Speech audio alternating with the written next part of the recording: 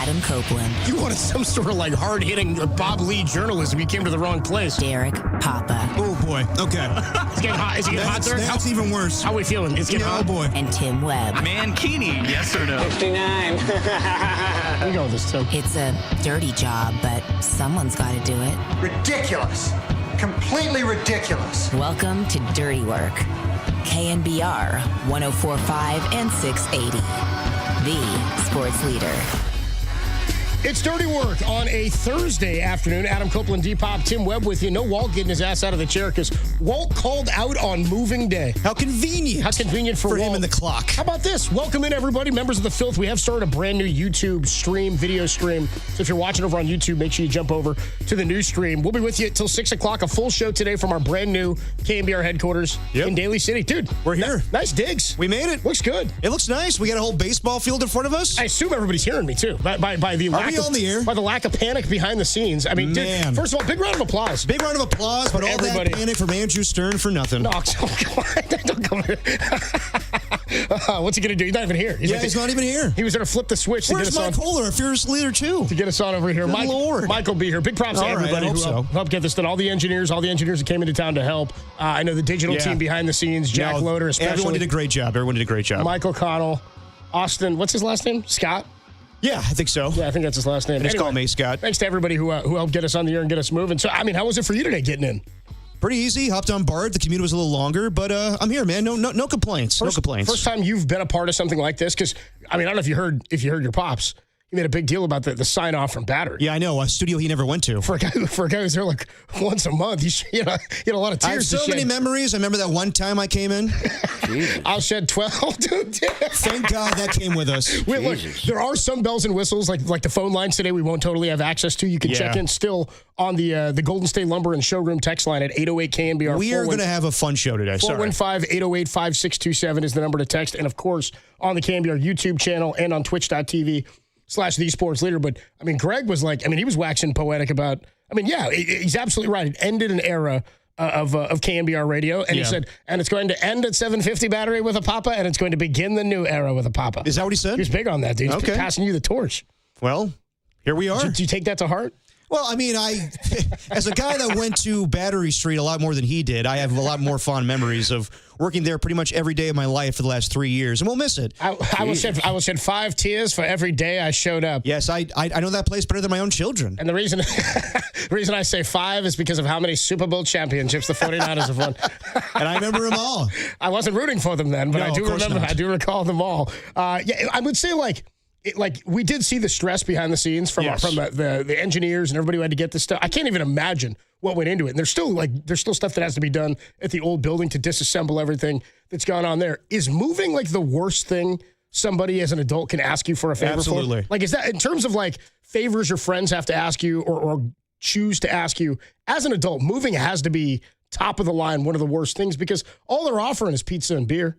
You know what I mean? You're not getting anything out of it. Isn't that what Tim had to do back in the day? You had a van, right? So you moved your friends all the time. Oh, yeah. I had a van for a long time, and so I just became that guy who was like, okay, well, you're just going to help move crap, and then I downgraded to a Mustang. Can't help anybody with anything. Tim seems a lot creepier in a van, doesn't he? Yeah, I know. Yeah, I don't know. You should be driving a van. Or it's pretty appropriate for Tim. All the paint chipped off the van. All the paint chipped off. Looked like you needed a lot of paint chips as a kid. It was horrible.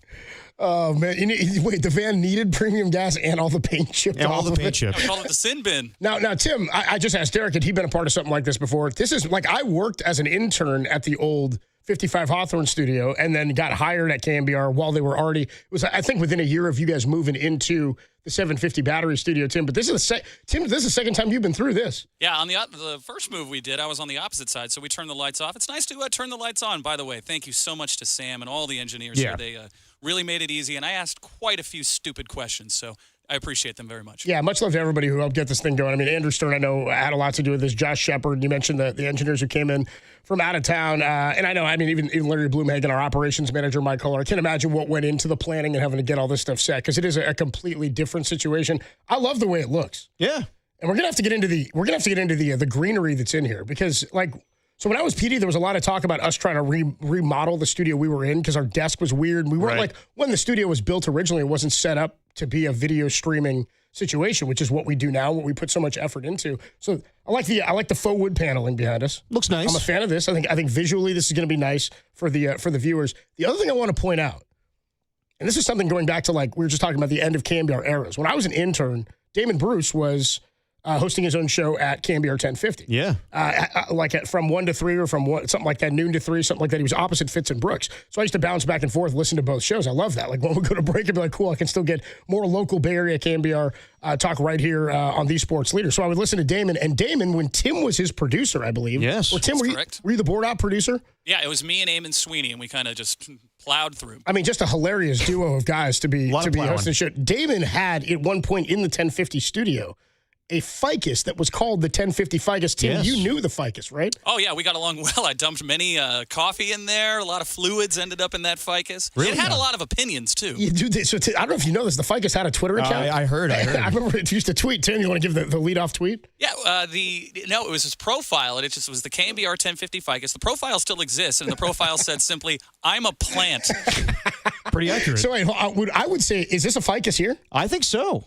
That was the first thing that crossed my mind too when I went in here. It's like, oh, we're doing an ode back to Damon Bruce with these fici in here. I think I believe that's the plural term for ficus. 808 KNBR. If you've got any knowledge on what you'd call multiple, I think it's just ficuses. Yeah, you're probably right. I don't think it's fici. Yeah, it sounds stupid when I said that. On the KNBR YouTube chat, which is up and going right now, Danny Golding TV noticed it immediately and said, "Is that the KNBR 1050 ficus?" Dude, that's incredible. I mean, great knowledge for anybody who would pull that. I just sort of feel like if there were a show to embrace the 1050 ficus, Dirty Work's the one. Probably. Yeah. And here's the question. We haven't seen the ficus, Tim, in, how nearly 10 years? It's been pretty dormant, yeah. It's been I mean, it was back in the what do you call it? The storage locker with the dial and Gary's Bentley and all that other stuff. Yeah, the ficus was just buried there. Is that where it was, dude? It was back where we I'm surprised you didn't see it when you were getting the bag. The bag's the whole process. The dial is where the storage unit is. It's incredible knowledge, Tim. I was sitting back in the KNBR storage facility next to Gary's Bentley, Polymax jukebox, all that good stuff. Yeah. The ficus was in there as well. I can't believe I hadn't noticed the ficus. My question is, has the ficus procreated, Tim, since we last saw her? It's got a baby. Or it? I mean, it does look like a junior behind you. Because I think we've got the 1050 ficus junior. We got it doesn't really roll off the tongue in the same way. It's a junior ficus. Well, we're going to get signs and all sorts of great stuff in that studio, but the fans should know the ficus made it, okay? And it's there for first day. I'm pretty hyped on this. I really want to find the 1050 ficus's Twitter account because it's still out there, right? I think it's KNBR 1050 ficus. Still living strong. It had thoughts. That's fantastic. But I think the move has got to be the worst favor somebody can ask you for. Oh, dude, I mean, hands down, like in the Seinfeld, can you take me to the airport or can you First he asked him to help him move, yes, I think, right? But the whole running joke is I'm not driving him to the airport because that's a worse thing. I would much rather take my friend to the airport as opposed to helping them move. Is the drive to the airport as bad as average? I don't think it's that bad. I think it's just now that I think my issue with the drive to the airport is you have other options. Right, yeah. Like you can call an Uber, you can call a taxi or a cab, you can take public transportation. I mean, to the airport. For both airports, it's pretty easy to get there when you take BART. Yeah, I mean that's. I honestly prefer it. This is why the move is obnoxious because it's also like, well, what are they supposed to do? Hire movers is my answer. Yeah. Well, I mean, that's what I've done. Like the last couple times I moved. Like I remember, like this time a year ago, I moved just down the street where I live in Oakland. Yeah, I remember. But I had That's when you got that new bed frame that had the stickers on it. Yes. No. The bed frame's always been there. It's just a matter of how long it takes the sticker to peel off entirely. Hold on. Did you have the sticker stuck to your bed frame from your old apartment? Let me explain here. That bed frame goes way back to actually my dad's house because the bed frame in the new studio. The bed frame goes back to the shed? Yes, because dude, come on, shed boy. Because that's my brother's bed frame. He took a lot of stuff to college, and he was living in L.A. So when I got to L.A., he had a ton of stuff in storage, and this was kind of it's a little bit before the pandemic, but he got new furniture and whatnot. So he was like, I have a ton of stuff in storage. Let me just give you everything that I have. So he gave me his bed frame. He gave me his bed. I changed everything out and everything. But that sticker is from the storage unit, and that's why it's been a pain in the ass to peel off. It's actually not from the bed itself when you purchased it. It's not from the bed. It's just like from clutter, like the place that it's like a big storage unit place. Clutter. But like it's on there. It was stuck on pretty tight. So peeling it off left a bunch of remnants, and I still can't get that off. Yeah. Okay. So the bed frame. There's more depth to that story than we actually. Initially it's not that interesting. It's not, but I just thought it was a purchase thing. But yeah, the move itself, you went with movers. I went with movers, but also had the help of a good friend, Walter Icabalsetta, who helped me move my couch who I acquired from Stephen Langford, my buddy, and he helped me move that with his van. I'm surprised you didn't. I'm surprised Walter didn't just call out the day you said he was going to help you. I thought he would. Like today. I don't have a van anymore, so don't ask me. No, I won't. But Walter was pretty late that day. he was doing you a favor. He was doing me a favor, and I was like, Walter, come on, you're like 3 hours late here, buddy. It does stink to ask somebody for a favor, and then they show up on their time and kind of do it their way. You're like, I did ask for the favor, though. I did appreciate that you helped me out, but at the same time, be on my time. How about when you ask somebody, you need me to bring anything, and they say yes? Well, I mean, or it's not that I'm going to your house. You're serving. Can I bring anything? Of course, that's the polite thing to do. That's a Seinfeld as well. It is, but I would also say the Bobcat episode and all that. But yes. I would say that it's about the amount of something. If they're like, hey, actually, I didn't get any of X, Y, and Z, and you got to pick up a bunch of stuff, that would be frustrating. Okay, well, perfect example. What if someone says, well, we need a pizza? And you're like, I got you. No. I'm bringing DiGiorno. No, that's totally different. That's totally acceptable. No, what you're saying... DiGiorno is pizza. Nobody's disputing that DiGiorno's pizza. The argument I was making was that if you tell me you're coming over and I'm bringing a pie, and you show up and it's a DiGiorno pizza, okay, I'm going to be miffed. Okay, do I have to text you ahead of time and say, okay, I'm bringing a pizza, but it's not delivery. It's DiGiorno. Don't even say. I would probably ask, are you really bringing a DiGiorno? And I might even just be at that point like, let's just order a pizza. I'll just order a pizza then. I'm going to take the pizza off your hands, Yeah. Well, it's much Bring easier. beer. Well, okay. What if I showed up with a still not cooked DiGiorno and had to bake it in your oven? We've been through this. That's even worse. I know, but it's probably easier than me having to huff a whole Zachary's pizza through North Beach like I did 3 years ago hanging out with you. Dude, new studio, same crass Derek. Yeah. Adam Copeland, Depop. I'm not changing. Adam Copeland, Depop, Tim Webb with you. It's Dirty Work on a Thursday afternoon. And we're in the new studio. We're in the new studio. In the new KNBR headquarters. Looks awesome. We got a 1050 Ficus. We got Ficus Jr. with us hanging out. I'm going to find the Ficus Twitter account because we got to see if because it's been locked away in the KNBR storage facility, if it's had the opportunity to tweet since Twitter became X. I don't even know if the Ficus knows. We're going to have to fill it in on everything it missed over the last decade or so. It's like been frozen in time. It's like Austin Powers. What have I missed? The Ficus has no idea about Steph Curry's reign.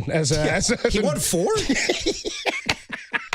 Imagine if we had to tell the 808 KNBR, if we had to tell the Ficus what had happened over the last 10 years. Tom's not doing the show anymore? He's like, what do you mean Tom's not here? There's another station? It's going to be that kind of show, everybody. He's like, Krueger's back again? Adam Copeland, Depop, Tim Webb with you. It's Dirty Work on a Thursday. 808 KNBR. You can check in on the text line. Phone lines are down today as we get stuff working. And we, by the way, do have to let you guys know, we'll talk about the Aftershock thing after. Aftershock Festival contest is off for our show for the remainder of this week. We'll tell you about it coming up in just a bit. We'll let you know. We got plenty to get into. Buster Posey was with the morning show today. Yep. We're going to have a fun opening day show here at the brand new studio. And as I said before, new studio. It's the same crass Derek. Showing up with an uncooked DiGiorno. It's Daily Derek. We got more to come here. Dirty Work. I like your bed frame. It's the greatest show in Daly City on the Sports Leader.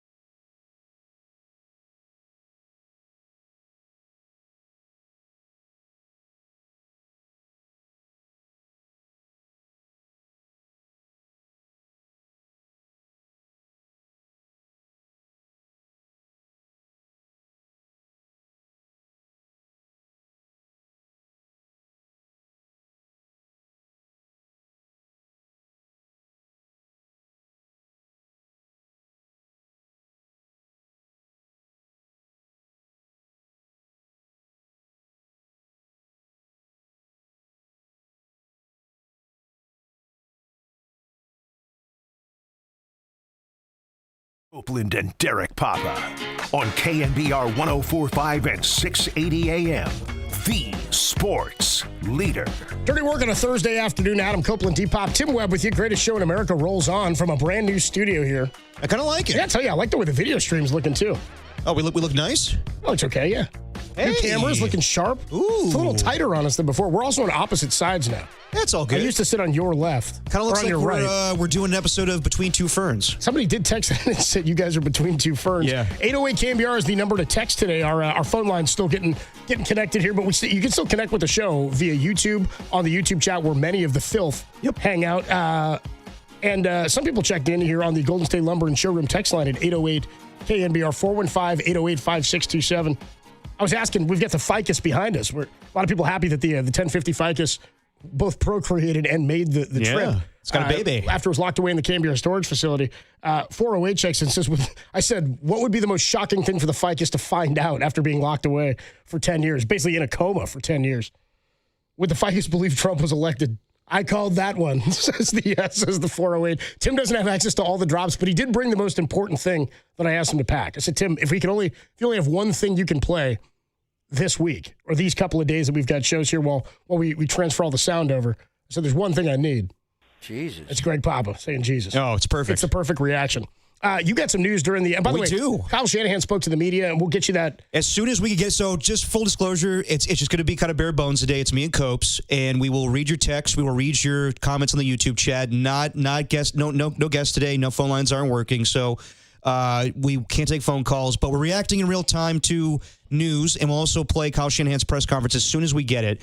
But he just spoke to the media, and he said that Ricky Pearsall did tweak his hamstring, and he's going to be out until training camp. So you're not going to see him on the practice field for OTAs, mandatory minicamps. Oh! And that's not good because obviously we know why Ricky Pearsall missed a good deal of time during the regular season because he was shot. And that's no way related to him as an athlete. It was obviously a horrible incident, and that does not reflect him as a player. But during OTAs, I believe a year ago, or during training camp, he did hurt his hamstring previously. So that's something he's got to work on. So this is something he's dealt with before. Yes. It's not, I don't know what hamstring. We just spent too much time talking hamstrings with Steph Curry, man. I don't want to do this again. I know, and that's the thing with Ricky Pearsall is with Brandon Ayuk going to be out for probably the majority of the regular season, and like we said yesterday, we don't know what's going on with DeMarcus Robinson as far as a suspension because he was arrested for DUI at the end of the season. Ricky Pearsall has to be healthy for this season. If you are banking on him being an impact player and the guy that you expected him to be in the first round. They are. They took him in the first round. Well, of course. Yeah. So, but if he's supposed to be the next Cooper Kupp or the guy that they're relying on in the slot, he needs to be healthy. So it's not a big deal right now, but you're a little concerned because hamstrings seem to be popping up for him. But we'll see what happens during training camp. As long as he's healthy during training camp, I'm not worried, but it's something to keep your eye on with Ricky Pearsall as far as his health going forward. These are the types of injuries that are so frustrating, too, because it's like, do you remember when Steph Curry's career started and he had so many ankle injuries? Yes, of course. It was just like ankle. It's almost now like when the hamstring injury happened for Steph, you sort of wished it was an ankle, but you go, man, if it was something he'd had before and knew how to deal with it. And again, the ankles, we thought they were made of, I remember Ralph Barbieri saying, his ankles are porcelain. Like he used to say that about Lincecum, too. Let him go. They're not made of porcelain. Let Lincecum pitch. But I'm sort of, Lincecum is not made out of porcelain. You say it all the time about Timmy. But like that was the fear for Steph. And because those things aren't always linear, the guys heal at different rates. You need to do different things based on the type of player you are. Hamstrings are like that, too. I mean, soft tissue things that repeatedly happen are frustrating. I almost wonder, and I have no idea whether or not this is relevant at all, but when it happens to a guy this time of year, like when they're doing OTAs and they haven't necessarily been doing football activities at the level that they're going to be doing them or working out in the same capacity as when they get to the organized team activities, I wonder if like that's a byproduct of that. Like when pitchers show up to spring training and they throw, even though they've thrown in the offseason, maybe they ramp it up a little bit and then they get inflamed and they have to shut it down because maybe they weren't totally ready to go. I wonder if you can tweak something like this, but the better into talk about this a lot. The more into football shape you get, I wonder how much that changes. So I'm not like concerned yet, but it's definitely something that raises my eyebrows that I'm like, they can't, it's such a shallow position right now. They can't afford to not have Ricky Pearsall. I know people are maybe down on the idea that they're putting this much on his shoulders this early in the season to be the number one guy or number two next to Juwan Jennings without Deebo Samuel there and with Brandon Ayuk out indefinitely. I mean, we don't really know at all when he's coming back and what type of player he will be when he does. I'm not all that concerned about his production when he returns, but he wasn't all that good when he got hurt. It was the contract here, so on and so forth. Right. My bigger issue is how shallow they are at the position. It's kind of like, remember last year when Tua went down? Yeah. And we were like, wait, Skylar Thompson's the backup? And then it was Tim Boyle?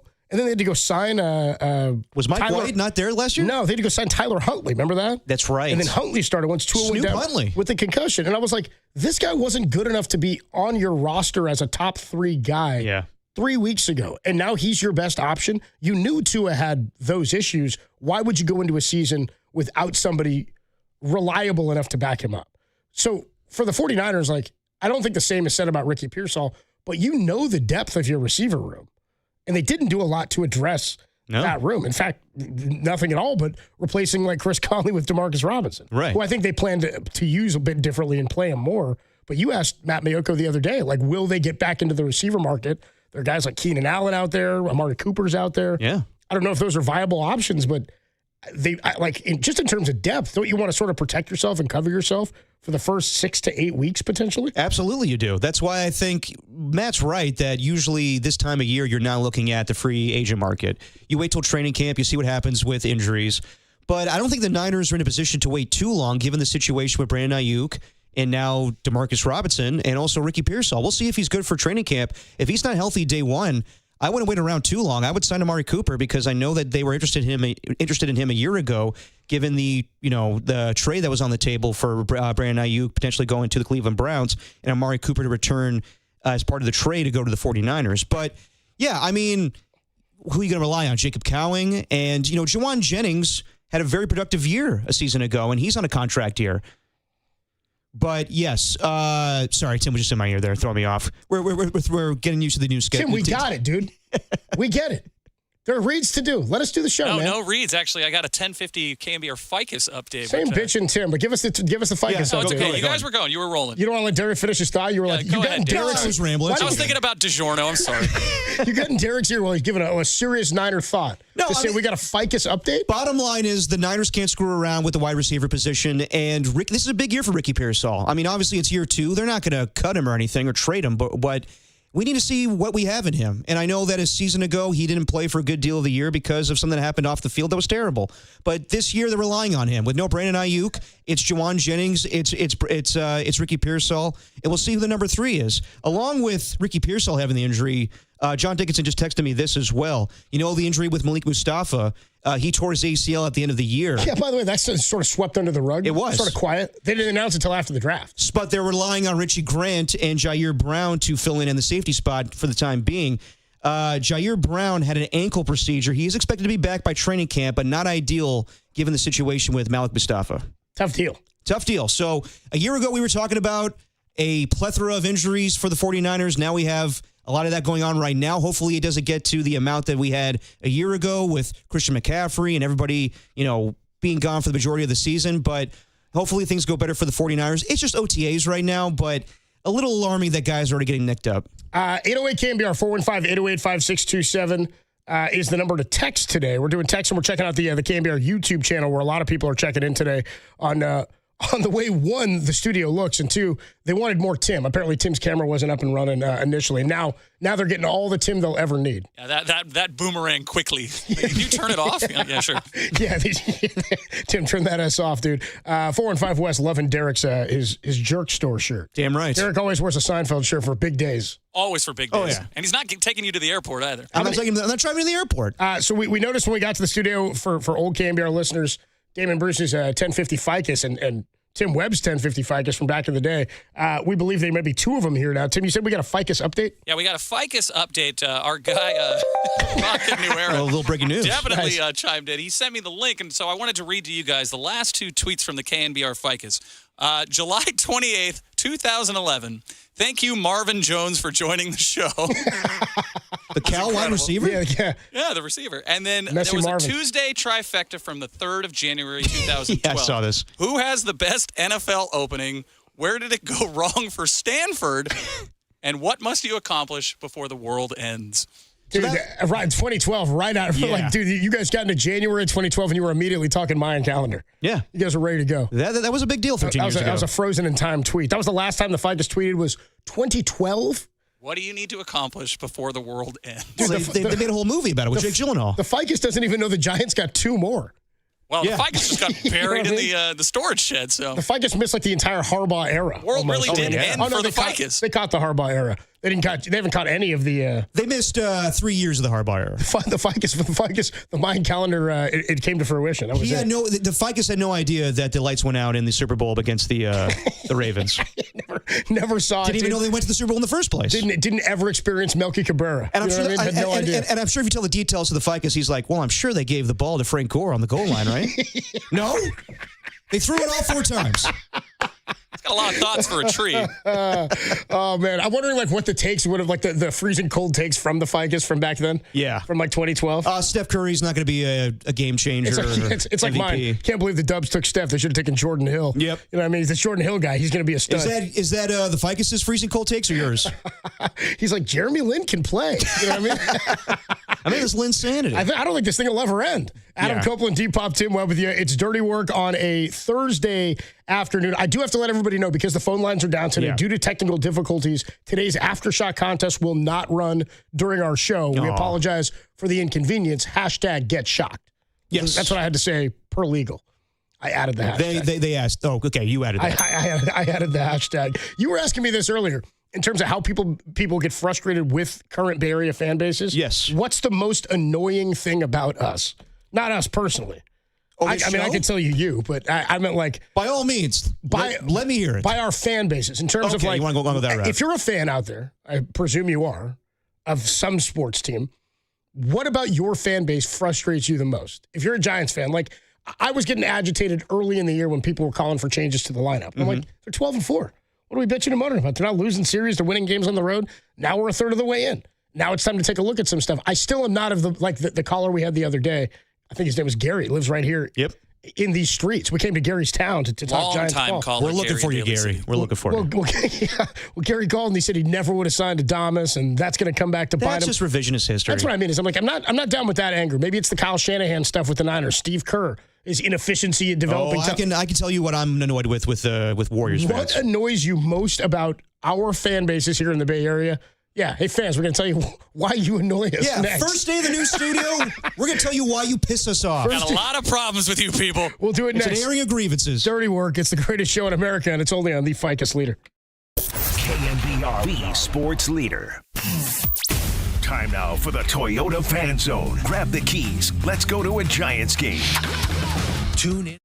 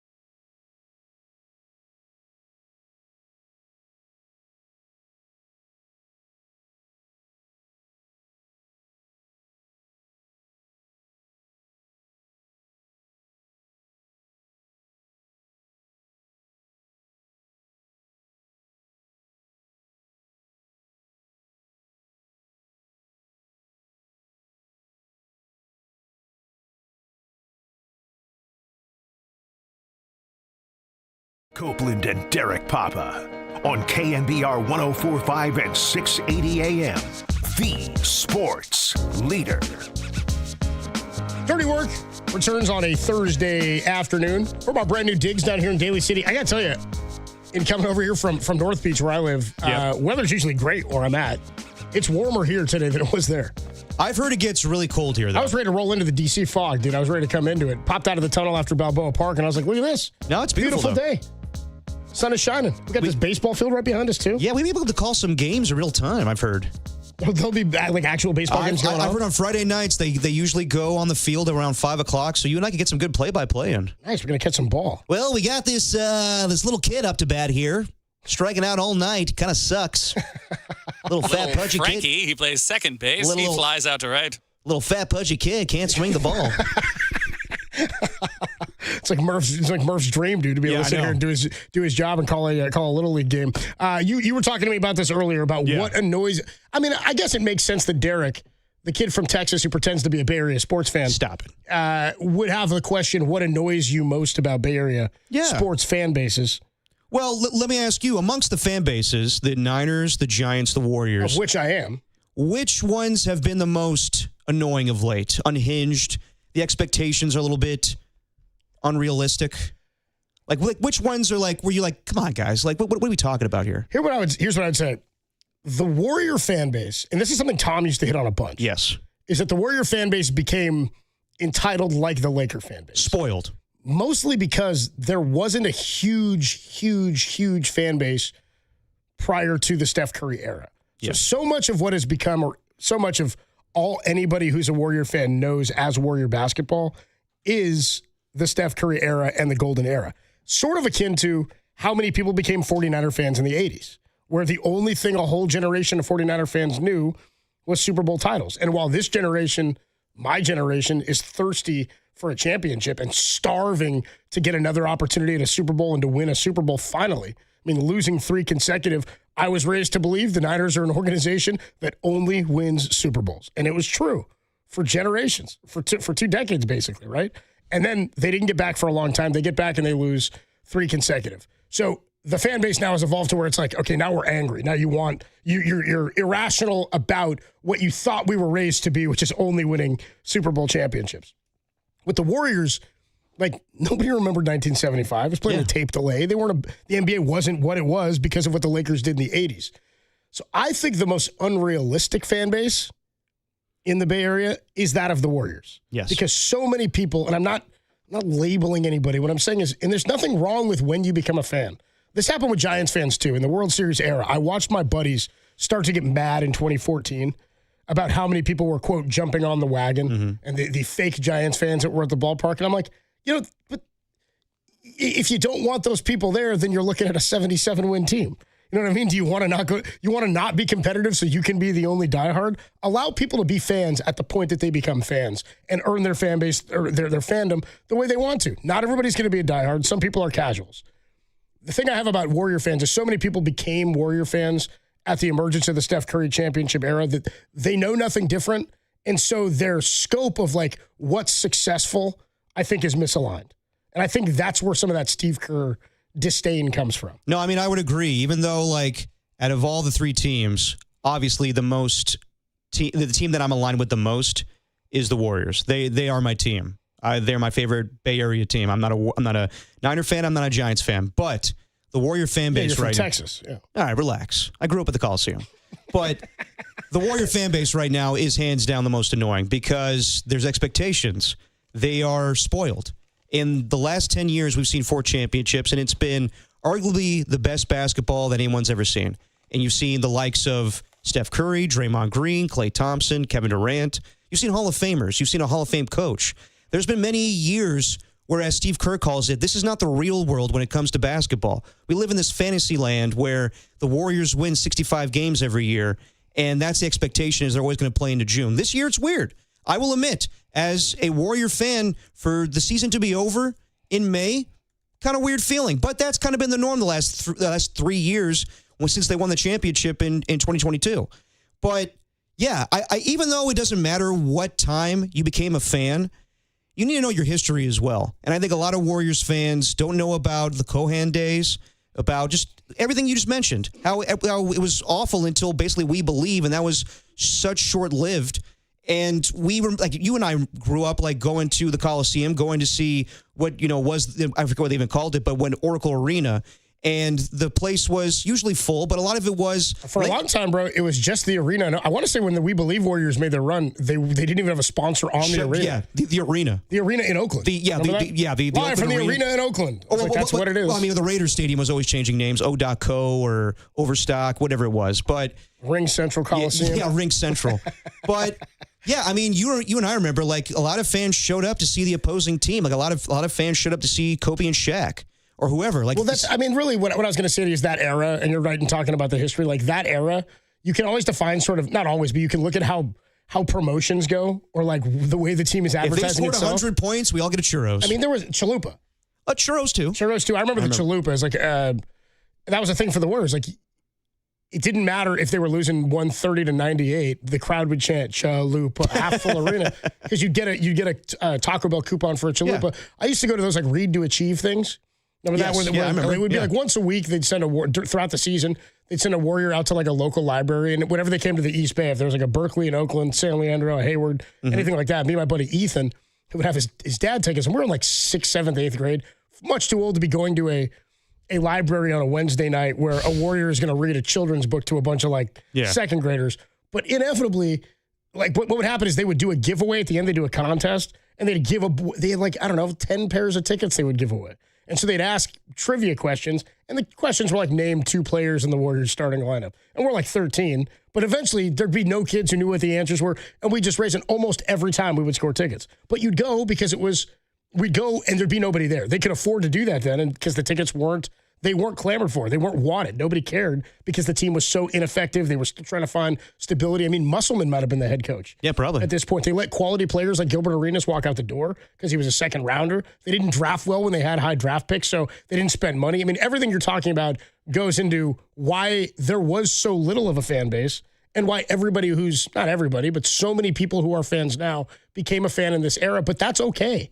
It's okay that so many Niner fans became a Niner fan when Joe Montana became the quarterback. Yeah, that's fine. And they started to win. Why wouldn't you become a fan then? But if you're asking me, like, realistic, or like when we're talking about things that bother us, I think the Warriors fan base is the least realistic about the opportunities for the team. Well, I would say that they have the best. The Niners are the most desperate. We'll talk more Niners, but I think that the Warrior fan base is the least realistic because we're living in a fantasy world, to your point. I don't know if they're the most... they're the most unrealistic because I think out of the 3 teams, they have the best chance to win a championship. However, I do think in the next 2 years, it's going to be very difficult for them to win a championship given the age of the team. And I heard Steve the other day talking about how it's not feasible to think we can win a championship with 3 guys that are 35 and up. We have to find youth somewhere. And then you're also talking about simultaneously trading away Jonathan Kuminga. So it's tough, and they're going to have to retool this offseason. I have no idea how. Like, I'm hearing all these names, Brook Lopez. And Brook Lopez, I mean, there's another guy. He's like 37 years old, 38. That's not going to help you right now. You want a younger guy. It's all about winning a championship in the next 2 years, but I don't know how feasible it is when you have to get younger at the same time. So I think that they have a chance, but I just don't know how they go about it. And as we heard Steve say, it's hard to have expectations of winning a championship and also developing players at the same time. So to expect, fast results right away from guys you draft, I don't think that's feasible either. Now, back to dirty work. It's too damn bad. It's too damn bad. That happened to him. There you go. It's funny. I asked Tim when he was coming, I was like, dude, did you, and he's using a new system back there. Yeah. Like sometimes we'll play a couple. He said, how many times do you think I'll play 2 pieces of audio at one time today? And then I said, did you pack the Thin Tim mistake of the day? And he goes, oh, no, I think I forgot to bring those. I think they left that. Yeah, dude. Okay. All right, Tim. Didn't bring the mistake, though, did you? Well, we are. There's one. I think I set the line at 3.5. So. But if we get somebody to email that in, you can play it, right? I don't have access to that. I'll just text Greg Silver. I think he's still at the station. No, it's really okay. Give it time, Tim. We'll get it. I'll text Greg Papa unless he's still. I'm already out the door. I'm still sitting here in the bathroom crying. Yeah. I'm reminiscing about all the times I was here. Is he coming in tomorrow? Remember that 1 week I was there? Is he coming in tomorrow? Here? Yeah. I have no idea. I'm assuming so because I don't know if we have his Comrex set up and everything. Oh, man. And I guess I just won't be doing it. Yeah. I won't be doing the show. No, but like to wrap it all up, like basically the Warriors, I think they have the best chances out of the three teams. It's just going to be difficult, and you have a time frame. You have probably a shorter window than I think the Giants and 49ers. I know that, who said that the Niners don't have a big window? It was Dante Whitner. I think they have as long as Kyle's there, as long as Brock Purdy's under contract, I think the window's open. For the Warriors, there is a ticking time bomb. There is 2 years left on Steph Curry's contract. There's a year left on Steve Kerr, and it's year to year with him. I just want it to be, I don't want it to be like this all the time where we're fighting as a fan base. The reason why the Warriors fan base is the most annoying out of the three is because we fight amongst ourselves. It's a civil war amongst Warriors fans when it comes to being pro-Kuminga or pro-Kerr. It doesn't need to be that way. It can also be where you see the talent in Jonathan Kuminga, but also he just doesn't fit. He just doesn't fit on this team, but no one wants to take that answer. There's so many people in the media or fans that are so unruly about Steve Kerr and cannot hear anything when it comes to reasonable, reasonable ways of why Jonathan Kuminga is not going to fit on this team. And it's always Steve Kerr's fault. People are getting tired of him. I don't understand it. So it's the expectations of Warriors fans. It's basically the discourse around Jonathan Kuminga that makes me so upset. And honestly, it's also just living in the past of 10 years ago. And we need to live in the now. Klay Thompson's not here anymore. I think sometimes Joe Lacob, falls victim to that of that, where he's like, I like to think of this team of, 10 years ago. And you hang on to players a little bit too long, I would say. Now, do I want Draymond Green on my team right now? Absolutely. But there will come a day where we all need to say goodbye. And there will come a day we need to say goodbye to Steph Curry as well. Now's not that time. But when can you find the youth that will help these three guys in Steph Curry, Draymond Green, and Jimmy Butler? It's going to be tough, but we'll see what happens this offseason with Jonathan Kuminga. But yeah, I'm just tired of the war or just the anger that happens between fan bases or this fan base when it comes to being pro Kuminga or being pro Kerr. 510 checks in on the Golden State Lumber and Showroom text line says the arena was always filled. I mean, I'm talking like when I was in middle school, like when they won like 19 games when I was in fifth grade or something, it wasn't filled. There were still, I think they were averaging 14,000, 15,000 still a night, but they were giving away tickets. I mean, you could go and walk up and move around the arena. Like, it was not as full as it was when once We Believe really started, 05, 06, 07, then it started to fill up even more. I remember the upper deck, they had the A to Z section. It was Andres Biedrins and Zarko Chabarkova. You could sit in the A to Z section. It was like $5. I was right. Yeah, I'm in. Then they go on to say the Giants had no fans prior to 3 titles. I think that's absolutely false. The park sold. Remember that, Tim, where every day it was like your 300th consecutive sellout at Oracle Park. Yeah, that's not. It was a little inflated, but they were still doing real well in terms of attendance. I would say all the way probably through 2019. You got to remember, the park opened in 2000. It still had that brand new shine. Then in 2002, they win the pennant. Like 2003, they were wire-to-wire first place. And people were coming out for Rusty. That's what I'm saying. His name is Rusty. He's a big old blanking robot. All 2 weeks of it. All 2 yeah. I remember Richard really was like, that last a game. Yeah, that stupid thing. It's so funny how everybody... Felipe Crespo outlasted it. Yeah, Felipe Crespo was there longer. Adam Copeland, Depop, Tim Webb with you. Dirty Work on a Thursday afternoon. We're live from our new studio in Daly City, where I guess all the shows will be tomorrow, right? Yes, Murph and Marcus, 100%. I heard Murph came already and claimed his seat. Yeah, he wanted to know which seat he was going to be in. He also wanted to know what what did he office. say? You heard what he said, right? Oh, yeah. What was it, Tim? Yeah, what was it? Pulling rank. Oh, yeah, I'm pulling rank here. I'm pulling rank on you, buddy. I'm pulling rank, but also he wanted to know what office he could work out of. And I'm like, we all share in the same bullpen. That's not adequate for Murph. He needs Mike Kohler's office to work out of. We'll look behind the curtain to the KNBR politics here, dude. We need a reality show. We really do. We already got a radio. We got a radio. We got video all the time. I love, by the way, now, too, when we go to break, Tim is just what you see. That's all you need. Just for today. Tim is on camera the entire 4 hours. I'm seeing it now. It's just him in the box. The whole 4 hours that we're on air. Tim cam. Tim is here. Hey, you know what? The people wanted it when you were sleeping at the studio for 28 hours, so now you get a whole lot of Tim. It really boomeranged back. It's like, that's way too much. It's Dirty Work, all the Tim you'll ever need. Adam Copeland, Depop, Tim Webb with you. Dirty Work on a Thursday afternoon. What are we getting into next? More on the hated fan. What annoys us about fan bases? We'll see when we get the Kyle Shanahan press conference. We'll turn that around as soon as we get it from the other studio. Yeah, Kyle Shanahan spoke today, and we will get you that press conference in full as we're working with some new pieces and some new equipment here. Thank you, Greg. Bear with us. Same old sound bites, though. Still got those. I love that Derek put this on the rundown. What annoys you most about 49er fans? The Raider fan Derek will tell you next. Yep. Dirty Work, the greatest show in America. All the Tim you'll ever need on the Sports Leader.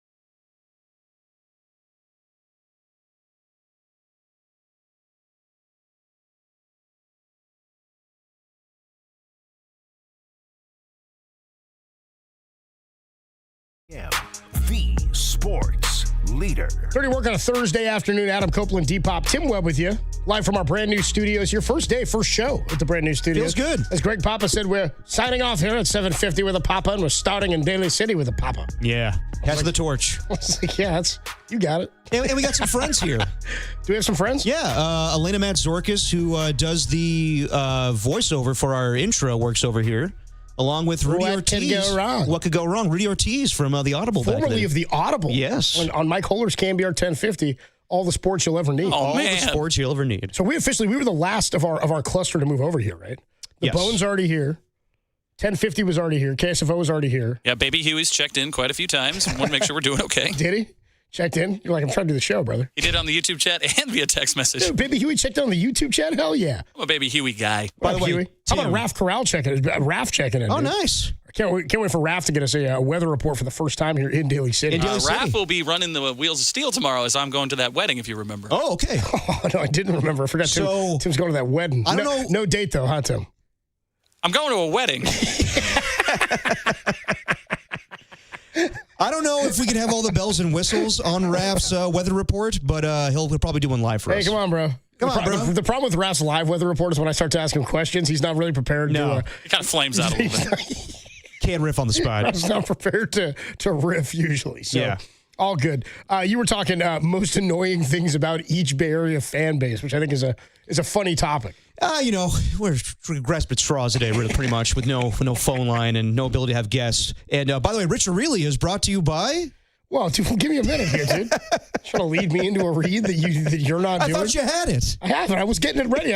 I threw to you to talk so I could get situated. Okay, I see what you were doing. This is all part of the plan here. It's all part of the plan. And hopefully one of these days, Rich Aureli will join us when we can work these phones. So that topic about Bay Area sports fan bases being annoying, that's kind of weird, huh? Yeah, it is. Go ahead so I can pull up the spot. Okay, so, with 49ers fans, I understand Real smooth, boys. I understand that the expectation is to win a 6 Lombardi, and you've been on the cusp of that quite a bit of times since Kyle Shanahan has taken over. But I feel like Niner fans just get a little too crazy about it and questioning Kyle or Brock. Like, how much did the narrative change during the season where we had national people talk about Brock Purdy and where he was drafted and him not being elite? I remember fans ripped Gerald McCoy, or even just a couple weeks ago with Chris Sims saying he's not a top 10 quarterback. Then he gets the contract, and not every 49er fan, but quite a bit, are not happy about the number and don't feel like he's the guy to lead them going forward, or they can change it up every year. They could draft a quarterback, and that's just not sustainable. Same thing with Kyle Shanahan. Who do you want to replace him? Who do you want instead? Who's out there? You want Bill Belichick and, Jordan Hudson running things with the 49ers right now? No, not really, no. My thing is with 49ers fans, they do not realize how good they have it with one of the best play callers in all of football, and I know that some fans are going to say, well, last year, it was 1 year. It was 1 year last year where he did not look great. Sean McVay didn't look great a couple years ago where they had to retool everything in the offseason. Sean McVay was going to retire. Exactly. Yeah. So, but then why wouldn't, Mike Florio's thing was ridiculous this year. Why don't the Niners trade Kyle Shanahan to the Chicago Bears? Just pulling that out of thin air. Why would they do that? Why would they ever do that? When you have a play caller in this league that's been established and goes to the Super Bowl twice, goes to the NFC Championship game 4 times, just because you have one 6-11 season and one 6-10 season following a Super Bowl, I don't think that's enough to fire the guy. I think that's insane. I know that some 49er fans are going to be like, well, there's also a 4-12 season. There was this and that. Ask fans all across the league. They would get on their hands and knees to have Kyle Shanahan. I think a lot of fan bases also would get on their hands and knees to have Brock Purdy. And I know that's the argument there is, well, Brock wouldn't fit in there in most people's system. I disagree with that. I think if you give an opportunity to a lot of, would the Steelers rather have Brock Purdy right now or Aaron Rodgers? They're having Aaron Rodgers out of necessity, and we didn't even know if he's going to be there. So I think Niner fans, even though a lot went on this offseason with a lot of guys leaving in free agency, you have so many cornerstones on this team in Brock Purdy, Christian McCaffrey, George Kittle, Fred Warner, Nick Bosa, Trent Williams. As long as those guys are there and Kyle Shanahan is coaching this team and you have Robert Saleh, who the fan base loves, I say the window is open. But some of the fans just think, whatever. Kyle doesn't know what the hell he's doing. Brock doesn't know what he's doing. We're going to suck again. I don't think you could say that right now with this team. So I think my biggest problem with 49ers fans is they don't know how good they have it. Yeah, like what I was just saying about the Warrior fan base, where so many fans, and I think the best comp we have in the Bay Area, like I said, is if you became a Warrior fan or you're somebody who really latched onto the Warriors when the Steph Curry era started, I would liken that to what the 49ers did in the 80s and Joe Montana and Jerry Rice and those teams becoming the dynasty that they were. Same sort of thing in my mind in terms of how those fan bases were built and then ideally sustained, right? I imagine because of the ownership in Joe Lacob, that's what you're going to see continue on beyond the Steph Curry era, though they've got work to do. And we talked about the two timeline thing. Somebody on the text line a little while ago said, what's interesting is you guys are talking about this. Don't all these fans overlap? Don't so many of these fans overlap? Of course. In terms of being fans of the same teams, because we only have now one baseball team in the Bay Area. You got one football team here. You got one basketball. But it's all different phases of groupthink. Exactly. So, I mean, if you ask any one fan, I think a lot of you would say you rank your fandoms differently, right? Yeah. I would say the Warriors are the team I'm least emotional about. But number one is Giants for you. Giants absolutely is my favorite. It's my favorite thing since I was a kid. 49ers, close second, and I'm like, it affects me emotionally, right? Like, I get upset when they lose. I don't get angry. I'm just not an angry sports fan in general. That's just not, I'm not a doom and gloom sports fan in general. Yeah, but I would say you're actually very grounded when it comes to Giant stuff. Yeah, I saw 3 championships. Yes, you know what I mean? Like, and I'm not like you were with the Warriors going, can't we just enjoy these and die happy and never win again? I'm like, no, I still want more. When the Giants lost to the Dodgers in the playoffs, devastating. So frustrating, so angering. And when good things happen, I get excited as I ever was prior to them winning a championship. What I'll say, and I'll go back to this with the Niner fans, the fan base of the Niners, in you thinking, or many of us at times thinking, it's irrational to say, get rid of Kyle Shanahan. Yes. That's the desperation of the 49er fan who grew up believing, hey, they're only supposed to win Super Bowls. This guy can't get it done. It's not the same league. It's not the same era. No. I won't say that it's as good as winning, but winning equals stability, right? For an organization oftentimes. And sometimes you could be like the Tennessee Titans, who 5 years ago were in an AFC championship game with Mike Vrabel, and then traded away A.J. Brown, and basically the wheels came off. They drafted like Treylon Burks, thought he was going to be the replacement for him. Then they drafted wrong. They let certain guys go. The entire thing fell apart when it looked like he was building something sustainable there. They also had no stability at quarterback. They had Ryan Tannehill throw 3 interceptions in a game, and they moved on. That's it. And so do you really want to do that, Niner fans? Do you want to change the quarterback every single year, then you get worse? That's what I'm saying is being able to win a Super Bowl is about giving yourself opportunity. And in my mind, you can't have opportunity unless you have stability. And you can't have stability unless you've got a coach and a quarterback and a general manager that are on the same page. Exactly. Look at the organizations that have found that stability. We credit, and this has been noise even in a place like Pittsburgh over the last offseason. I mean, it flared up this year that there was talk of Mike Tomlin being traded out of Pittsburgh. Remember that? Just like, I don't even know if that was actual talk or if it was just an offseason Mike Florio-like talking point with Kyle Shanahan. But there are Pittsburgh fans, if you look at Pittsburgh Steeler Twitter and social media, who will tell you Mike Tomlin, he's rested on his laurels. And you go, the guy's never had a losing season. They know that even when they don't have a quarterback, they have a damn good opportunity of getting to the playoffs in a division that features Lamar Jackson, which is pretty incredible, and Joe Burrow, which is pretty incredible. They don't even have a quarterback, and nobody's writing them off this year. The thing with Steelers fans, though, is their thing, and Danny Dunn will tell you this, he lives in a household of Steeler fans, is that they're never bad enough to reset or retool or just have a rebuild in general because they're always in contention. Even though, like, their quarterback situation sucks. They have Kenny Pickett 1 year. They have Duck Hodges 1 year. You're the best defender in football, though. Exactly. You've got one of the best head coaches in football. Exactly, but some fans would rather trade that. Like, it's crazy how some fan bases think, where the Steeler fans pray to have like a 2-15 season so they can get a great quarterback. They don't want to be mediocre. They don't want to be 8-9, 9-8, and not reset and have a mid draft pick where you're never going to change things. This is why the Aaron Rodgers thing is so frustrating to fans because, one, they don't think he's going to make change, and two, like, what are we doing here? It's a 41-year-old quarterback, and you're not going to get to the Super Bowl with him. You may win a playoff game, but that's been the norm for the Steelers for the last, 3 years now, is they lose the wild card round. Are you really going to improve off of that? With the Niners, I mean, you would take them going to the NFC Championship game every year. And I know it sucks when you lose, but so many teams would take that. And some teams don't have that luxury. The run that the Niners have been on with Kyle Shanahan has been extremely impressive. And I would also say the marriage between John Lynch and Kyle Shanahan is probably the best as far as a GM and head coach in the National Football League, in my opinion. I think that. What about Philly with? Well, do you think Nick Sirianni's a better coach than Kyle Shanahan? I would say no. But you're talking tandem in I'm talking about them being lock, stock, and tandem together, lock, step, and tandem together, or whatever the phrase is. But why'd you say it if you didn't know it? Yeah, whatever. Lock, step, maybe? Whatever. Lock, stock, and tandem. Yeah, lock, stock, and two smoking barrels. Forget it. He's rolling. Whatever. But you have so many arranged marriages in the NFL when it comes to head coaches and GMs. Kyle picked this guy. Exactly. Like there's how many teams have it where the GM, the owner says, I want that guy as my coach. And that was going to happen unless the Jaguars fired Trent Baalke. Liam Cohen didn't want to take the job because he wanted to have just some, Trent Baalke there. And I don't want to work with this guy. I want to pick my guy. Kyle had the luxury of doing an interview with John Lynch when he was working at Fox and said, I want this guy as my GM. And they have been together for however long it's been now, since 2017. So I think that they are in unison together. I think that they trust each other. I think that's the best situation you can ask for when it comes to a head coach and GM having a partnership. With Nick Sirianni, he's not calling the shots. He's not even calling his plays. Howie Roseman does all of the grocery work and gets all these players.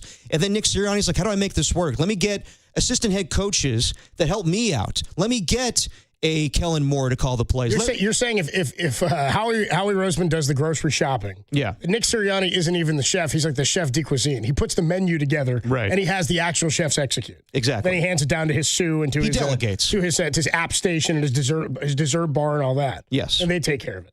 That's a role of a coach in the NFL. That's what Pete Carroll's going to do. Yeah, right. I mean, isn't that what he does? He'll probably have more hands in the defense or game planning to do with the defense, but he's a CEO head coach. Is that why he was brought in? He is, but I also think that him and John Spytek are Dan Campbell in unison right now. Yeah, Dan Campbell and Brad Holmes. There's a lot of good ones. I think probably Reed and Veach, maybe. Yeah, Reed and Veach. That's a very good one too. I mean, you probably take the guys that have won Super Bowls over Kyle Shanahan and John Lynch. Like you would probably have Les Snead and Sean McVay over Kyle Shanahan and John Lynch. But it's just a good partnership. It's a good marriage. So I think as long as those guys, I mean, the proof is in the pudding. Those guys have been there, done that. They've accomplished things with this team. So just to say like they haven't won the big one in their tenure, I want to get rid of that. I think you're spoiled just as much as Warriors fans are spoiled with the expectations of winning 4 championships in the last 10 years. I think Niner fans, their expectations of back in the day for, Eddie D firing George Seifert after a 12-4 season, that's not the norm anymore. You don't do that to a good coach. So, yeah, I'm in the same boat where I think that Warriors fans are spoiled. I think Niners fans are spoiled as well. And I understand the disappointment every year of not winning the Super Bowl. But I think you're on the cusp. But I think just because you let Dre Greenlaw and Talanoa Hufanga walk out the door doesn't mean that they can still get there. Yeah, I mean, this year is certainly a prove-it year. They've done that before after 2020, right? The 6-10 season after 2020 or in 2020, and they turned back around in 2021, and things didn't go great in season. I think the marks of a great coach are we oftentimes look at what Kyle's done in terms of you look at a season as a season. This was a successful year because they won an NFC championship or success. It's funny. You can call it a successful year when you go conference championship, but nobody views it as a success when you lose Super Bowl. Yeah. You know what I mean? It's interesting how the scope of that works. But if you remember, like that 2021 season, weren't they 3-5? They were 3-5. They just lost to the Arizona Cardinals with Colt McCoy playing quarterback. They lost that game to the Packers, where the Packers rolled downfield, right? Yep. Devontae Adams, they kick a field goal at the end. There was like 28 seconds Kyle left. Juszczyk scored a touchdown with like a minute and a half left. And scored too early. And everybody goes, oh, Kyle, they screwed up. Kyle scored too early. I'm like, what do you want him to do? He's got to score. I do agree there is such thing as scoring too early in the NFL. I agree, but they also were, I don't think situationally they could have really done much different. Regardless, yes, that season, it took a Debo, as my dad would say, Debo dash. How about you get a stop? How about you don't let Devontae Adams run free into the secondary? That was where I was at. No, just totally. But like it took Debo Samuel having a 84-yard touchdown against the Chicago Bears to turn things around. So even that season got out a little shaky. But the Niners rebounded. I have a lot of faith in the way that Kyle Shanahan and John Lynch run their football. But, yes, it's going to be a little different this year. I think they benefit from a very easy schedule, but who knows? On paper, it looks easy, but, who's to say Tyler Shough, and probably not, but Tyler Shough could be a good quarterback with the Saints or the Jacksonville Jaguars. Maybe they turn things around with Travis Hunter. I don't know. Just because we play the schedule game, we go win-loss in May, doesn't mean it's going to be the same thing when we play it in October. I just, for me, I think what it comes down to is when we're talking things that annoy you or frustrate you about a fan base in the Bay Area. Yeah. Are 49er fans warranted to this day in 2025 in the Super Bowl or bust mentality? And for me, again, that's how I was raised. My mom was on the season ticket waiting list for years in the 80s. We had them my whole childhood at Candlestick. And in my mind, that's just what the Niners did, which was so funny to me as a kid because they kept losing to Green Bay, right? Or running into teams like Tampa and the Falcons in the playoffs they run into. Like, there was just problems that Steve Young, post-94, I never saw us get that far. Never saw the 49ers get that far. So when it finally happened and they lose the Super Bowl with Harbaugh, shocking and devastating, and then it happens 2 more times, the NFL has evolved to be a much different league. There's so many great quarterbacks. There's so much movement now across the league. We talk all the time about how different the trade deadline is and how it's used much differently than it used to be used. The cap has gone up so much. Players make so much more money, setting the market for your position. Like, the business of football has changed in tandem with the game itself. So are 49er fans warranted, if this is the frustration, in demanding championships year after year after year? I would say no, it's not warranted. Then how can you be not you, but then what's the annoyance? My thought is more the illogical thoughts about Kyle Shanahan and like, well, then where do you want to go? The idea that, like, it's the same caller Gary the other day saying they could have gotten anybody else but Adamas to play short. And I said, but they've been doing that. Yeah. You see teams do this all the time. The Bears have a rotating door of head coaches and quarterbacks, right? They've been around for one of the longest tenured teams in the history of football. The Jaguars. I'm like, how often do you want to do this? So what goes in tandem to me, lockstep in tandem, with having the demand that the Niners compete for a Super Bowl every year, is having to buy into the idea that stability is part of trying to win that championship every year. Yeah. Right? Like, nobody would say that the Steve Mariucci years were unstable, right? Though they didn't have huge levels of success, he sort of carried on the torch from where they were. After that, how unstable were they? From Dennis Erickson to Mike Nolan to Singletary to before they get all the way to Harbaugh, right? Like, it was a revolving door of quarterbacks and coaches, and it never worked out. So at the very least, I need stability for my team to have them, if they fall to 3-5, to know that there's an opportunity that team could still end up in the NFC Championship. If you get there, you've got yourself a shot. Then you're in contention, right? Back to dirty word. Yeah, you're back. We're right here. I would say the fan bases that can react that way, that if it's Super Bowl or bust, are the Kansas City Chiefs and the Philadelphia Eagles. It's the teams that have won recently. Yeah. It's the Chiefs that have won 3 Super Bowls in the last however many seasons, 6 seasons. Like the Lions aren't Super Bowl or bust. No. They're just like, you got to do it. We got to get through this window. Yeah, it's seizing an open window. Like, for the 49ers, your expectations of Super Bowl or bust are 30 years ago when you won the Super Bowl in 1994.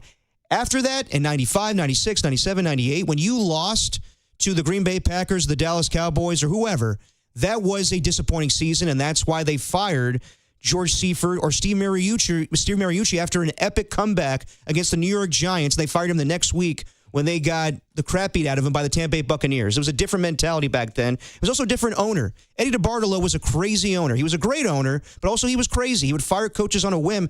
I've watched all the football lives where how many times did he fire Bill Walsh because he couldn't trust him? Or Bill Walsh was maybe too neurotic to take over the team and just sometimes would give up the reins. But that's just a different mentality than it is today. You're 30 years removed from your last Super Bowl. So I don't think you can have the mentality of Super Bowl or bust. You've got back to those days a little bit, but you haven't seized the moment of winning a Super Bowl. So as soon as you win that title, that 6 Lombardi, that's when you can have the mentality of Super Bowl or bust. I say it's been so long since you've seen that you should be grateful for the seasons you have. And I know it gets frustrating. I know I was here working when the Niners lost in overtime to the Chiefs in the Super Bowl in 2023. It sucked. It's devastating. I understand that for the fan base. You're with us. I'm saying it sucked for the fan base. Oh, okay. I was fine that day, even though I don't want to see the Chiefs win either. But Derek is a Raider fan, rooted Chiefs. Yeah. No, I didn't root for anybody. I just didn't want anybody to win that day. It was a dark day, bro. Yeah. But it's just, I don't think it's warranted to say Super Bowl or bust. I think it's also, the expectation this season is try to get the number 1 seed and maybe go to the Super Bowl. But I think if you have the expectation of Super Bowl or bust, I think it's a little insane. I think that you should have the expectation of being a playoff team and maybe getting the number 1 seed. But I think right now on paper, the Niners are not better than the Philadelphia Eagles, the Detroit Lions, or any of the other upper echelon teams in the NFC. Dirty Work, Adam Copeland, Depop, Tim Webb with you. Dirty Work is sponsored by Mancini's Sleep World. Get the rest easy promise at mancinisleepworld.com. Kyle Shanahan did speak to the media earlier today, did a press conference. We were going to get that to you in its entirety. Tim, we know where we're at on that? No idea? We're going to check on that during the break, see when we can get you Kyle Shanahan's press conference. When we come on back, how about this? We didn't have a chance yesterday to get into it. TJ Houshmandzadeh. Everybody's got thoughts on Brock Purdy's contract. TJ, who's your mama? It's kind of like when you got this gig and everybody had thoughts on it. You know what I mean? Yeah, I guess so. Sort of just like hitting podcasts down from around the country on on what people think of Brock Purdy's new contract. People are like, you're not even playing. Yeah. You don't even play anymore, TJ. What do we care? Yeah, I mean, TJ, for a guy that had a lot of opinions about Brandon Ayuk's contract, I don't think you should say a lot about, Brock Purdy. But, hey, he's on FS1 and has to give a take, so whatever. Well, now we're going to give a take on his take. TJ Houshmandzadeh checked in on Brock Purdy's contract. Kyle Shanahan spoke to the media, and we'll play that for you in just a little bit. It's Dirty Work live from our brand new studio, the new digs. Love it. Looking good. Up and running. Don't have all the bells and whistles. Somebody asked for a drop earlier, Tim, on the Golden State Lumber and Showroom text line. They said would have been a great time to play Fire Bulky. Tim just doesn't have it with him. He does have a couple of drops, including the update sounder and the Greg Papa Jesus. But we'll get all that stuff to you. We'll get all that stuff to you probably sometime in the next week. When we come on back, more on Brock Purdy's contract per TJ Houshmandzadeh. It's the greatest show in America. It's Dirty Work on the Sports Leader.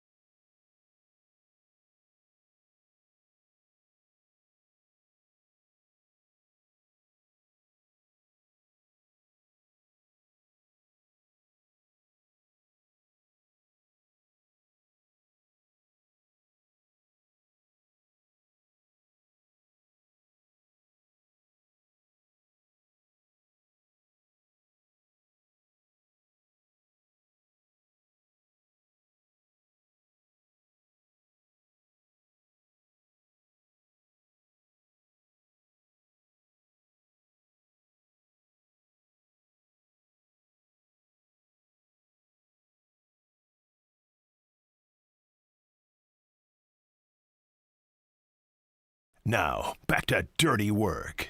Adam Copeland and Derek Papa on KNBR 104.5 and 680 AM. The Sports Leader.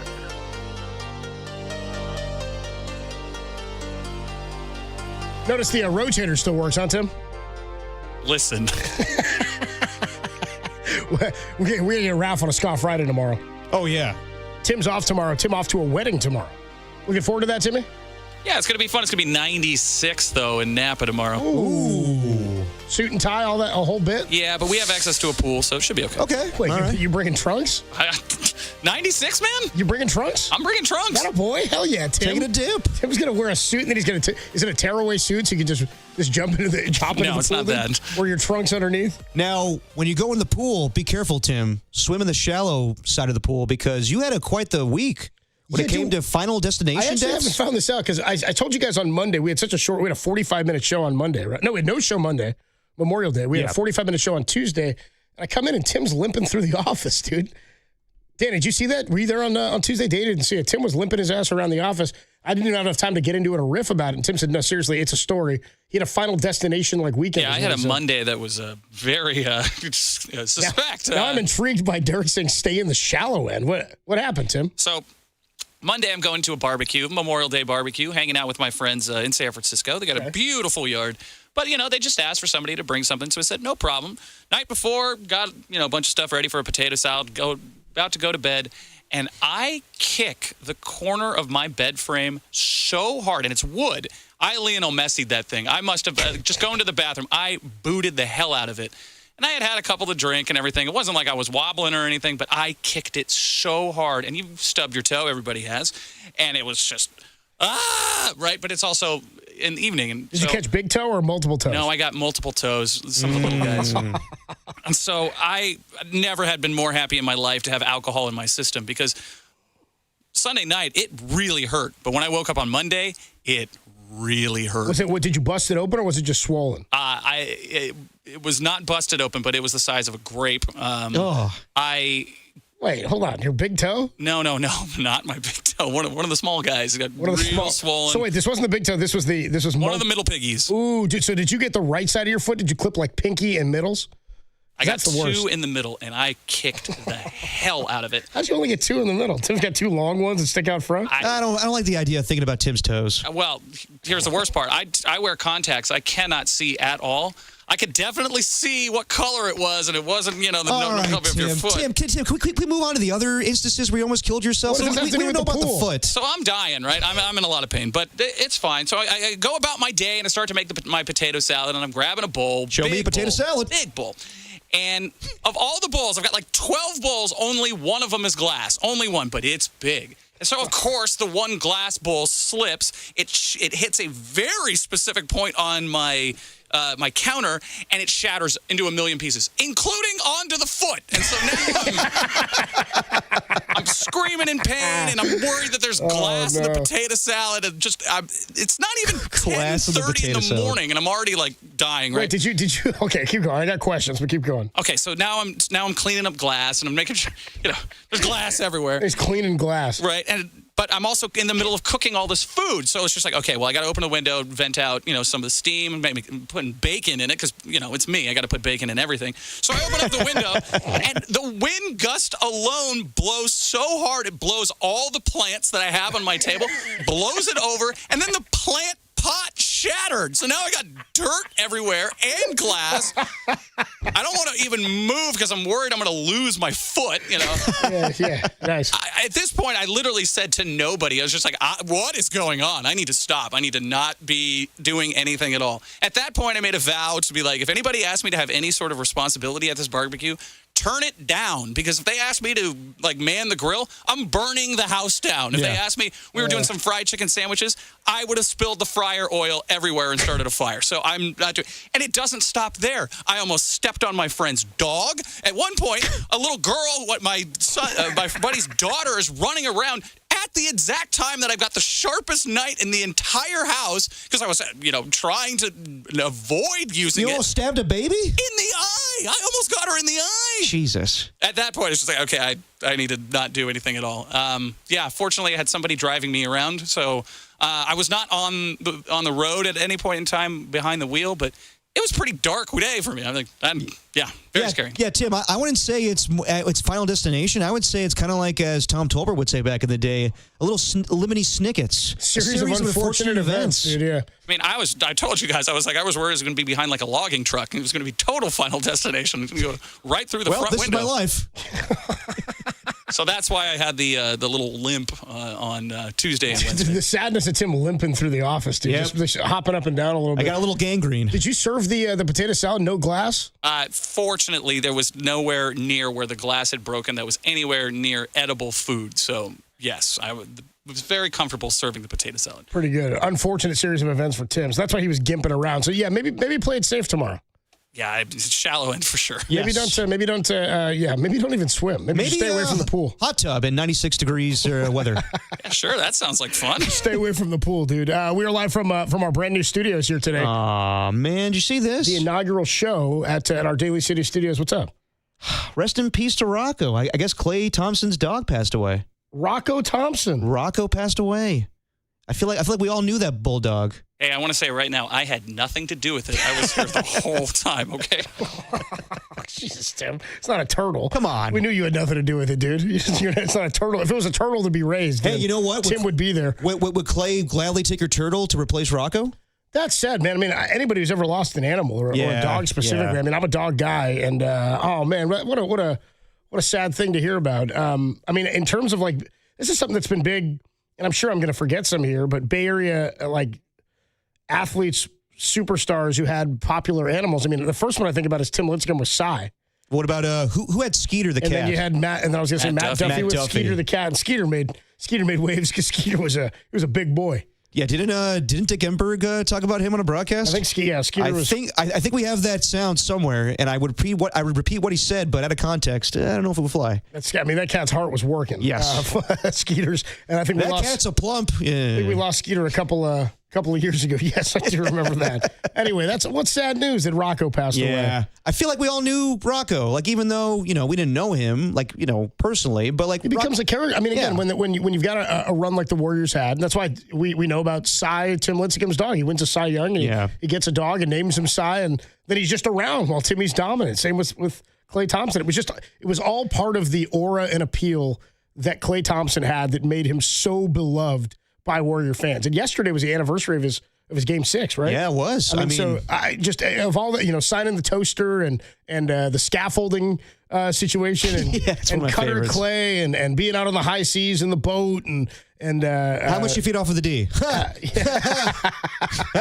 having Rocco. I mean, like it was all part of the normal appeal of Klay Thompson, who just by all accounts just seemed like a normal dude who became this superstar basketball player. Yeah, I mean, it was appropriate for Klay Thompson to have Rocco. It fit his personality. And yeah, as far as like everything, like, I don't want to get too deep here, but like when Klay was going through a rough time where he tore his Achilles and ACL, it felt like he had his boat. He felt like he had his teammates. He had Rocco, but he was missing basketball. And there were shots of him on the sideline with the towel over his head, and some people thought he was, the rumor is he was tripping off of something. No, he was sad. He was sad. So, the first thought I had when Klay signed with the Dallas Mavericks was, how is Rocco going to be in the Dallas Heat? But yeah, sad to hear about Rocco passing away. But yeah, on the anniversary of Klay Thompson having his 41-point game against the Oklahoma City Thunder to survive in that Western Conference Finals. I mean, I remember where I was. To me, I know that Klay Thompson had amazing moments, the 37-point quarter against the Sacramento Kings. But the epitome of Klay Thompson to me is that performance against OKC. Because I think we were all like devastated, 73-9 season, and they're going to lose to the Oklahoma City Thunder. And then Klay Thompson had a game for the ages. Then that was the first instance of a Game 6 Klay. He did it against the Houston Rockets a couple years later, or maybe a year later actually, or 2 years later actually. But yeah, no, when I'm talking about the Warriors and how they're going to get better or younger or whatever, very interesting actually by Tim Kawakami, caught up with our guy Tom Tolbert the other day and talked about how a reason why Jordan Poole was traded away was because Klay Thompson was getting a little jealous. It just wasn't the punch. It was Klay feeling a certain way about Jordan maybe taking his spot. And we knew how Klay acted in his final season. But I think the irony of the whole situation is I think we would love to have Klay Thompson back now because the Warriors need shooting. And maybe not specifically Klay Thompson, but they need three-point shooting. It was about the role he was willing or not willing to play as well. Exactly. You know what I mean? Like it was all encompassing there. So. Yeah, but as far as this offseason, like that's the one thing I talked about when Jimmy Butler was added was this guy's going to help you defensively and rebounds, getting to the line, but three-point shooting's not his game. So that's another thing they're going to have to look for in the offseason. But yeah, sad news about Rocco. Rest in peace. Yeah, very sad.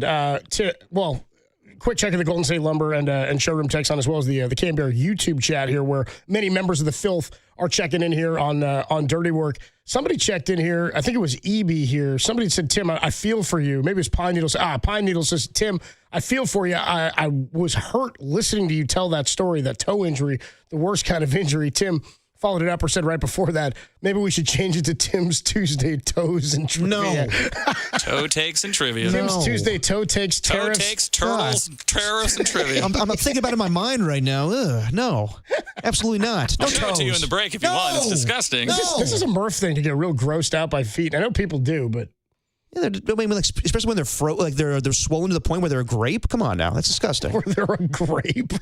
As It was Tim, fluky and disgusting. It was fluky. it sounds like it. It is a Thursday. It is. Which means we're on the eve of the weekend. We have a short one tomorrow, too. We Either do. way, KNBR, what's longer tomorrow, my commute or the show? Well, how long did it take you to get today? I timed it today. I started a stopwatch as soon as I left my house. Door to door, it took me 58 minutes, Okay. which not bad at all. And honestly, I had some fortunate public transit events where, like, as soon as I walked into BART, my train pulled up. But then I got to Daly City and I sat outside of the Daly City BART station, before we pulled in for 10 minutes. Sat there waiting. For the doors to open? No, we hadn't even pulled into the station. It pulled in. It was waiting for some other one to come. Because the end of the line. You know what I mean? You hate that? Where you're one stop away. It's just go. I was like, I'm going to have 20 extra minutes, more time than I thought I'd have. I mean, I got here early, but I was like, I thought I'd be here by I left about 11:30. I thought I'd get here about 12:30. Yeah. Didn't get here until close to 1 o'clock. It is extremely convenient that the BART stop is right here. It's close. It's like a 10-minute walk. Yeah.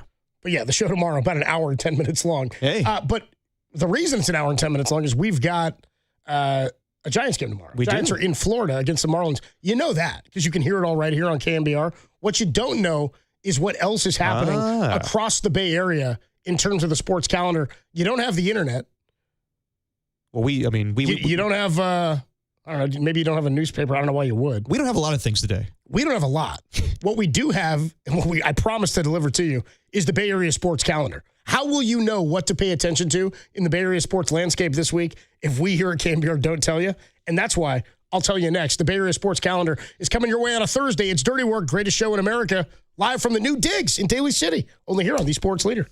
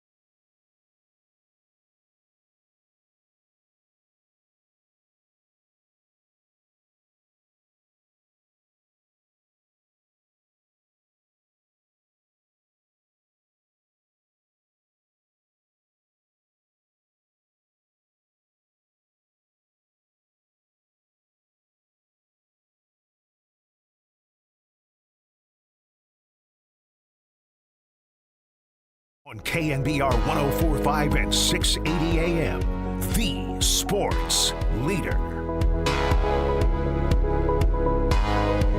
Dirty Work on a Thursday afternoon. Adam Copeland, Depop, Tim Webb with you. We are venturing to get you the Kyle Shanahan press conference, and we will get that to you in its entirety. He spoke to the media earlier. The big news that came out of that, Ricky Pearsall with a strained hamstring already. So somebody on the text line said, first game's not till like September. We should be okay. We have plenty of time, but you never want to see that stuff in OTAs when Ricky Pearsall has been kind of injury prone. But I'm excluding what happened when he got shot in San Francisco a year ago. But good news on Christian McCaffrey.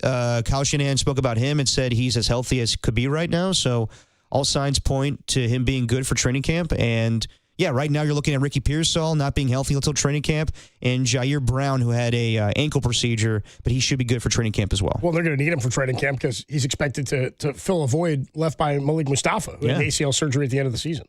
Yeah. So, I mean, as far as what we were talking about earlier, when it comes to Niner fans being a little ridiculous when it comes to Super Bowl expectations, do you agree that right now Kyle Shanahan and John Lynch are as good as a marriage when it comes to head coaches and general managers?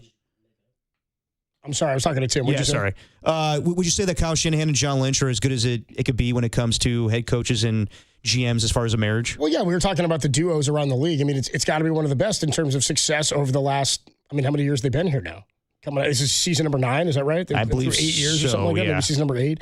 17, 18, 19, 20, 21, 22, 23, 24. This will be season number 9. So, yeah, I mean, you don't get this far 9 years in with 2 Super Bowl appearances. Is it 4 NFC Championship appearances? 4 NFC Championship, yep. I mean, in 9 years, show me the other team in the NFC that's had that much success. I mean, look at the Eagles have been there, but they've done it over 2 regimes, right? If you go with Doug Peterson, they won a Super Bowl and then won another one. That's what you're missing is the victories there to say this has been I don't know how you look at this run and say it's not successful. And you can look at flaws in Kyle Shanahan's coaching, and you can look at flaws in the ability to draft certain positions, but to have those flaws and to still find this much success and to have seasons that were feeling like seemingly decimated, right? I mean, we just talked about the 2021 year where they're 3-5. Trey Sermon starting games at running back. You lose your starting running back in Raheem Mostert early in that season, right? Then you go to the 2024 season where show me the team that loses their top 2 quarterbacks in the first 5-6 weeks of the season and then goes to the conference championship and finds a level of success that they did. Then Christian McCaffrey runs that back with an MVP caliber season. The following year, Brock Purdy is 4th in MVP voting. I mean, they've been able to draft and replace and find success. It's just always questionable when it's time for a transition. And right now they're in a transition that's yet to be that's yet to produce fruits of their labor. So we'll see what happens. But Pearsall is a key part of that. Of course. So that's why when you hear he's just got a tweak and he's going to be out of the OTAs, it's something of note. It's not devastating to me, but it's certainly something to pay attention to because of how thin that position is. We just talked about the Tua situation, or why would you go into a season with a thin receiving core like that when you know the importance of those receivers in Shanahan's offense? So, I would do you believe that this is it for them? Do you believe that they will that for receivers? I mean, do you believe they're going to bring in more receivers? I would think so. Matt Mayoko said that would happen. He thinks later, which that's all fine and good. You want to take inventory on what you have. If this is a lingering injury for Ricky Pearsall, I think they have to, they'll probably get this done quickly during training camp, where if he's not good to go, then they need to sign somebody else, whether that is Amari Cooper. I doubt that Kyle Shanahan would like Keenan Allen at this point. I know that Keenan Allen's a Bay Area guy from the Cal days, but I wouldn't sign Keenan Allen. He looks very slow now. I think he's 33 years old. Not the same guy that was shifty with the Chargers. Definitely was injury prone a year ago with the Chicago Bears. I would not go the Keenan Allen route. I would go Amari Cooper, but Amari Cooper also didn't look great a season ago. He looked completely lost with the Buffalo Bills and didn't look that great with the Cleveland Browns prior to that. So there's not a lot of options wide receiver-wise. We looked at it yesterday. There was Nelson Aguilar, and we know the history of him. Everybody's catching everything except for Aguilar. But I don't know what you could do. It's a very interesting situation with Demarcus Robinson. It hasn't been confirmed. We won't know until probably late July, early August that he's going to be suspended. But with Brandon Ayuk's situation, why would you sign a guy, and he is a reliable receiver, not the best wide receiver out there, but a very reliable wide receiver, but with the potential of him being suspended 3 games, I do kind of question the thought process and him being the fill-in for Brandon Ayuk, who's not going to be there for a good deal of time. And also, we'll see what happens with this. I know that Brandon Ayuk's going to be gone for the majority of the season, but it's pretty much an evaluation season on Brandon Ayuk, because I think if they had their options, if he was healthy, I think John Lynch would have definitely traded him away this offseason. I don't know if it would have definitely done it, but I think it would have been. I think it would have been on the table. I think that if he would have got anything that's in the realm of a second-round pick to a fifth-round pick, he would have dealt out. The issue for me was about who was going to take the contract. And that's what we talked about, that David Lombardi had mentioned that. Like, was it potentially on the table that the 49ers, who owed him a big lump sum come, I can't remember what the date was, March the 4th or something like that? Something like that, or April might have been, but whatever it was. He was owed a big sum of money, and if they were to trade him, if they were to move him before that, then whoever took him on would have to pay him that sum, and if they couldn't, then they would have to pay him, and then if they were going to move him, that would come afterwards. But David Lombardi did indicate that maybe that was a plan or a thought, that if they could get him signed for last year, they still had that Super Bowl window with that core of guys, maybe they could find success and then move on from him. That the thought being, if so many teams, so many being New England, Pittsburgh, I think Cleveland was maybe on the table. Cleveland, Maybe Washington was still looking then this offseason. Yeah. If there were teams interested last offseason at that price point, why wouldn't they be interested this offseason at that price point? Your market may change in terms of who was interested, but it's not a bad thought in terms of where they might have been able to go with flexibility. I think probably given the fact that the New England Patriots gave Stephon Diggs a contract this offseason, they probably were looking at Brandon Ayuk, but Stephon Diggs is on a different timetable with his injury, so they feel more comfortable with him, even though we'll see what happens with him giving out pink baggies at boat parties. You said the Stephon Diggs thing? Yeah, Stephon Diggs with Cardi B, and Cardi B's got some friends. She's got some friends. Some very talented friends. Yes. They were all on like a boat on Memorial Day weekend, notably not at the OTA, Stephon Diggs. No. I love a new team, big-time receiver, coming off an injury. You at the OTAs? Now I'm on a boat with a bag of pink stuff that nobody knows what it is. Yeah, he's having his own Minnesota Vikings sex party on the boat. Mike Vrabel shows up, dude. Fred Smoot somewhere. Mike Vrabel shows up to do his press conference with the media, and he's got to talk about Stephon Diggs, who's not even in the building yet. Yeah, like new coach, trying to deal with no distractions. And, right away, he's like, I feel confident about Stephon Diggs and his timetable. I know he tore his ACL a year ago. We'll see if he's back. Hey, did you see the pink baggie he was giving out to the big booty women? He was like, we'll talk about that. I think Derek added the big booty women part. Yeah, I don't think any of the New England Patriots. I don't think Wickersham was like, excuse me. Excuse me, did you see any of the big booty women out there? Speaking of Wickersham, did you see what happened with Caleb Williams? Yeah, see, this is what I'm talking about, though, man. I know you and I kind of. So let's back it up. Let's lay this out. What happened? So Seth Wickersham is coming out with a book about quarterbacks and the life of quarterbacks in different eras of what it means to be a quarterback. So he's got a whole background in the book about the recruitment of Arch Manning, right? The starting quarterback for University of Texas. He's got a whole bit on Caleb Williams. There's some on quarterbacks after their career, on Eli and Peyton, on guys who are maybe nearing the end of their career, on Kirk Cousins. But there was a portion of the book, or an excerpt of the book that's come out, that has revealed that behind the scenes before the draft last year, Caleb Williams and his dad did everything they could to keep him from being drafted by the Chicago Bears, so much so that they discussed him not entering the draft, going to play in the USFL or going to the Canadian League, whatever they were suggesting, or trying to find a legal out so that he did not have to end up in the Chicago Bears, the belief being by his father, Caleb Williams' dad, that the Bears are where quarterbacks go to die. Right. Not a bad take. Shout out our guy, Raph. Big Bears fan here at the Leader. So you brought this up to me, and you were like, this is a bad thing to be coming out and blah, blah, blah. And I said, yeah, it's probably a distraction, but I just didn't think it was that big of a deal. I mean, I don't know to what extent he participated in the book or said all this in the book, or if this is backstory or where this came from in terms of the sources. I'm excited to read this stuff. I can't wait. I'm actually really excited for this book to come out. It should be intriguing. But he showed up at the OTAs, Caleb Williams, and immediately had to answer questions about it. And maybe even worse than those comments coming out about wanting to be a Bear or not wanting to be, he admitted, this has been a distraction. And I thought, I wouldn't admit that. That's the part I wouldn't admit. Well, yeah, that's a problem, though. He's being asked about it at OTAs, and then Ben Johnson's being asked about it. And Ben Johnson's like, I just got here. Exactly. And Ben Johnson's kind of cheesy. Like, I think he's going to be a really good coach, but like when he talks to the media, like, it's come to my attention that Caleb Williams is doing this interview with Seth Wickersham. I was like, yeah, of course it's come to your attention. But like, I just think it was too soon.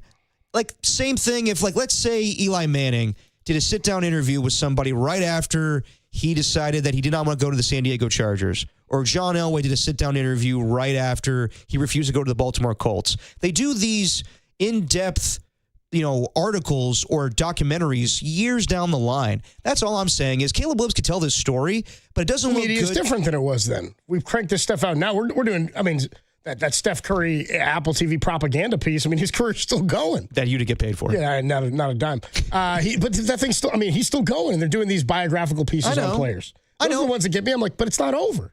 What's the story we're telling? I know, but with Caleb Williams though, it's just my thing is it's kind of like you're saying now I'm all in because I got Ben Johnson and now I'm going to be a pro. We still got to prove that. That's the one thing where if you could tell that story. But, all is good now, like the Bears fans love you.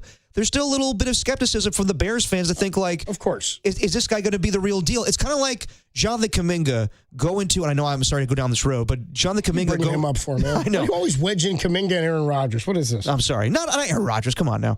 But him telling Shams or Marcus Thompson, I don't think that I've lost faith in Steve Kerr. I don't think he can coach me. It's like Kuminga. What have you accomplished that you're divulging this to Shams Charania or anybody else who's telling him I'm benched, I'm pissed off? I know it's not maybe him, it's maybe his agent saying this, but it's just a bad look for a guy that hasn't done a whole lot in the league. So to me, it's just too soon to be acting that arrogant and cocky your dad's going to talk and that it is what it is. But for you to be like, yeah, I had my doubts about going to the Bears, I wouldn't say that right away. My issue is that I don't think that's the image. I don't take that as that's what he put out there. Like, I don't take it as that he's being cocky and arrogant.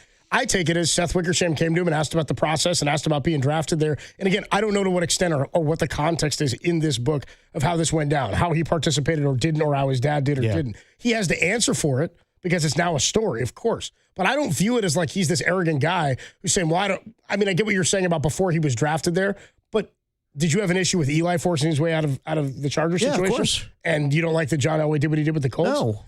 The difference is Caleb Williams is on that team.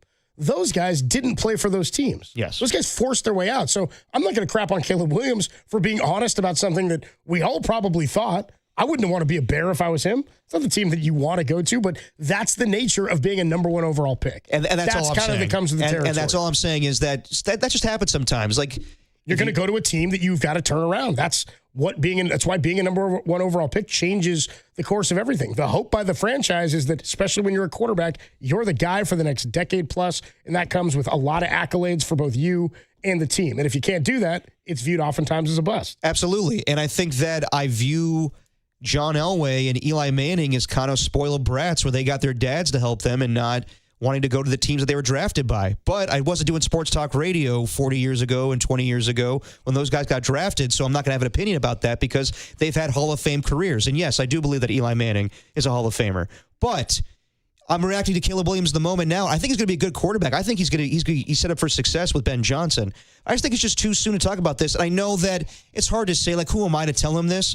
But if Seth Wickersham comes to you in your second year and says, hey, tell me about the process with the Chicago Bears, I'd be like, Seth, I'm kind of focused on football right now. I'll tell the story down the line. That's what I would do, but Caleb Williams is his own man. Well, you could be focused on football. He could be focused on not wanting to be a Bear. I'm focused on one thing and one thing only. And that's delivering the people what they need. And it's the Bay Area Sports Calendar. Hey! It is, of course, sponsored by Surfside. Before first pitch, grab a pack of Surfside iced tea and vodka or Surfside lemonade and vodka. Surfside, a proud partner of Giants baseball. I'm shocked we have the song. I love it. All right, let's do it. And you're shocked we have the song. There's not all the bells and whistles, but there's one or two. The Bay Area Sports Calendar, if we didn't give it to you, how would you know what to watch or pay attention to this week? And I can tell you this, the Giants are opening a 3-game series against the Marlins. It starts tomorrow, a 3:10 pregame, a 4:10 first pitch, and you can hear it all right here on the Sports Leader all weekend long. Get some Marty, get some Bill, get some Fish, get some Giants. That's not Steve Fishman. That's a Florida Fish. That's a Marlins. I figured. Dude, I would kill for a dose of fish, though. Fish on like the Marlins broadcast? Steve Fishman from the Leader here in Daly Fish. City. I am Fish in Daly City. Big D. Daly. And that's all I have. Tim, you got more for me on the Bay Area Sports Calendar? I'm really shocked that you didn't get this since it's your favorite team. It's the Golden State Valkyries versus the Lynx. That's going to be on Sunday, 5:30 Minnesota. at Chase. Minnesota comes to town on Saturday to take on our Kyries. We hate the Lynx. Yeah, this isn't a link show. We hate anything Minnesota with the Timberwolves. They got eliminated last night, but they beat the Warriors in the second round of the playoffs. We don't like the Sugar Skulls, and we don't like the Lynx. No, screw the Lynx. By the way, it's a bye week for the Bay Area Panthers. I just looked it up. I was checking on that. I was like, do we get some Panthers this weekend? I need my Panthers fixed. Nah, dude, not after they hammered the San Antonio Gunslingers last week, 55-26. The Gunslingers. Yeah, dude, you can still do that in the Arena League. I like it. You know what I mean? You can still go. Can't go Washington Bullets in the NBA. No, you can't. But I want to say Gunslingers was a team in the old USFL, Donald Trump's USFL back in the day. Shout them out. Frankly, we hated the Slingers. Slinger just matter. It's my first Trump in Daly City. What else you got, Tim? How about this? The Oakland Roots Champions League Finals watch party. Aboard the USS Hornet Museum in Oakland. You can join the Roots Soccer Club and watch with them as they watch the Champions League Final. Champions League Final, which is Inter Milan versus Paris Saint-Germain, as you know. PSG, as you well know. What day is that, Tim? Saturday. Saturday morning, dude. How about 10 a.m. How about the USS Hornet, dude, offering the watch show? Hornet. Dude, I think my sister in like 5th grade did like an overnight on the Hornet. Ooh, okay. Where they teach you how to be like a 1940s sailor. I don't know what the hell they do on those things. I don't know what they do. They just sailor. They had to go there for like a sailor. Good man. Good man. It's a museum. A sailor. Good man. Great walking pole from Wedding Crashers, dude. Jeremy, you have a night terrors. He's like, if you can only get Congress to stop being so short-sighted. Short-sighted. Yes. I got to apologize to Baby Huey. I said Oakland, but it is technically in Alameda. The Hornet is in Alameda. Come on now. I'm sorry, Baby Huey. Alameda's the mayor not Oakland. of Alameda, Baby Huey. You know, give some love to to Alameda. Yeah, Baby Huey immediately checking in and says, "Damn it, Tim." Raph followed it up with a "Damn it." You got anything else, Tim, on the Bay Area sports calendar? That is all I have. That's all me at a wedding getting burnt. That's all you need to know. And Tim's coming back looking like a lobster. You're gonna go. You're gonna go in the pool tomorrow, 96 degrees. You're gonna go full John Curley and rock a long sleeve tee when you hit the pool. Probably not at 96, man. Dude, that was a tough watch. Are you wearing booties on the feet to cover the toes? You know what? Hopefully the swelling will have subsided by then. You know, John Curley was just scared of the open water, overcame that fear, but then was rocking the long sleeve tee. Yeah. The man is appropriate fear of the sun. The man is Irish. He is pale. The sun will just instantly burn him up. Just a map of Ireland on his face, dude. God, yeah, dude. I've seen that guy sunburnt. It's a scene, man. Yes, I've seen that guy drink Jameson, also a scene. Adam Copeland, Depop, Tim Webb with you. It's Dirty Work on a Thursday afternoon. Kyle Shanahan spoke to the media earlier. I think we have it, Tim. Do we have the Kyle Shanahan? We do. We will get that to you next. Kyle Shanahan meets with the media with OTAs. At OTAs, yeah. We hope we'll get it to you. By the way, that is your Bay Area Sports Calendar presented by Surfside. Kyle Shanahan, what did he have to say about how the team's looking at OTAs? You'll hear it next when Dirty Work rolls on, the greatest show in America, only here on The Sports Leader.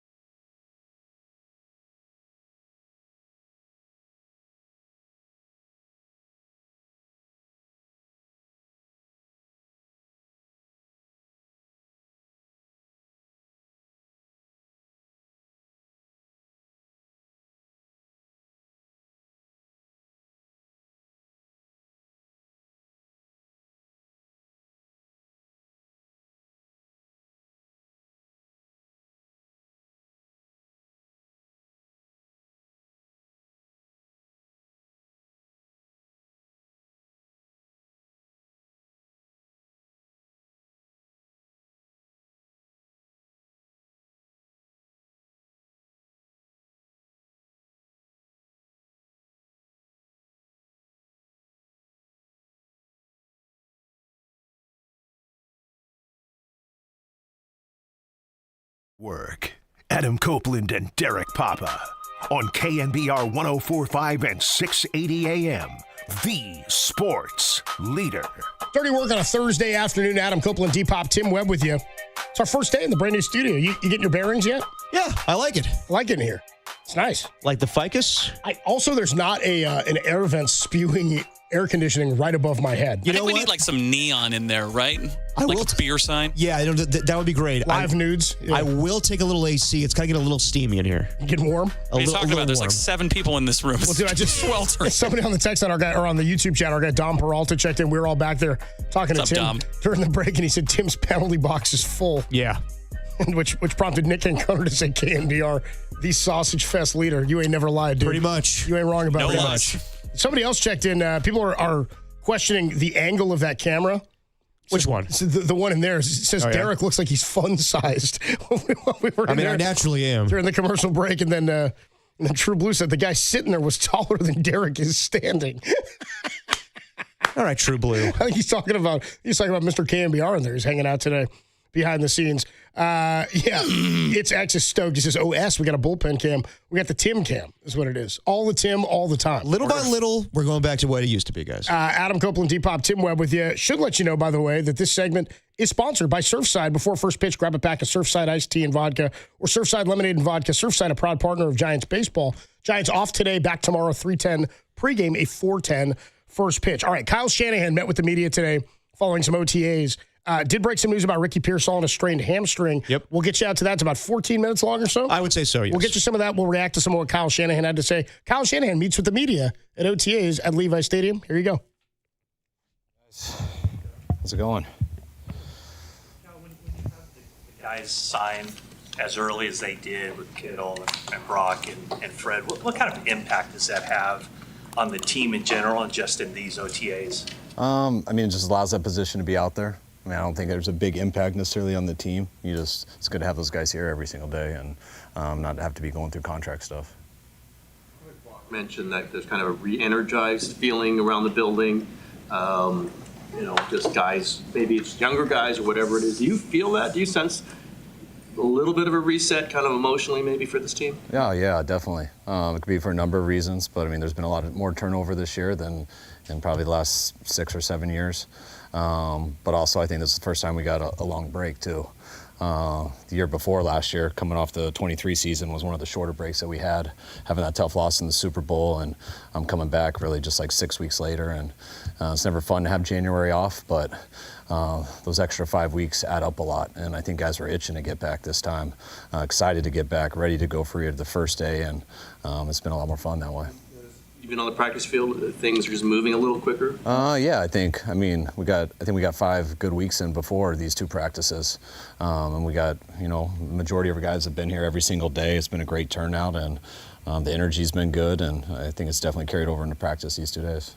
How encouraging is it, Kyle, to see McCaffrey back there running well, and just how do you monitor him through the summer? Christian is pretty, he's as ready as any player I've ever been around. When he gets hurt, he's got to rehab.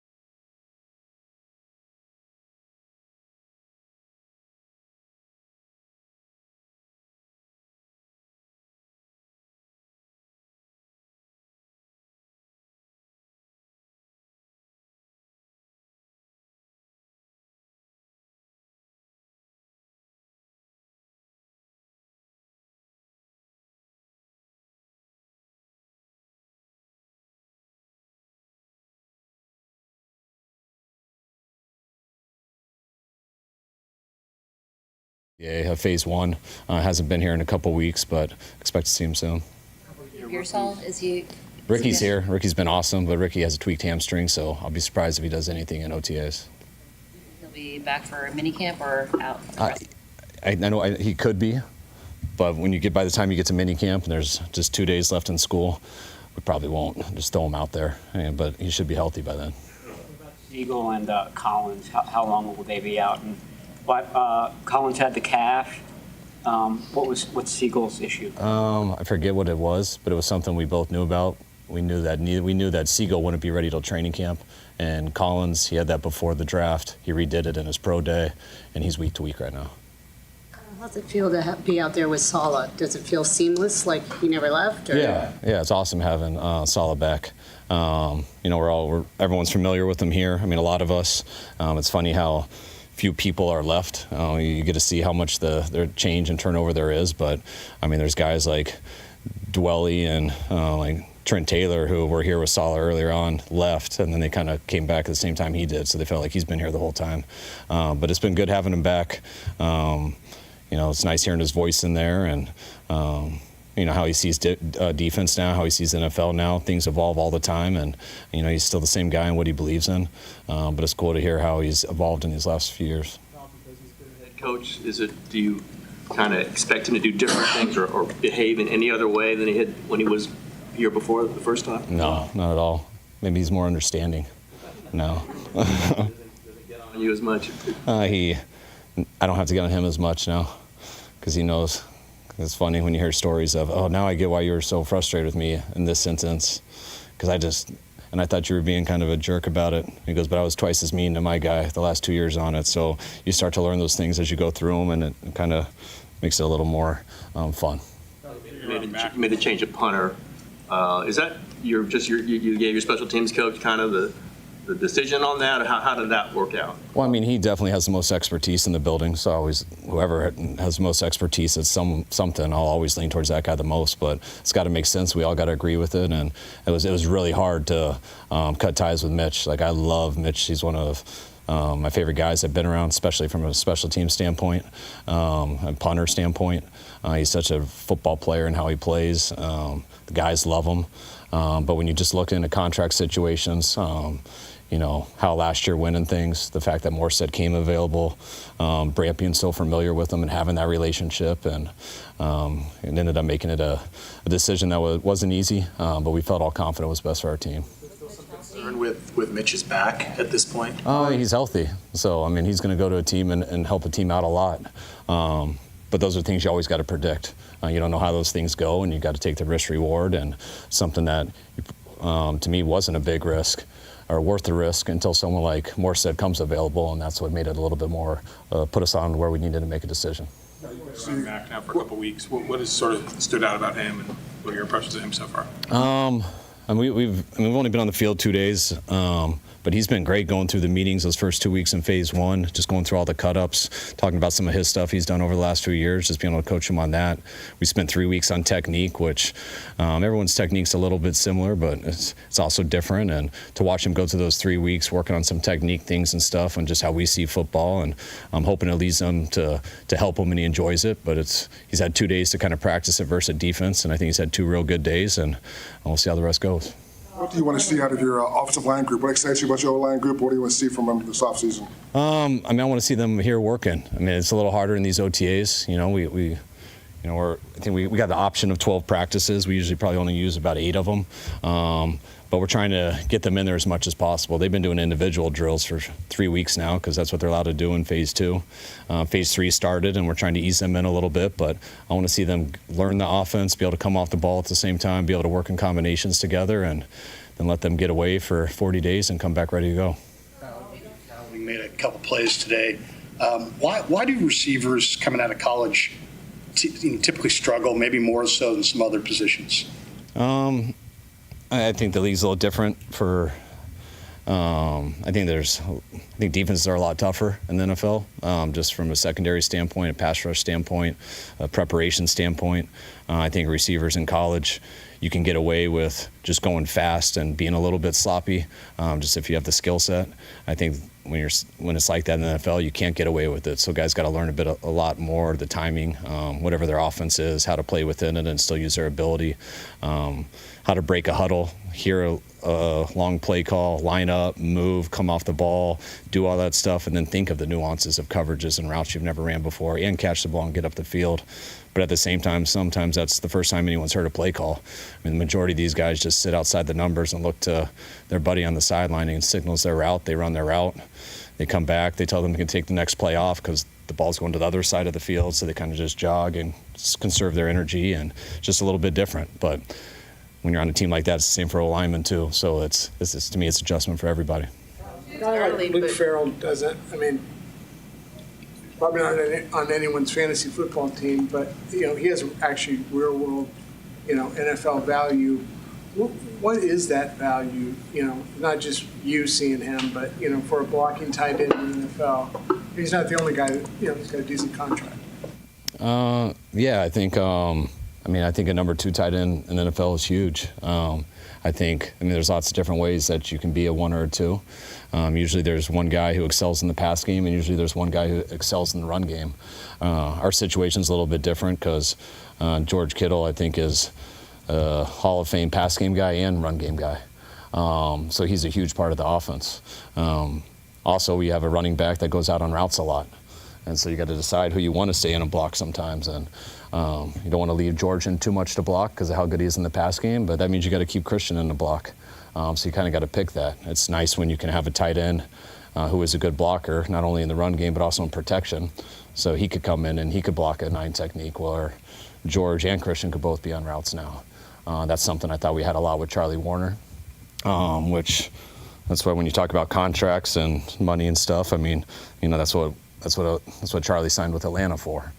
So that's about the price of a really good number 2 tight end, whether it's your number 1's a huge blocker and your guy number 2 is just a pass game guy. Kind of see that as a glorified receiver, but when you got a guy who can do both, it's very valuable. Brock, one thing about him is he's the same every day. This is the first time he's gone through such a life-changing kind of contract negotiations. What were your observations of, the day-to-day of how he kind of handled that throughout the process? It's probably weird you guys out, but the exact same. He does everything else. I was on vacation. We were out of town.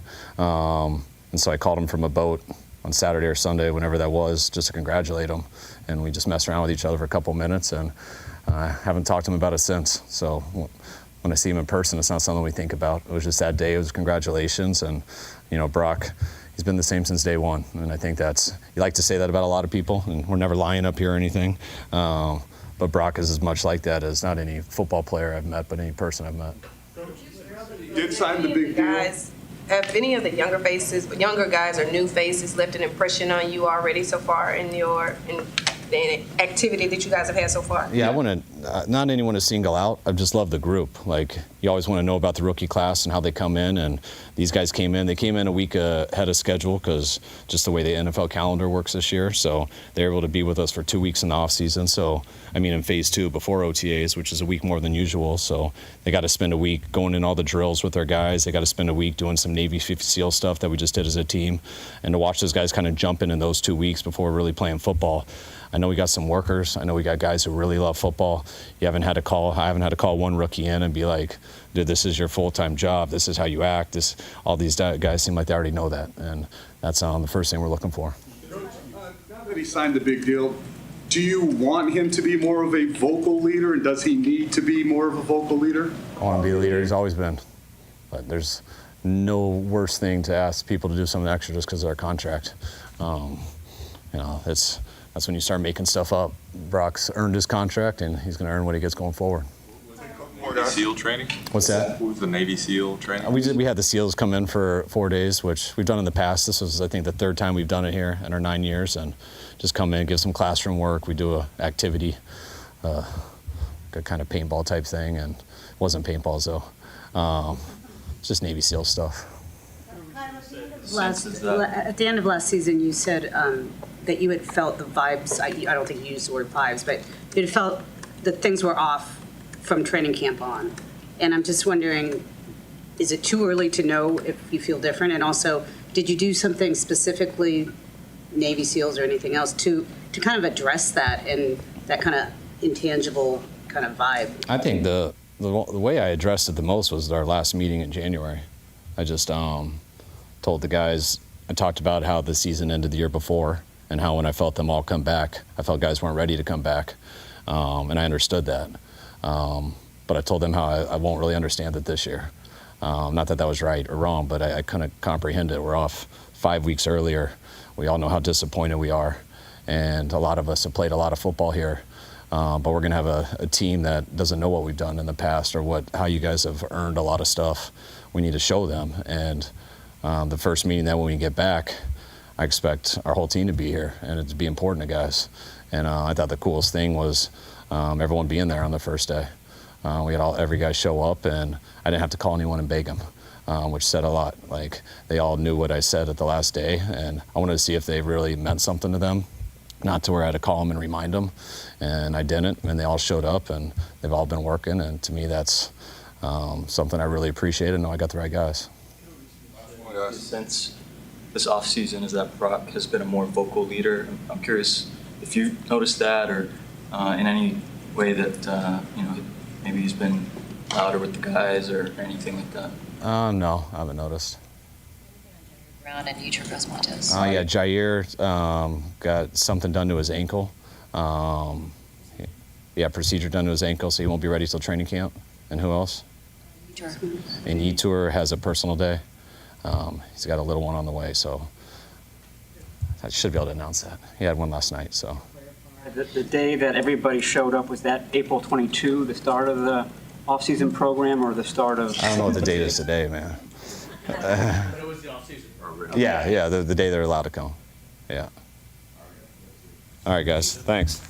I was Kyle Shanahan meet with the media after day one of OTAs today. That was kind of funny, Kyle, giving you, I don't even know what day today is, man. I wonder that with football coaches. Like, they know when the games are, they know what their football schedule is. Does the date really matter? Well, we love Kyle, but sometimes he forgets the names of his players sometimes, too. Patrick Taylor. Dude, he's like... Yeah, what's his name? Oh, yeah, Patrick Taylor. Peach Taylor. Right, that's our guy, Peaches Taylor. Adam Copeland, Depop, Tim Webb with you. We'll react a little bit to what Kyle Shanahan had to say there, talking about some of the injuries to the players. Eder Gross-Matos going to be okay. He was just off for a personal day. Congrats on the new baby. For Eder Gross-Matos. But some of the stuff he said about Robert Saleh I thought was interesting, too, in terms of how you work with a guy now, coming back, having been a head coach, relative to have just been a coordinator for the very first time when he worked under Kyle previously. We'll react a little bit to what Kyle had to say.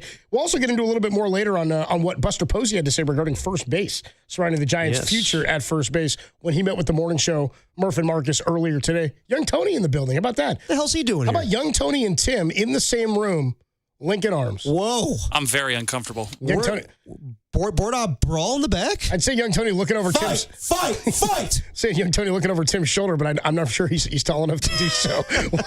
Hey, we're all short kings. Kyle Shanahan on some of the what the 49ers are dealing with in OTAs. Seemed like he was in a pretty good mood as they're not dealing with any contract noise. More to come. Dirty Work, the greatest show in America, from the brand new studio in Daly City. New KNBR headquarters on the Sports Leader.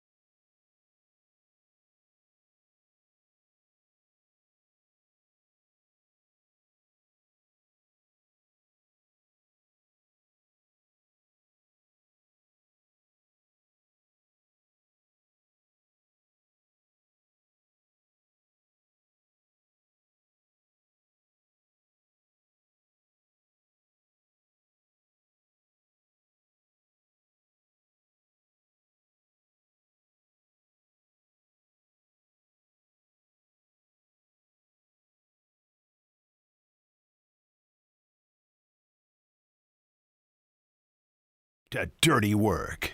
Adam Copeland and Derek Papa on KNBR 104.5 and 680 AM. The Sports Leader. Dirty Work with you on a Thursday afternoon. First day in the brand new studio. I think people are liking the way it looks. I like the way it looks. Yeah. I like the way it looks on the video streams. Looking good. Even Tim looks good. Hard to do.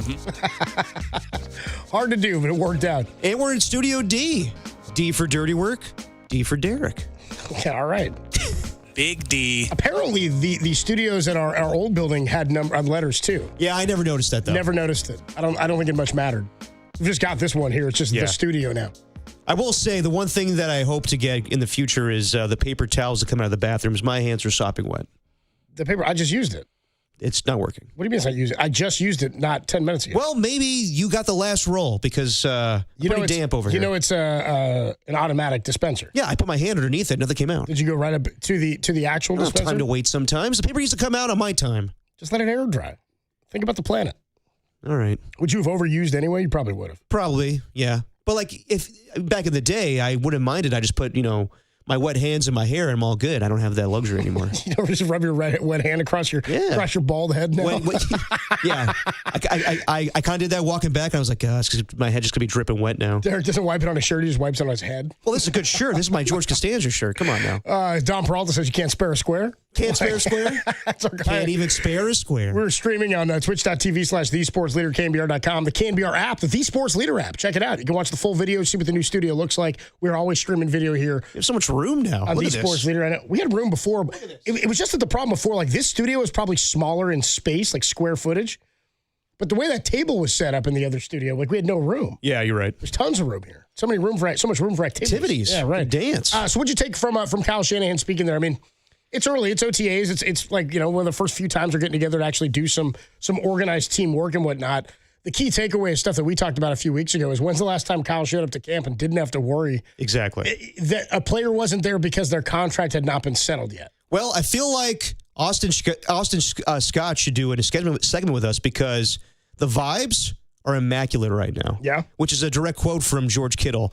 No, they just feel good. Like, it's kind of reminiscent of the Giants in spring training where everybody was feeling good because, let's be real, Farhan wasn't around. So I guess the only process of elimination has to be that Debo's not around, so everybody feels better. No, I'm kidding. I think Sorensen's gone. Yeah, Sorensen's gone, exactly. No, it feels like everyone is ready to go with not playing since last January. And Kyle brought it up where in 2024 or 2023, the season ended so late, them losing the Super Bowl, that a lot of guys didn't want to come back for OTAs. They felt tired. I remember even Deebo Samuel being really honest. I forget when it was. It might have been the end of the year locker room press conferences or just media scrums where he was like, I don't know how we come back from that. And I think a lot of guys from the Super Bowl loss. Yes. I don't know how we come back from that. I don't know how we mentally prepare for another season. We were so close on the doorstep of winning a Super Bowl, and we just did not get there. And I think a lot of guys just the grind of doing it all over again really mess with them. And you saw the contract stuff obviously mess with them. But Kyle basically said, he didn't say this, verbatim, but it's kind of a blessing in disguise to have the 6-11 season. And no one wants to have that season, but go home and have a full off season. Season ends in January. Spend time with your kids. Get mentally prepared and want to come back and fight. Feel that hunger again. And I feel like they're kind of invigorated. I feel like they're ready to go. And I know that they have a lot of question marks on this team, but I think they're going to surprise some people. I think maybe it won't be a surprise because of the schedule and how easy it is on paper. But I do believe this Niner team is going to be fairly good. Yeah, well, I mean, the schedule is sort of a place to that. I think it's a Niner team that has a lot to prove. And I think even if and when they do prove it, there will be critics nationally. I don't know if it'll depend on how they prove it, of course. It's already started. But because the schedule is so weak, even if and when they find success, that will be the carrot or the caveat that people use. Well, you're right. They're playing the weakest schedule in football. And but every year, on average, it's like 5 different teams go to the playoffs, right? Yeah. So because of the way the schedule's set up, this could be one of those years. The Niners could be one of those teams. I saw a podcast. I forget who was doing it. It was Bill Simmons, and he was talking to somebody else about some of the betting lines on win totals that have come out this year. Already? And I think the Niners are at 10.5. Is their over-under? And they were shocked at how high that was. Sorry, whenever I think of Bill Simmons now, I just think of think of our guy doing the podcast. All right, so, Hiroshima was just bombed, and we want to talk about the 49ers win total. Yeah, dude, they're doing this fake podcast on after tragedies of Bill Simmons did one, the OJ chase. Yeah. Anyway, he was shocked by that, and I thought, it's so funny, the echo chamber you live in, when we talk about the same teams all the time and how the national perspective is different around those players. We talked about it with Draymond. We thought, how could Draymond not win Defensive Player of the Year award after Mobley went down, or not Mobley, after Wemby went down with the season-ending injury? We thought, man, maybe it's Draymond's to lose.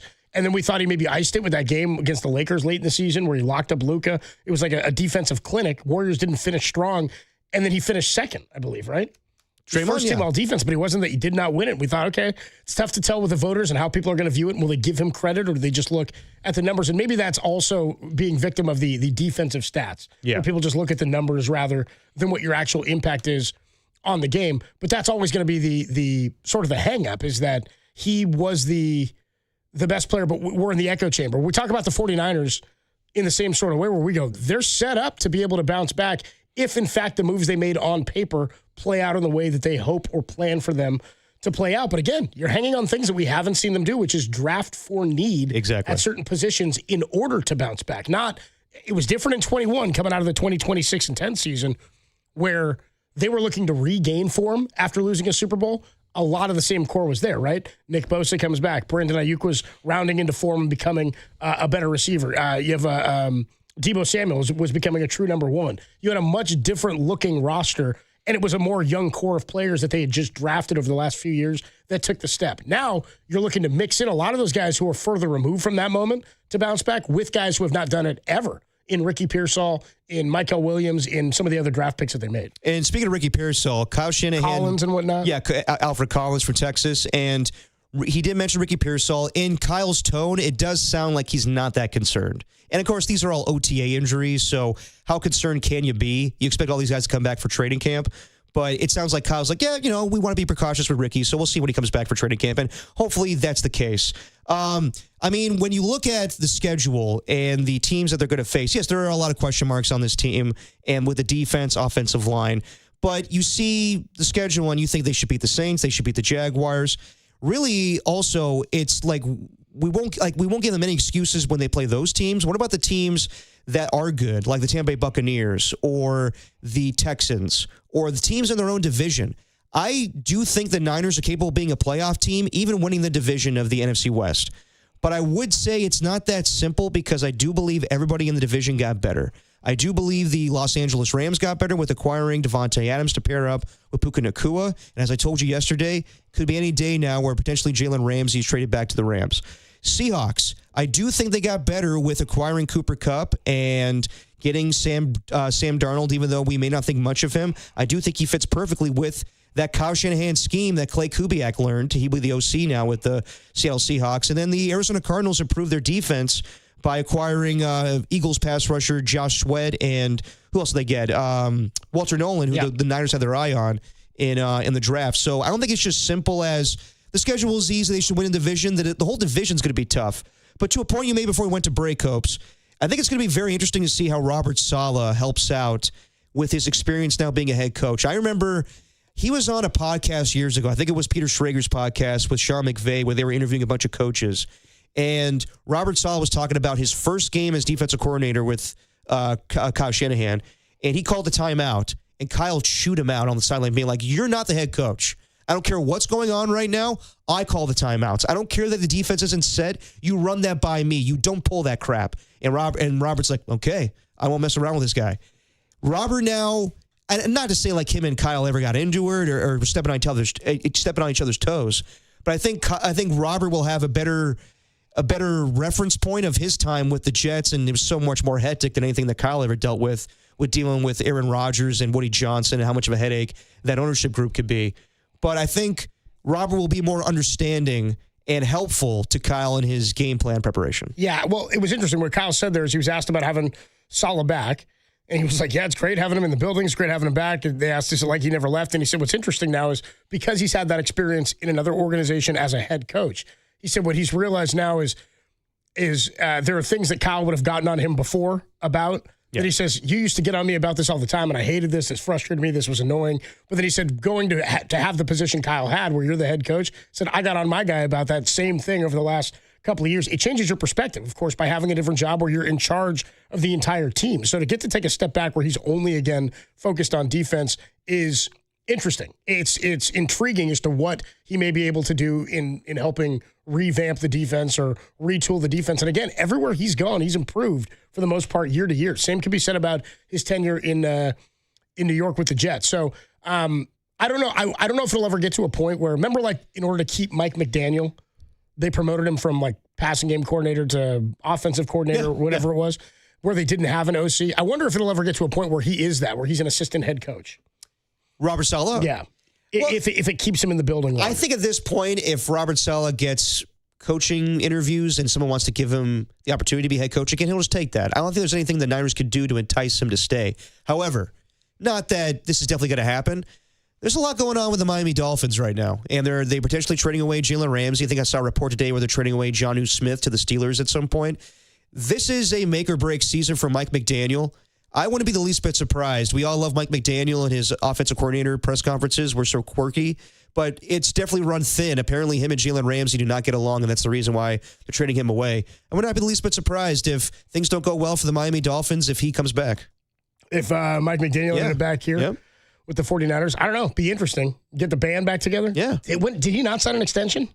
I thought he just signed an extension. He might have, but I just think that with the way things are going, I think that there's a lot of pressure on them to perform, and it's kind of they're going through their own reset right now. He signed an extension that's going to keep him there through 2028. It was announced on August 30th of 2024.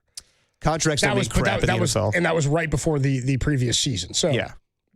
That was leading into last year where he didn't have somebody to take over for Tua when he went down. Yeah. That's right after he had 20 touchdowns or whatever for almost 2,000 yards from Tyreek. I mean, he was the hottest guy out there. Yeah, so it makes sense to sign him again before last season, but after last season, might be a prove-it year for McDaniel. Well, if there's another situation where Tua gets hurt, you got to win games with Zach Wilson or Quinn Ewers. Zach Wilson, Tim.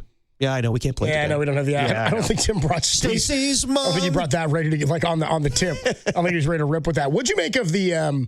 We had Matt Mayoko on was it yesterday? Yes. We talked to Mayoko. And we were joking about the punter news where the 49ers cut Mitch Wishnowsky and brought in Thomas Morstead, the former Jets and Saints punter. Yeah. And not that that's of huge significance, but what Matt was getting at was they brought in a new special teams coordinator this year. Yep.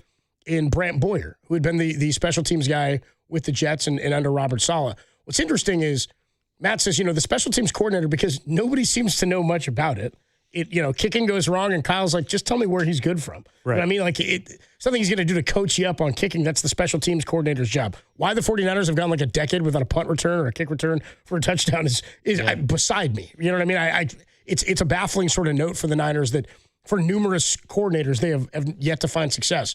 But what Matt was saying is they brought in a guy like that who's supposed to be a specialist when it comes to special teams. So you've got to trust him and listen to what he wants to do, what he wants to say. If he thinks Morstead's the better guy at punter, then there's a reason he wants him there and understands what he's trying to do. He also said they oftentimes will listen to those guys in terms of decision-making for roster spots because they know more about those positions than any other coordinator's impact in terms of keeping a guy on the roster. If there's a big-time defensive player and there's a fallout with you in the DC, the team may still want to hold on to him, and you've got to weigh those options. What's the impact, you think, on a guy like Jake Moody? I mean, that's one that punting, people go, whatever. Kicking, that's a concern. I mean, could it have been injury last year? It seems like maybe that was a major factor. But I asked Matt Mayoko yesterday, do you think Brant Boyer's going to have a big say in whether or not Jake Moody is still here or it's Greg Joseph? And he said, absolutely. Well, you were in the room when Jake Moody was drafted. I was there doing the pregame, the draft show at 4949. And Kyle made the joke, well, I'd rather draft a running back as opposed to a kicker in the third round. But I think it's, you would know better than me. We've seen the expression on his face. Did he really want to draft Jake Moody, you think?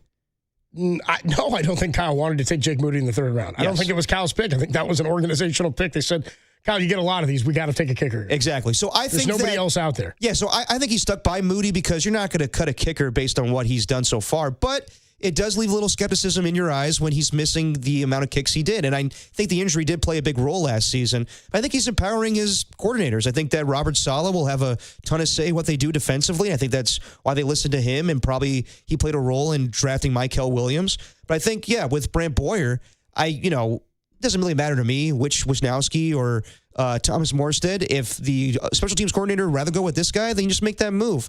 I also remember, was it Tim Kawakami that asked Kyle, kind of insinuated that you're not really involved with the special teams philosophy? And he was like, well, I disagree with that.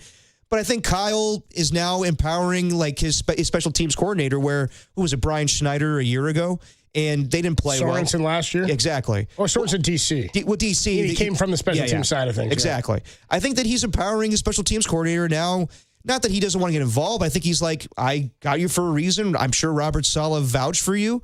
So let's hear what you have to say, and I'll follow your lead. If you think that we could do better than Jake Moody, I'll follow your lead. I think that he's really empowering his coordinators in Robert Saleh and Brant Boyer. But I think that I think that Kyle probably will be more involved in special teams, but he's listening to his guys and wanting to know what's the best course of action for them going forward. I don't think Kyle wants to have to be involved in special teams at all. I mean, that's the great thing in bringing back a guy like Saleh is you feel like I've got a guy I trust wholeheartedly to hand him the unit and say, go do what you do to make us successful, and I can focus entirely on the offense. When you've got to focus on other things, and do I have to move who was the guy a couple years ago? When they went to the NFC Championship, Steve Wilks. Does Steve Wilks have to come to the side like this? That's extra stuff that a coach doesn't want to have to deal with. And I feel like he brought Steve Wilks in to be that replacement so he didn't have to deal with the defensive unit, where I've got a veteran guy, a guy who's respected and beloved around the league, who is viewed as a high-class defensive coordinator and maybe a dude who should have had more opportunities as a head coach. You feel like you're putting a defensive head coach on that side, and you don't have to worry about it. And then you do, because there's all this noise. There's disconnect between some of your star players, the guy who's getting the play call in, and Fred Warner and Steve Wilks, and it's your first year of a new guy. Then you do it again. I mean, 3 coordinators in 3 years. It's now 4 in 4 years, right? Going from D'Amico to Steve Wilks to Nick Sorensen last year, and now back. But it's a guy you trust. It's a guy you trust. And so, D'Amico also a guy he trusted. It was an easier transition, too, because he was already in the building, and I think they hoped for that with Sorensen. It clearly did not go that way. Adam Copeland, Depop, Tim Webb with you. Dirty Work on a Thursday, live from the brand new KNBR headquarters here in Daly City. I don't think you'd say downtown. Downtown Daly City? Near the movies. We're right off the freeway. We're just in the Daly. We're so close to where I used to live. It's so funny. Really? Yeah, dude. Up the street there. Yeah. Right up there? Like, instead of going, when we came off of BART, you know what I mean? You go down the hill to Universal, instead of going down, if you just go up to Mission, it was right there. Is it kind of weird for you? It's ironic. Yeah. It's ironic that I moved away from there so I could get closer to the studio, and then the studio moved to where I used to live. Don't you think? A little too ironic? Yeah. It's not, see, that's ironic. That fits in the song. Yeah. The song doesn't say anything ironic. No. It's just a lot of BS you got to do. It's like, Tim, it's like stubbing your toe when you're making potato salad. It's like stubbing your toe when you're making potato salad. Sal. I don't know. I'll show it to you if you want. No, I'm good. We're good. Don't do that. We don't need to see Don't you dare do that. We don't need your toes. That's a great album altogether. Jagged Little Pill. Is it? Oh, God, yeah. It's one of your favorites? Oh, 4-year-old Derek Papa was getting down to that in his car seat. My mom was playing all the time. The musicians that are on that album is Taylor Hawkins on drum, Flea's playing bass, and Dave Navarro's playing guitar. Did not know that. Oh. It's Tim's Wednesday or Thursday takes and trivia. Damn, what did 34-year-old Derek Papa learn today? You got some Flea rocking out, man. Not going to say young, not going to say old, just 34-year-old Derek Papa. 34-year-old Derek Papa. Got to get to. Well, I forgot we're going to celebrate the conception here. We'll be in the new studio. Can we get Smoke in studio? Yeah, can we get Smoke Stewart in studio? But we don't tell him. Like, Dave comes in, he's like, all right, so what are we talking about? A little A's? No, we're talking about the day that Derek Papa was conceived. I don't know anything about that. Oh, yes, you do, Dave. Yeah, you do. Yes, remember that? Talk about the highlight of your career. Remember that no you threw same day as Fernando? And Dave's like, what the hell are we doing? What are you talking about? We're like, Greg Papa, don't you? Adam Copeland, Depop, Tim Webb. We'll get into some baseball when we come on back. Buster Posey was on with the guys in the morning, Murph and Marcus, earlier today. And a lot of people believe that he was saying that when Encarnacion comes back, Lamont Wade Jr. could be gone. I'll tell you what Buster had to say. I don't know if that's exactly how I heard it. We'll talk about it next. Dirty Work, the greatest show in America. It's only here on the Sports Leader. KNBR, the Sports Leader. Visit the contest page at knbr.com and enter for a chance to win a 4-pack of tickets to the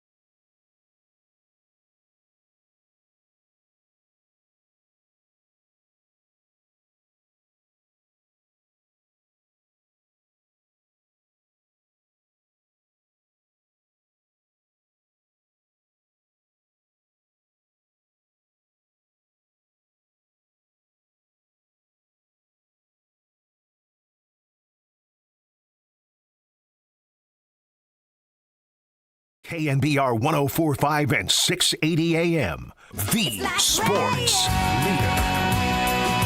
Hell yeah. Sounds good. It's a free ride when you're already paid. Well, you're getting high for that. Oh, would you break this out at a karaoke night? Hell yeah, I would. You gotta come do karaoke with me. I'm down. Gotta get down. I'm looking for trips to the city now because I won't be there as often. You're looking for reasons to come? I'll be there. You'll just have to come with me on a Tuesday and we can hang out and like get drinks or beers or something after the show. You can come watch me play softball and then we'll go to It's when we need a Giants like day game the next day. Or like a very an East Coast road trip. Yeah. So I could just show up a little late. Just do what I do. Yeah, I got to do two jobs. Hurting. I got to do 2 jobs at once, my man. Ah, man, you'll be fine. You'll be all right. I don't know what that's like, but you'll be okay. Sure, it's no big deal. You know what I mean? It's easy. One of them is this. Especially when we don't have phones or guests. Anyway. One of them is this. Yes, it is. This is one of them. What we're doing right now. So Buster Posey joined the morning show, Murph and Marcus, earlier today. Oh, he's a morning show guy. And they'll do their first show from the new studio tomorrow morning. Murph's Mill Valley to Daly City commute. Do you think Murph will be as cool as us when it comes to not having sound or phone lines or guests tomorrow? Yes. The silence is deafening. I mean, I don't know. Here's the thing about working in the mornings is you just got to roll with the punches in the mornings. You do. If things get in your way, you're like, first of all, there's nobody around really to deal with it because you're here at 5 a.m. But Murph loves the sound. He does.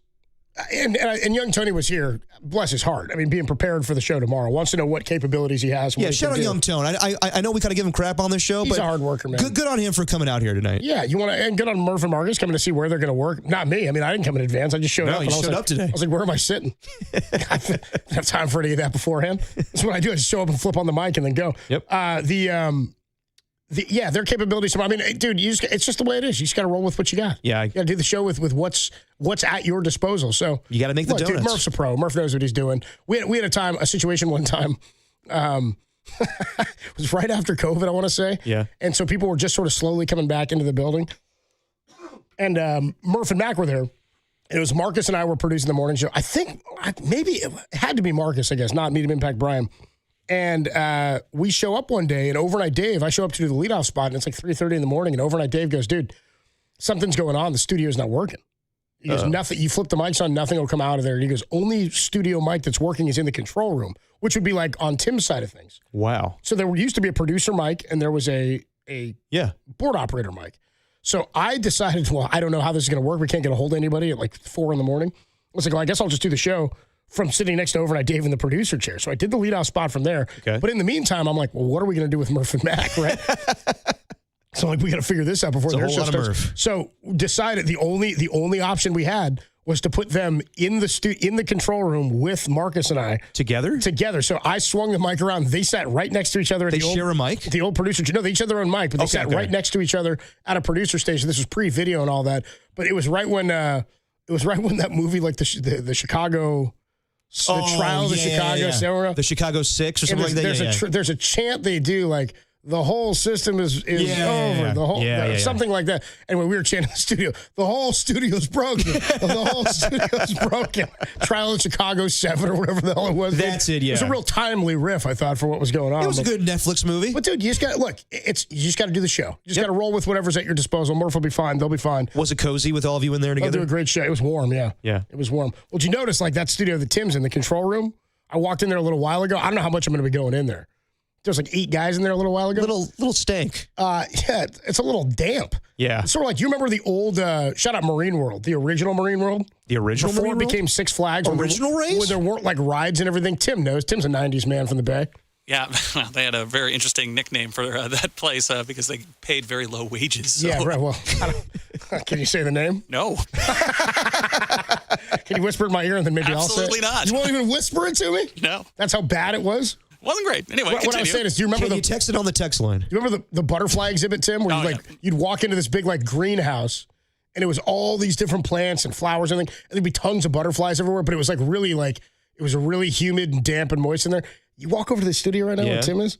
There's some condensation on it. Well, so the thing is this studio is designed for 2 people maybe, and we were rocking about 8 there for a little bit. part of it is everybody wants to see the new thing, but they also don't really, because we're in a new building, they don't really know where to go. So they're like, okay, well, that's where I'm going. I'm going to be part of the thing. But I've got my A squad here. I got Danny Dunn. I got Mr. KNBR. We're doing good. I like seeing Danny's mug back there. The whole thing, as you were saying with Murph and everything, you plan for everything and expect nothing. If it doesn't work, then you just keep going. Exactly. Keep rolling. Hey, man, we're doing the dirty work. And yes, yesterday I was a little perturbed by the whole situation, but yes, this is an appropriate show to do this. We are the dirty workers. You kind of be a little bee about it yesterday. Was I? Yeah, kind of. Sorry. It's all good. You just roll with it, bro. No, it's just tough. Wasn't getting any answers. I woke up and I was like, I'm gonna change the mood today. Did you have anxiety about it all this morning? Did you wake up early? A little bit. I thought about what am I going to say? Am I just going to go crazy in here and just this sucks? But no, this is a good situation. It looks great. They worked hard to set this up for us. So many people behind the scenes. It looks great. It feels good. I can deal with the commute. It's not a big deal. Hey, if it feels good, looks good, we play good. EB here said he was surprised it took me 55 minutes to get here. I think it's going to be pretty on par. I would know. I was content with my travel arrangements. Was he expecting quicker or longer? I don't know. I took the central subway from Chinatown, Stockton Street. Yeah. Took that to Market and Powell. Got off right there. Got on Powell BART. Took it right here. 10-minute walk. That's a cake. No big deal. Well, there you go. Easy.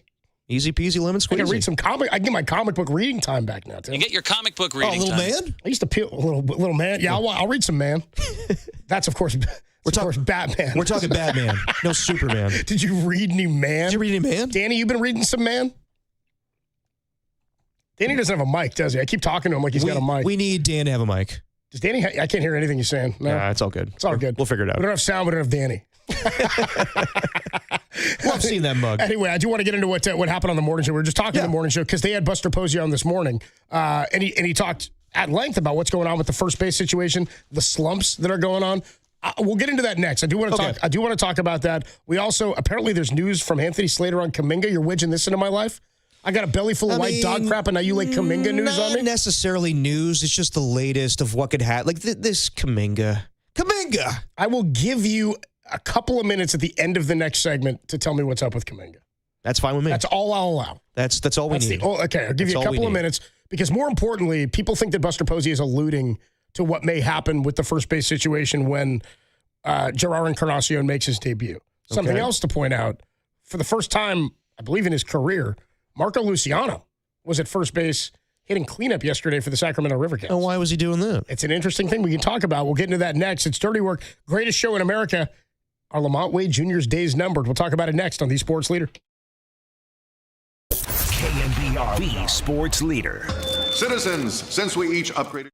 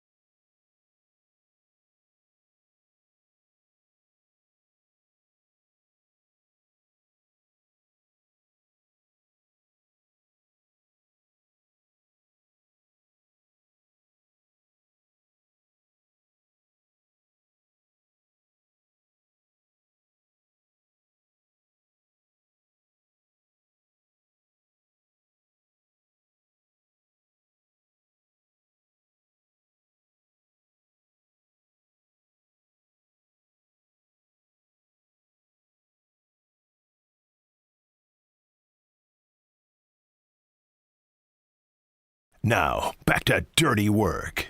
Adam Copeland and Derek Papa on KNBR 104.5 and 680 AM. The Sports Leader.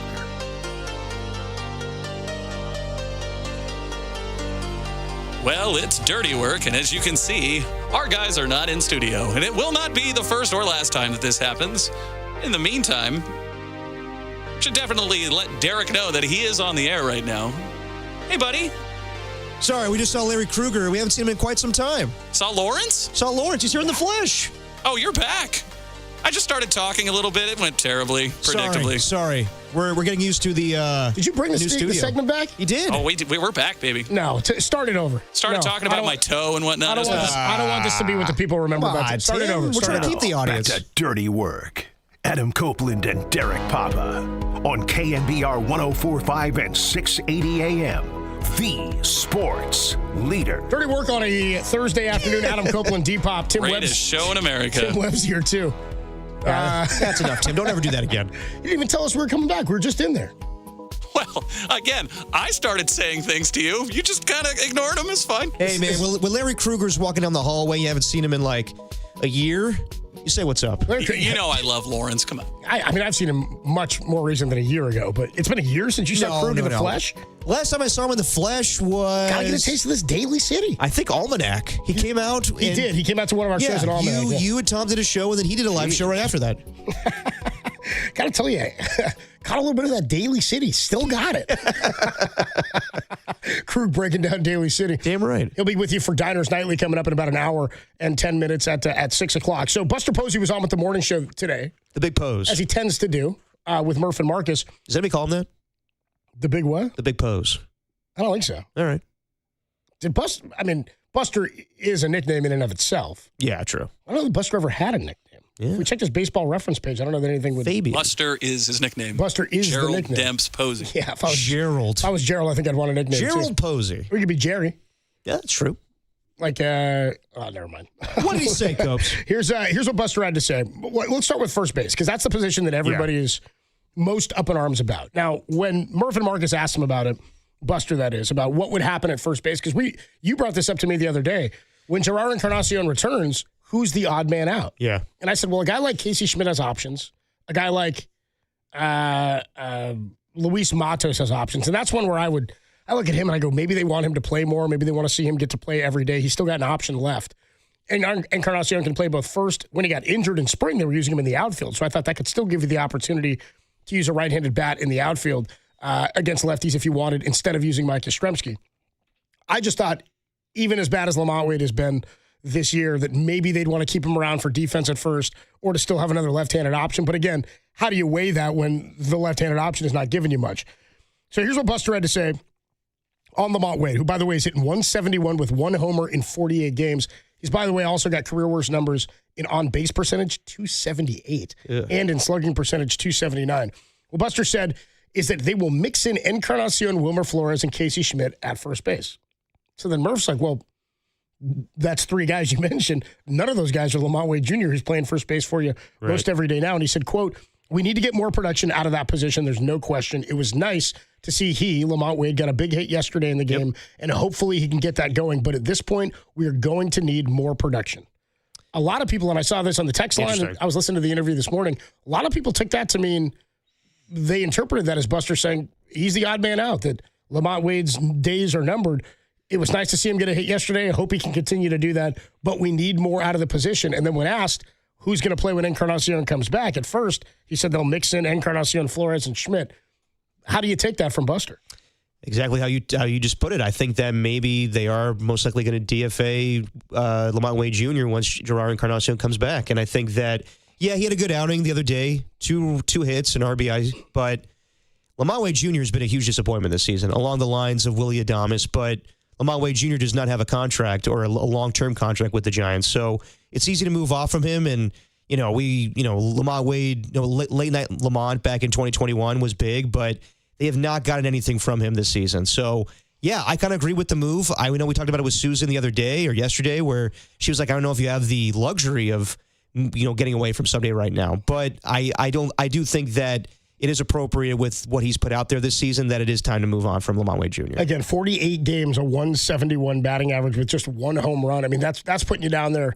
If not the worst production from first base in the league, it's got to be near the bottom. I mean, it's a power position. It's a position where you need guys, even if they're going to strike out, you need them to get on base, draw the walks. And that's what's been so weird about Lamont this year is the lack of comfortability, it seems like, for him at the plate. Because even when in the past, when he wasn't going well and he was slumping, it seemed like he was still drawing walks and could still get on base. But if you're never on base for the guys who are supposed to be RBI guys like Willy Adames, who haven't been the RBI guys, it's problematic. So the other side of the coin here is people noticed yesterday that for the first time, former top prospect Marco Luciano, who's a big dude, they moved him off a shortstop a couple of years ago. He was supposed to be the heir apparent to Brandon Crawford, right? Move him off a shortstop and moved him to second base. Then last year moved him to left field where he's played most all of his games this year in AAA. They put him in the cleanup spot yesterday, and I think he's been batting there a lot. Big guy, long guy, lots of power. And Tim was talking about this the other day, that he's got massive, massive power. That's how he's viewed, but he strikes out an awful lot. Not a high batting. I believe he's got 9 homers on the year. I'll pull his numbers up for you. Not hitting for tons of average. 220-something. 220-something. He's got 9 homers, and he's hitting some doubles. Yeah. They put him at first base. I'm okay with just giving guys an opportunity to play elsewhere. They've got to throw something up there. I mean, you think about teams that were successful for the Giants. Joaquin Arias wasn't some world-beating guy. We've all got fond memories of him, right? And maybe this is just about seeing what else you can get out of a guy like Marco Luciano. Maybe that gives you some more value because you want some big right-handed power there. I don't know that means we'll see him at the big league level at that position, but as far as I'm concerned, it seems like they're throwing crap at the wall and seeing if some of it will stick or if they can catch some lightning in a bottle before maybe it's time to make a move, which I think they will hold off on because of the return of Encarnacion. I agree, and I think it's just going to be a rotating chair of first baseman. And I think that you go back to spring training, and they were talking about, what they were going to do at first base, and Bob Melvin did bring up Bryce Eldridge, and I don't think that's an option for this season, but I don't think that Buster Posey's the type of guy. That's the thing. We have no idea. Susan Slusser said it yesterday when I asked her, what do you expect him to do at the trade deadline? She was like, I don't know. I have no idea. We're all still learning who Buster is, yeah. Exactly. But I wouldn't be the least bit surprised if he let's just play this out with who we have at first base for this season. We'll rotate it around. They may make a move. But I think at this point, he's like, I think we need to go with the guys we have. And then one day, hopefully, we'll have Bryce Eldridge be that guy. Or maybe he'll DH, as you brought up. But I don't think that they're thinking about making a big move for a first baseman. I do think that Buster is going to stick in his ways as far as this is a little bit of evaluation season. Even though they are successful right now and they're 6 games above 500, he's going to do it his way and see who are the best guys on his team. So I don't think it's just going to be, let's go out there and make a big move for a first baseman. I don't know if there's a lot of names out there in the first place. I don't anticipate that would be it, and I think that's why they're trying to figure things out internally. And when you say, they may just go with what they have, I don't think that's an indication of we'll just see what it is and try to get through the rest of the year with this. I think if there's an opportunity to get better there or somebody gives them a chance to be better at the position and find more production, they will. Here's what I would say about Lamont. And it's tough to say, he's hitting much better now than he was for March and April. So yeah, marginally though. 27, considerably when it comes to OPS. Okay. And approach of the plate. So March and April, Lamont Wade was hitting 125 in 80 at-bats. That's 27 games. He's played 21 games in May. So he was hitting 125 with a 490 OPS back in April and March. Okay. In May alone, in 21 games, he's hitting 233 with a 647 OPS. Again, 647, nothing to be excited about or write home about. He's not hitting for power. He has 4 doubles in the first month and a half. He has 4 doubles in the month of May. 5 RBIs to the 10 that he had in March and April. The numbers for me that are important are, in the month of May, 7 walks to 8 strikeouts versus 14 walks to 25 strikeouts at the beginning of the season for the first month and change. So his OPS is nearly 160 points higher than it was. So for you to say marginally, it didn't have to be that much better considering how bad it was. Right. That said, his OBP in general is still miserable at this point. But have you seen enough to make you feel confident about him going forward? No. I mean, again, when you say, it's nice to see him get that hit yesterday, and they lost the ball game, and that's not all on him, of course, but there are too many holes in the lineup that when somebody is performing at this poorly of a rate, and his rate stats are the worst of his career, if he's going this bad, you have to start looking for alternatives. So it doesn't shock me that they're giving Marco Luciano a shot at first base. Yeah. He's, I would say, probably still the best defensive first baseman you have is Lamont Wade Jr., and they're so lacking for lefties. I don't know if that's even a problem considering they're hitting righties fine, and they're not hitting lefties at all, right? They need really more right-handed bats in the lineup when they're going to see a left-handed pitcher. But because there are so many holes in the lineup and because Lamont plays a premium power position and you're getting, again, I said this yesterday, virtually nothing from two spots in the lineup, catcher, you go, all right, whatever. You sort of thumb your nose at it. But with first base, you got to hit for power or you got to get on base. And it's not happening in either capacity. So my guess is when Encarnacion comes back, he's going to be the guy, like the guy. Just the question is Lamont hitting well enough at that point to warrant sending down Casey Schmidt or Luis Matos, who's also giving you nothing when he plays? Yeah, I agree. I don't know what the future. I mean, I probably anticipate him not being on the team once Gerard Encarnacion comes back. But as Susan Susser said yesterday, you only have the luxury of moving on from guys. As far as, Buster Posey being kind of non-committal on Lamont Wade Jr., he was definitely committal on Patrick Bailey, even though he said we need more from him. He said more? My terminology. He went to Derek Papa, we need more. We need more from Patrick Bailey. But no, basically, when Murphy asked him straight up, is he going to be the catcher for the rest of the season? He said yes. And he is a great catcher, but what you're getting offensively from him right now is terrible, to be quite frank about it. So I think, listening to the interview and reading some of the quotes from Buster, it sounds like he's going to stay pat for the time being. Basically, Willie Adames, yes, it's been disappointing, but he also brought up Juan Soto, which we did yesterday, and he brought up the fact that a lot of superstars, when they sign big contracts to go to a new team, it's kind of a sluggish start. So he told everybody, be patient on Willie Adames. And yeah, on Patrick Bailey, it's not good right now offensively, but you sacrifice that for what he brings at the plate right now as a catcher. Yeah, it's so funny. Like when you're this bad offensively, it's tough to say it's totally counteracting it. It's just that when you don't have a good catcher, a bad defensive catcher, or a guy who's not on the same page as your pitching staff, it's really detrimental. It's the one position you're willing to get virtually nothing from if you're as good defensively as he is. I mean, you look at like Cal Raleigh, the season that guy's having, it's not comparable to the type of player that Patrick Bailey is because he's an offensive monster. I don't know if people know, Cal Raleigh for the Mariners is having one of the best seasons of any catcher in the 2020s and probably further back than that. Wow. Cal Raleigh offensively, so he's played in every game they've played this season, like 53 or 54 games. Okay. Played in every one, and he's caught 41 of them. If you take just the games that he catches, he's the second best hitter in all of baseball by weighted runs created plus, by WAR, behind only Aaron Judge. It's like Judge, Cal Raleigh, I think Freddie Freeman's third, and then Shohei Ohtani is fourth. Okay. Cal Raleigh is insane. And to pair that with what he's doing offensively, he's having a monster season. Pair that with what he's doing defensively, he's in the 89th percentile in pitch framing and stealing strikes, and he's in like the 89th percentile in defensive runs saved. He's like one of the best players in all of baseball, and when he catches, he's even better than when he doesn't catch. You can't count on that. And again, can he sustain this for the course of a season? Who knows? He's having a great first third of the year. Again, catcher and like second base are the two where you go, I don't need tons of production from them. Shortstop used to kind of be like that, but now shortstop's a more premium position offensively. First base is unacceptable. You have to produce at first base. You got to get on. You can't just be a defensive whiz over there and pick up everything that comes. That's expected. When you're a catcher, it's expected that you handle the pitching staff, and anything that comes offensively is a plus or a bonus. It's just that we were so spoiled with Buster. Yeah. You know what I mean? Yeah, and it doesn't look as glaring when guys like Chapman and Adames hit. Exactly. But then how does this improve? You're talking about you need more from Patrick Bailey. You need more from the first base position.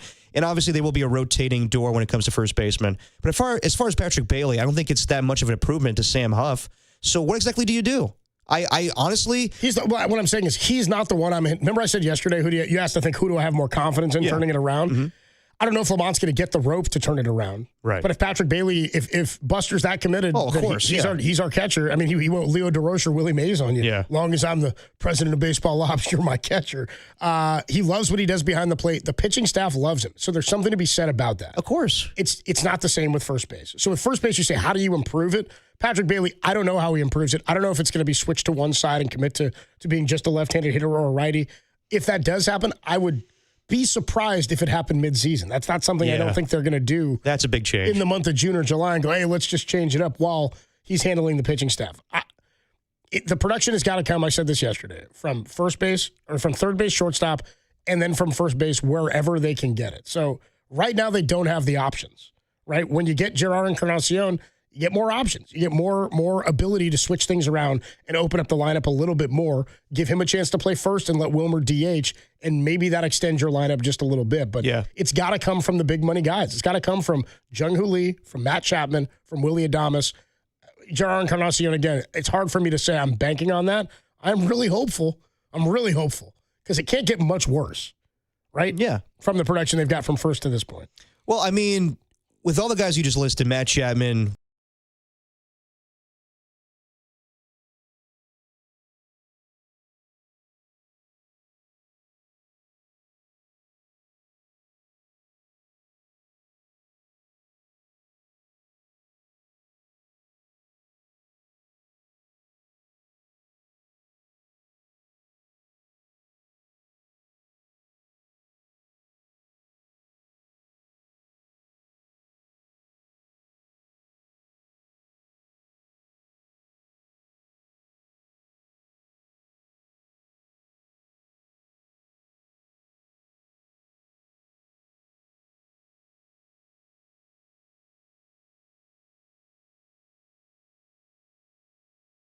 really serious about that.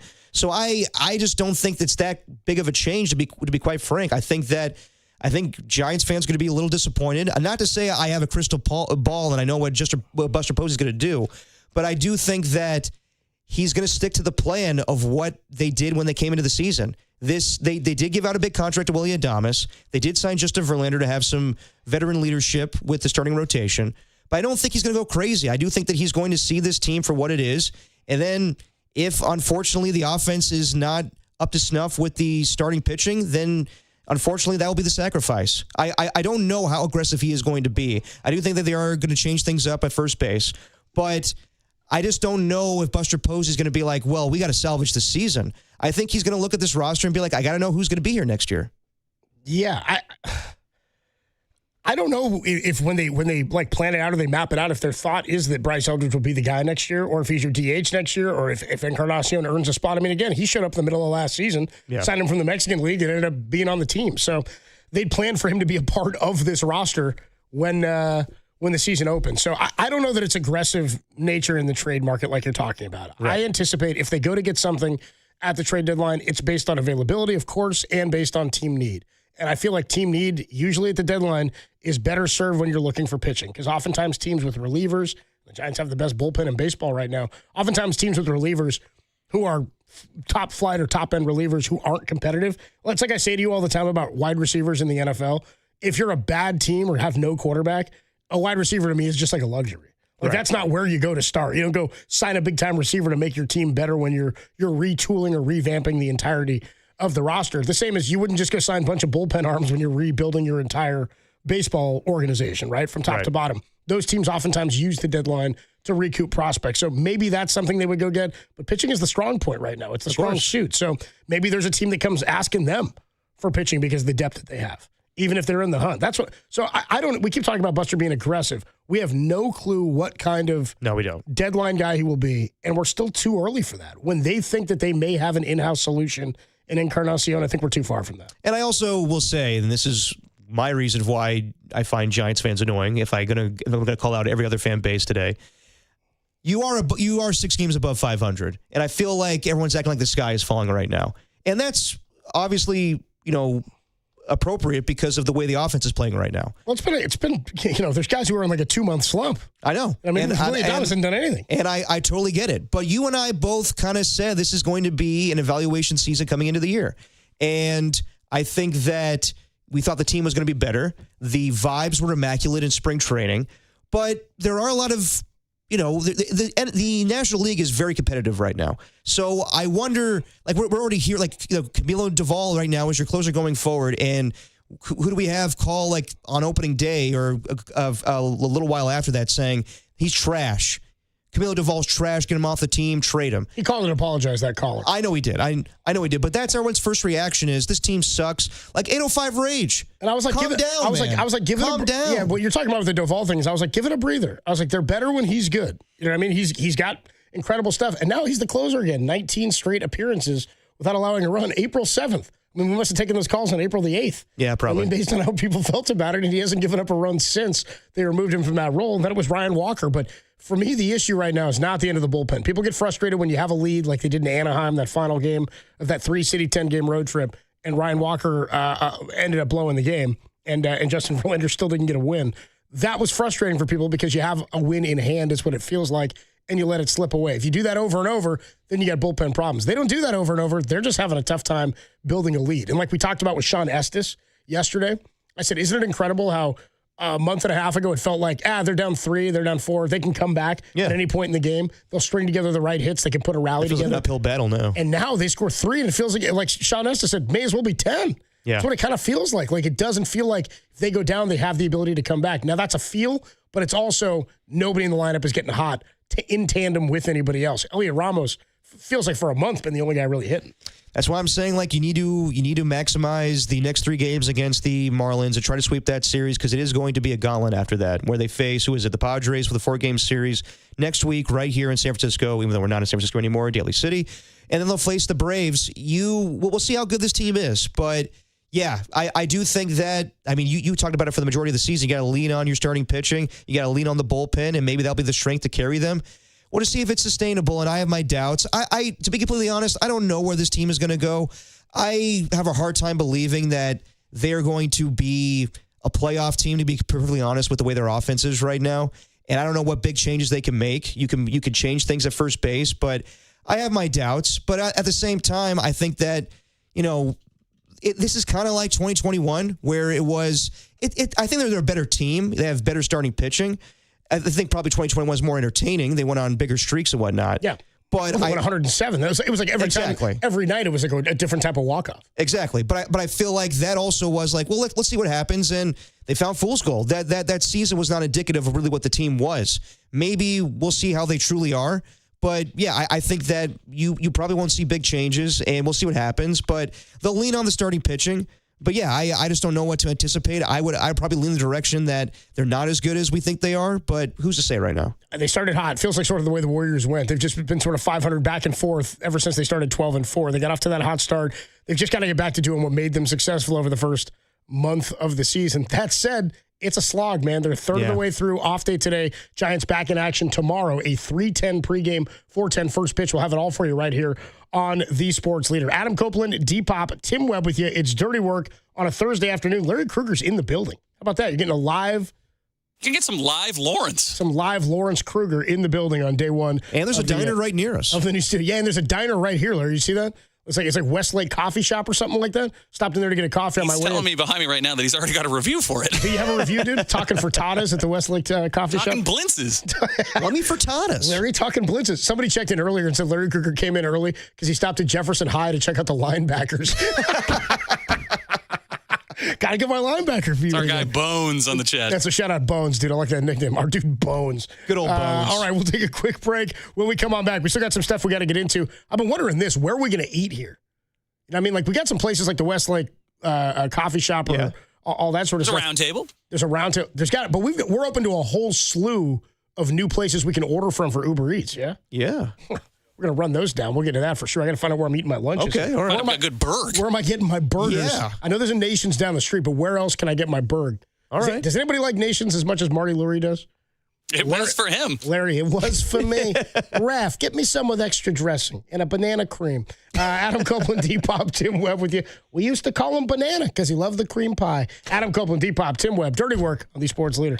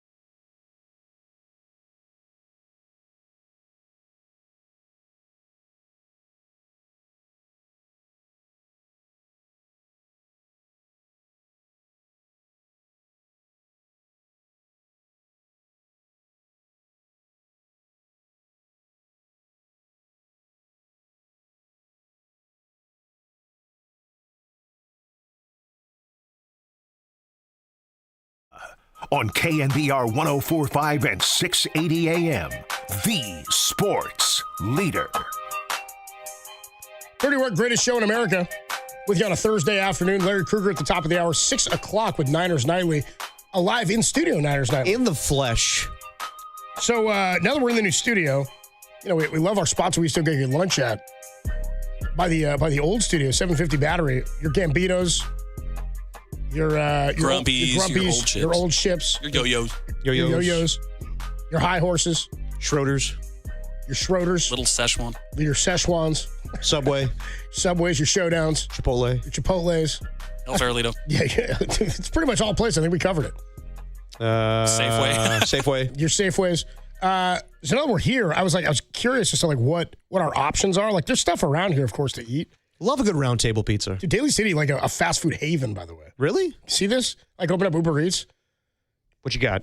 You can get anything you want. I mean, what do you need? You can get, by the way, Tim, you can get a Chick-fil-A over here. How about that? Oh, Chick-fil-A? Chick-fil-A like 10 minutes away from here. How about that? I know. I'm very excited about it. And I feel like because the beauty of the San Francisco location was that we could just walk out the door and find something. That's going to be a little more difficult here.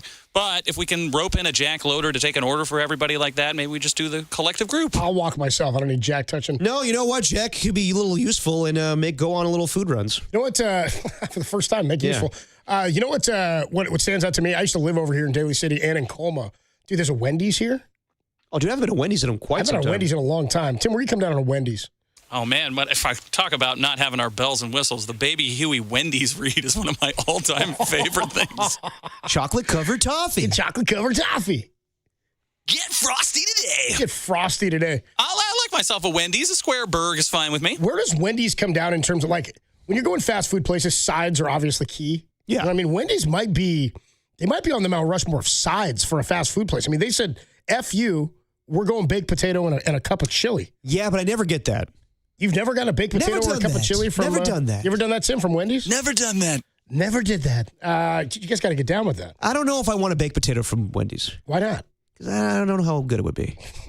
And also, well, actually, you know what? I am more of a baked potato guy than mashed potatoes.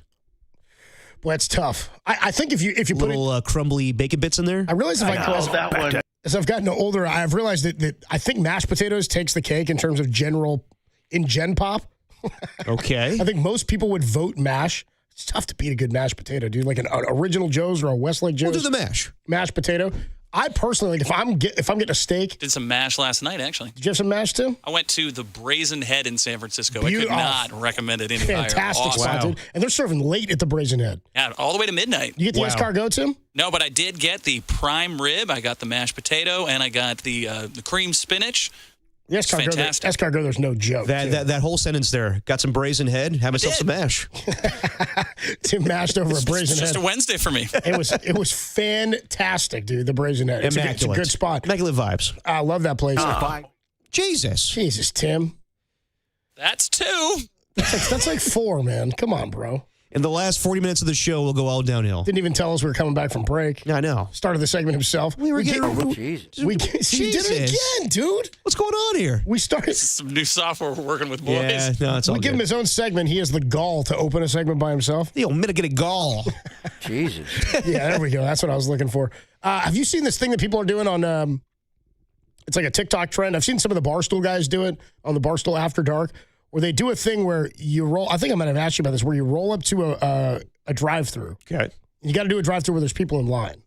You get behind a car in line, and when you get to order, you just order whatever they got in front of you. Yeah, it's the pay it forward. It's part of like the Tim Robinson bit. But you're not. No. 50 hot dogs, 50 hamburgers, 50 pizzas. No. It's not pay it forward. It's you just order. You just say, give me whatever the car in front of me got. Oh. And then it's a game. You just roll the dice. I don't know if I love that. If I'm driving all the way out for drive-through, I'm getting what I want. I'm saying they do it as a game, though. Like, we're going to go do this thing. We're not doing it like, I'm starving, I got to go get X, Y, and Z. Yeah, true. Okay, I guess that's fun if you're doing a bit, but I'm hungry. Well, you might end up with a lot. So what I'm saying is, if they ring you up and they're like, it's $28, you're like, oh, damn, I got a lot of stuff coming. Yeah, but I don't know if I want that much fast food. It's just the thing. It's just a bit for content. I understand that, but it doesn't work for me. It's fast food. How different could it all be? Well, $28 worth? I'm not saying it's always that. Sometimes they roll up and it's one thing. You know what I mean? It's one item. One guy did it and then he got a cup of water. And he's like, this is what they got? You're getting a cup of water and a drive-thru? A fry and a glass of water? What is this? One singular fry? You lost is what happened. Can you give me one McNugget? Like an order of fries and a glass of water. Yeah, it's like, you ever heard the Tenacious D drive-thru sketch back in the day? No. Tim has. I want 4 chicken McNuggets. Sir, we only serve 6. Okay, throw 2 of them away and give me 4. One of my favorite places. Small seasoned curlies. One of my favorite places up here in Daly City is off of Mission. It's on School Street. And I was telling Derek about it. It's called Philam. We got to go up there, dude. We have to It go looked up good. there. The images look tasty. Dude, I used to go to this place every time I had a Super Bowl party. I would use it as like my catering for a Super Bowl party, and I think they do cater. But dude, what they are is it's like a house. It's like a little tiny house. It's been converted into like a takeout, like Filipino barbecue restaurant. They have incredible food there. The chicken skewers they've got pork skewers, the lumpia that's there, pancit. It's talk slower. Incredible, dude. So we got to get up there for lunch one day before the show. I'm down, and the egg rolls look good. Love me a good egg roll. Lumpia, bro. Oh, well, either way. We are also much closer to my favorite sandwich place, Little Luca. Now, that is South San Francisco, but if we're going all the way to Daly City, make a little extra trip. Why not? Little Luca's a good spot. Tim and I get down on our Speaking of which, you see that Luca's lost some weight? He is Little Luca now. Whoa. Luka Doncic got eliminated from the playoffs like 3 weeks ago, and he's lost weight? He's dropped some LBs. He used to be big Luca, now he is Little Luca. What do you mean he lost weight? I saw him at some shoot-around, and he's put off the dough.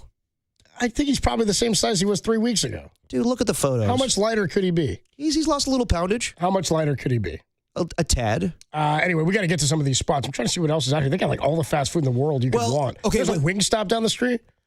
Are you more of a Wingstop guy or Buffalo Wild Wings? I think. I love me some Wingstop. I think I'd probably go Wingstop over B-Dub. B-Dubs is good. There's a B-Dub not far from here, by the way. They kind of just slather the sauce all over the place. They're a little too messy with the sauce, I'd say. They get lost in the sauce. We get lost in the sauce. Yeah, I mean, I'm more of a dry wing guy, I think, anyway. Me too. Like, I love a buffalo wing, don't get me wrong. Yeah. But I think I'm, in general, more of a dry wing guy, and then I'm a dipper into my blue cheese. That's what I get down with. You know, now that we are closer to a Buffalo Wild Wings or a Wingstop, we could do more wing challenges. You know, you guys actually, are we going to actually do it? Are we going to, like, actually douse the wing in it? I'm down. Because Derek got in, I got in, Tim kind of half-assed it. I got in late. He wore gloves, which is a good technique, but I wore gloves. I don't think Tim went for the hottest of the hottest. $multi-thousand pieces of equipment, guys. Multi-thousand. No, that's fair. But also, I remember Mr. KNBR got in the mix too, and he was like, "Oh, this is hot." The whole thing. Yes. And then remember, Tom went in for seconds. He got like the lightest of the sauces. Yeah. And he was like, that was tame, and like just went like he one. He did just a little dab too. He did a little dab, but then he went all in. He like doused one with the lightest sauce. I think it was like the bomb beyond insanity, and took one bite of that wing, like did like the, put it in your mouth and like take the bone out. He was like, "Oh, that was a mistake. That was a huge mistake." I think we should do like a burger down day, like where we get a burger from a bunch of different places. Okay, I'm down for that. Because there's like in this area, like we put hot sauce in the burger. I like where your head's at. That's not where I was going at all. Okay. Yeah, I like that. That's a good idea. I like that. I'm saying we got a Nations down the street. There's a Habit Burger not far from here. Okay. There's probably a couple other ones we could get after. We're doing our own burger reviews. There's a Super Duper. Love me a soup dupe. I kind of like. You know what? We should do that. We should Charlie's do cheesesteaks. Cope's burger review. Cope's burger review. You want to do that? It's not bad. Like when Tolbert did his beer reviews, I just bring a bunch of different shirts and do them all in one day, like Tom used to. Tom would just wear 4 different shirts and then cut all those videos in one afternoon. Yeah, but like we'll see if we get a sponsorship out of this. But yeah, you could go get yourself a burger. Now, it would be a changing sponsor every week because it'd have to be a different burger spot. I got to get you up to Jollibee, too. Okay. You ever been to Jollibee? I don't think I have. We got to get you a Jollibee. Hollow. Got to get you a Chicken Joy, some spaghetti. Okay, when you're not eating out, though, are you a meal prep guy? You mean, like, do I set my meals up for, like, these are the 5 lunches I'm having this week? Well, see, that's the thing. Like, I was always relying on Safeway to come through to get me a salad, or if I'm going to get, like, a burger from Gambino's, or going to get, like, a chicken teriyaki bowl from wherever, or Yo-Yo's. I can't rely on anything quick and easy here. So if I'm doing something, like, if I don't want to spend money, I'll probably have to spend my Sundays getting those nice containers and getting myself some meal prep. I would say no. I wouldn't call myself a meal prep guy in that, like, I prep my meals for the week or like I know what's coming. Yeah, Ron does for you. Ron, yeah, dude, my guy Ron with that, dude. I'm telling you, I still got a piece of that pecan pie. I thought about bringing you guys that today, and I was like, nah, I'm saving this for me. No, going forward, you need to. Because we're out of options here. You need my pecan pie from Ron.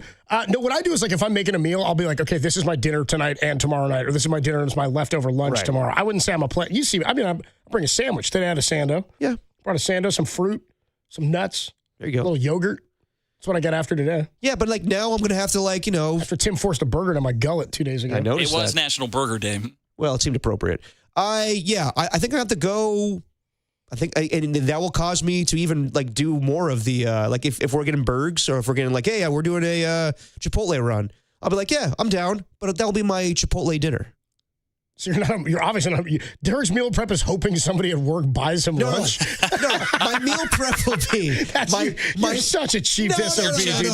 Don't you dare. You're so cheap, dude. No, I'm not. This is such bad form. No, it's not. Yeah, it is. No, I'm going to bring in a meal. I'll probably make like something healthy, and then I'll come in and people are like, hey, you want to do a burger run or Chipotle? I'm like, I'm down to do that. Something healthy. You go I'm and get taking that home. Safeway sushi. Something healthy. It is healthier. It's sushi, for God's sakes. I don't know, man. I'm not down with that. Dude, the chefs make it in the place. It's fine.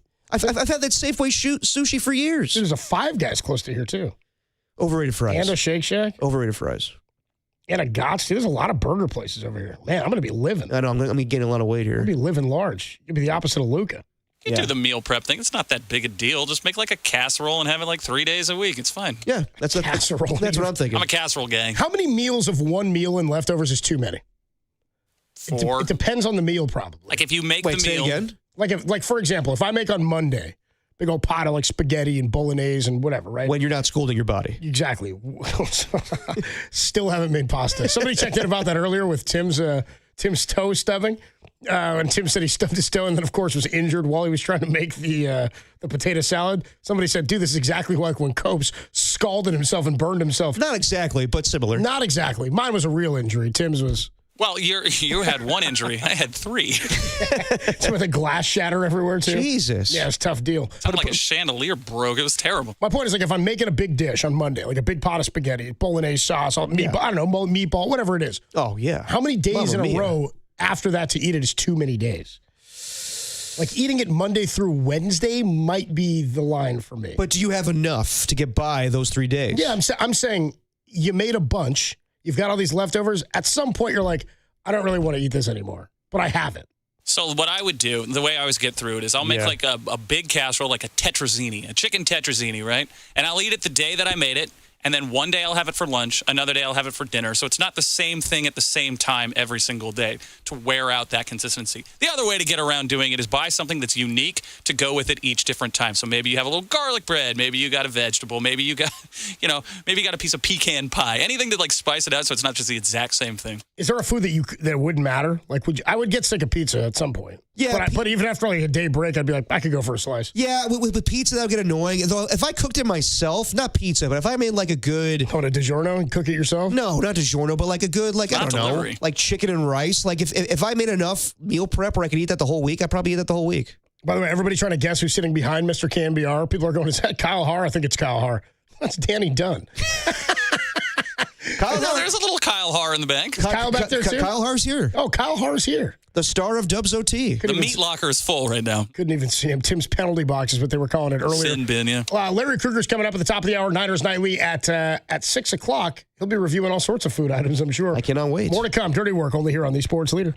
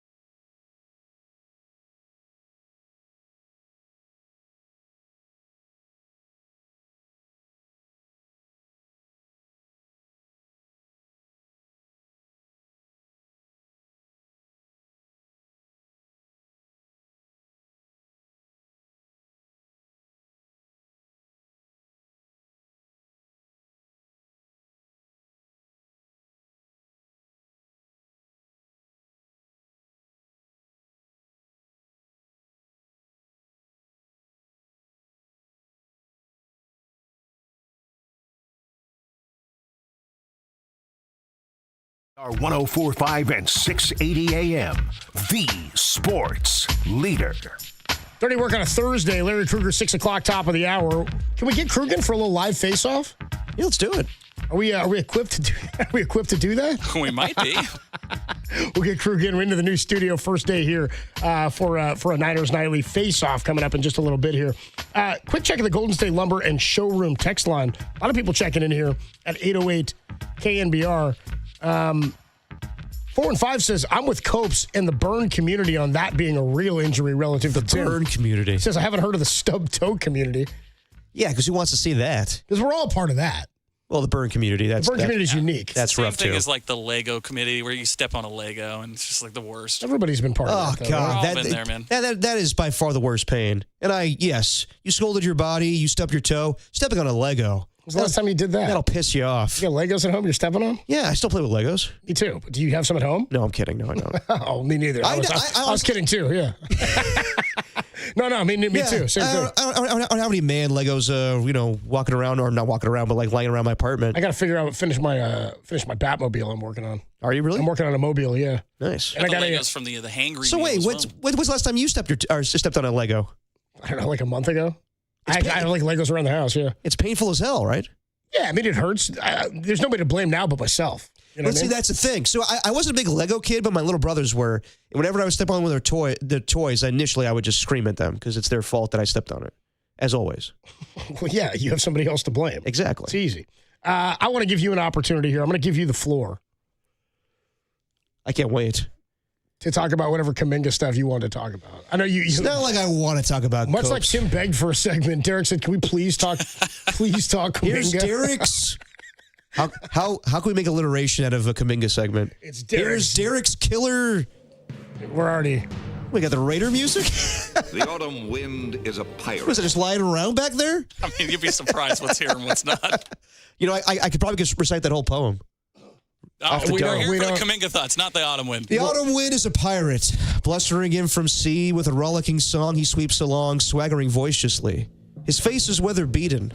He wears a hooded sash, with a silver hat above his brim, and a bristling black mustache. It's a weird flex, but he growls as he storms the country. I thought we were talking a Kuminga. villain big and bold, and the trees all shake and quiver and quake as he robs them of his gold. The autumn wind is a raider, pillaging just for fun.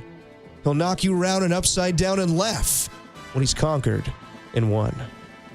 When was the last time that happened? John Madden's rolling over somewhere, man. He hasn't laughed in some time, has he? That autumn wind's been awfully dry. Yeah. And I think John Madden's rolling in his grave if he had to look at how Nicolas Cage looks in this new movie. Good Lord. I don't think it looks that bad. I do. Why do you think it looks so bad? Because he's not Madden. But that's how Madden looked at the time. You look at it like Cage, they've got the fat suit on him, like he's looking all puffed up. It's not like Madden was this bowling ball of a person at the time. He was kind of big. I think the side-by-sides don't look all that bad. He doesn't look like him facially, of course. The hair and the body type don't look all that off. But see, that's the thing. Most of the movie is not going to be when he was Raiders coach. It's going to be when he was developing the video game. So the key is, how is he going to look and how is he going to sound? But haven't you seen the side-by-sides of them that they've done? I've seen it, but I also like... There's nothing... I don't think you would have liked this anyway. I don't know. Who would you have liked in this role? It's hard to say. I mean, there's no way Fred Caliendo is going to be that guy. But I think that initially I want to say Will Ferrell was the first choice, and that is a little more intriguing to me than... Why is Nicolas that more Cage. intriguing to you than Cage? Because I can kind of buy Will Ferrell as John Madden. And Will Ferrell, Raider fan. Is he? Yeah. L.A. Raider fan. L.A. Raider fan, yeah. That's why he's a Laker fan, too. Yeah, that's exactly. I mean, he's looking for a sports thing because he really wanted that Jerry Buss role. He did. It definitely ruined his friendship with John C. Reilly. All right, real quick on Jonathan Kuminga. Basically, Anthony Slater wrote a whole article about it today and said that there is most likely an avenue for Jonathan Kuminga to return to the Golden State Warriors. But the real key is that the Brooklyn Nets are not going to give him a contract offer if it's just a straight-up free agency thing with restricted free agency, to have the Warriors come back and then offer more money. I'm sorry, say that to me again. They're not going to what? They're not going to offer him straight up a contract. Yeah, they're going to wait and see what he gets in free agency, because if they offer him a contract first, they set the market. Exactly. They'd rather just have him, they'd rather his market be what it is to the league when he goes out there, let them establish the market. Yes. And then the Warriors can make the decision on whether or not they'd like to bring him back. And I guess the most likely scenario is that they would be willing to do a sign and trade with Kuminga. So then Warriors would set the price, they figure out the parameters of a deal, and then they would take on the contracted trade for Jonathan Kuminga. But to the point that Bobby Marks was making with us a couple weeks ago, it doesn't sound like his market's going to be that robust. It's going to sound like a few teams, and it's just one team right now. We're hearing the Brooklyn Nets. That's the team I hear the most. But I'm not hearing multiple teams. So I know that Mark Spears... He said that to us a couple weeks ago. He said the Brooklyn Nets. Yeah. So Marcus Thompson and Mark Spears have said all it takes is one team. It may just be one team. And then that's all the Warriors need to do business. But yeah, that's it for Jonathan Kuminga. Pat H checks in on the YouTube chat and says, hey, what do the Raiders and Jonathan Kuminga have in common? They're both a black hole. Parentheses, not racial for the record. He just can't pass the ball. Nicely done, Pat H. Nice clarification. I like there, Our Pat guy H. SS Bell says Madden was from Daly City. He like was. the disclaimer. How about that? Yeah, about that. So, okay, if Madden, like, by the way, I'm down with that Kuminga, with that logic about Kuminga. I'd sort of anticipated that's what would happen anyway. It wouldn't behoove them to offer him a deal and then let him go see. It's better to just let him go see and then say, all right, we're bringing you back on that, or we're not. We're going to move you. But also the ball is not in his court. He can't just leave. No, so they'd have to trade him. Exactly. So we'll see what happens. But like everyone's saying, like, if I was Kuminga, I would leave. He can't leave. So he's a restricted free agent. Exactly. So when Steve Kerr says I view him as a 38-minute player, or I don't view him as a 38-minute player, that's the role he's going to play. He's most likely going to be a sixth man. Everybody needs to deal with that. Okay, so in terms of because a lot of people checked in on the YouTube chat too, saying I'm good with Nick Cage. Our guy Reed the Steed, he's come with a couple of heaters today. Reed the Steed. At one point just said sativa or indica KNBR. Always indica. The answer is yes. Always indica. Yeah, but he checked in and said, I trust Nick Cage. I wonder that sometimes. Like, you can't trust Nick Cage. Never know what you're going to get with Cage. The man's he's insane. No, you can't trust Nick Cage. You can't trust Cage. You can't trust him. Can't trust Cage. You seen his movies? The man can't trust him. Trust Cage. You can't trust Cage. Can you think of a movie or a character where somebody was cast in the role and you were not happy with the casting? And then it blew you away. Like you were like, "Wow, I was wrong about that." It's usually like wrong again. It's usually something that has a source material, right? Because it's something that you're accustomed to. I think this actor would be like. I didn't see Rami Malek being Freddie Mercury, and he was incredible. Yeah, he was.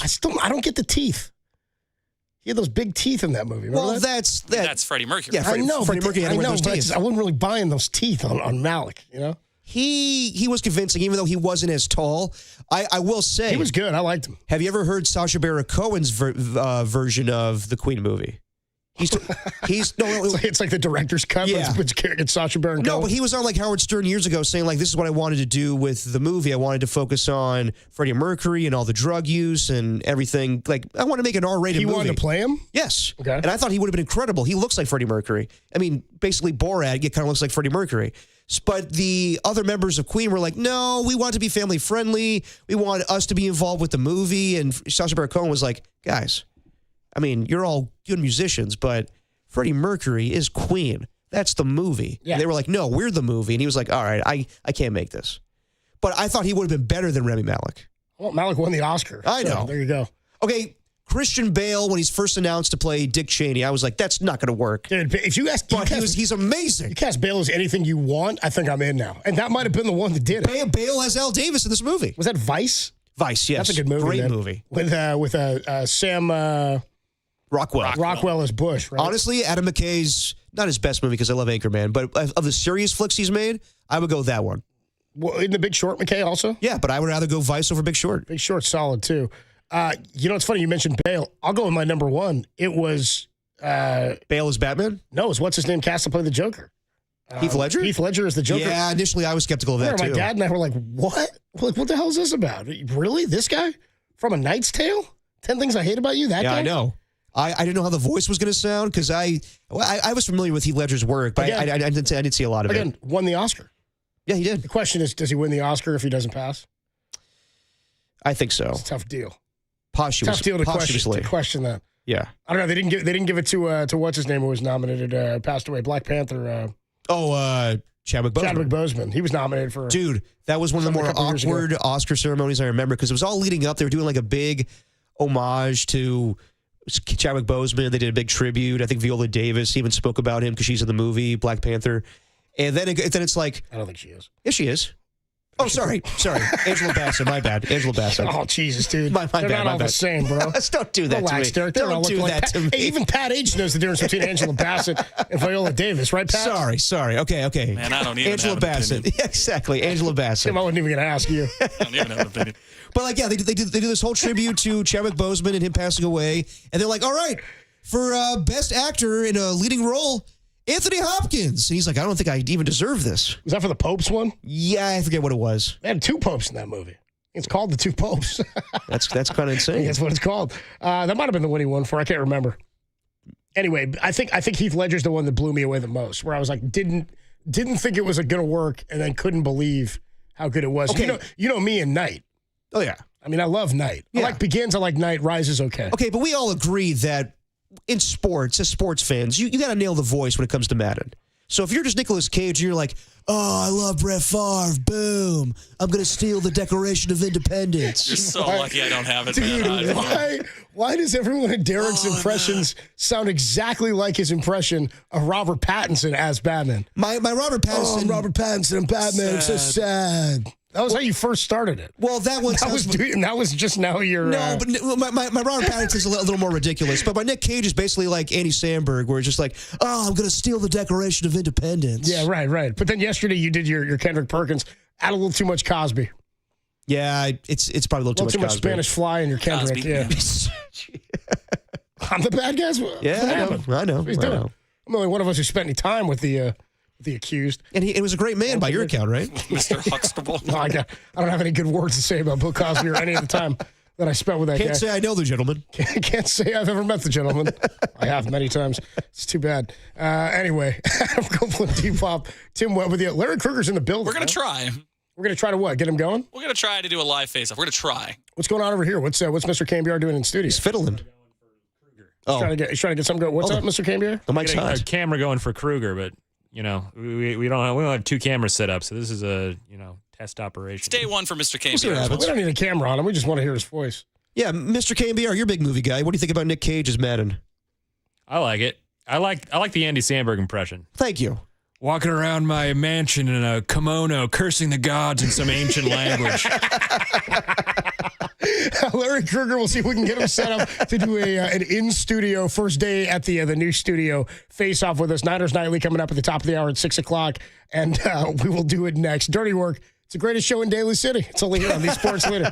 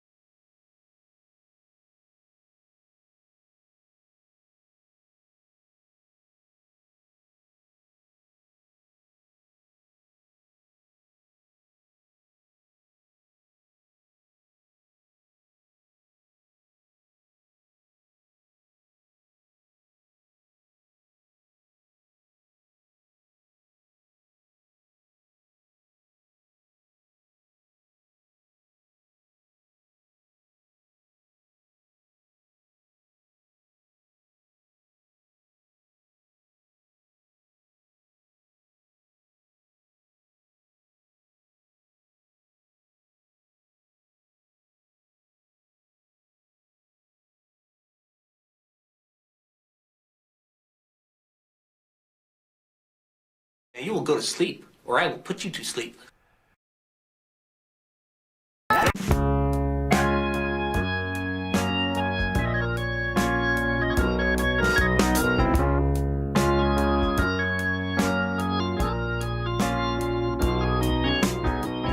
Dirty Work on a Thursday afternoon. Adam Copeland, Depop, Tim Webb with you. Time to put the show to bed here. But our guy Larry Krueger is in studio. I think we're trying to get him on camera here. As we got a whole new studio setup, new camera setup. Dude, it's nice. And Larry Krueger, I was just thinking about this during the break, Larry. I believe you'll be the first person, since Murph hasn't done a show here yet, to have hosted a show in all three buildings. Hey. You hear that, Murph? Suck it. Suck it. Hear that, Murph? How about that? Take that, Tam, huh? Yeah. Roll around Belvedere with that one, huh? Yeah, how about that? Enjoy that ride in from Mill Valley tomorrow, brother. Yeah, Tam that.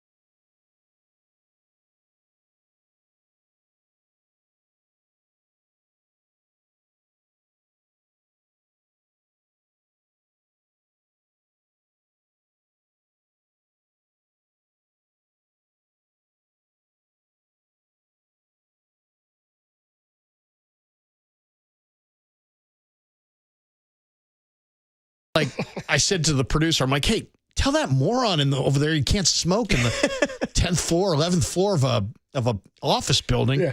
So he's like, oh man, you better tell him at the commercial. So I go to the commercial, I go out there.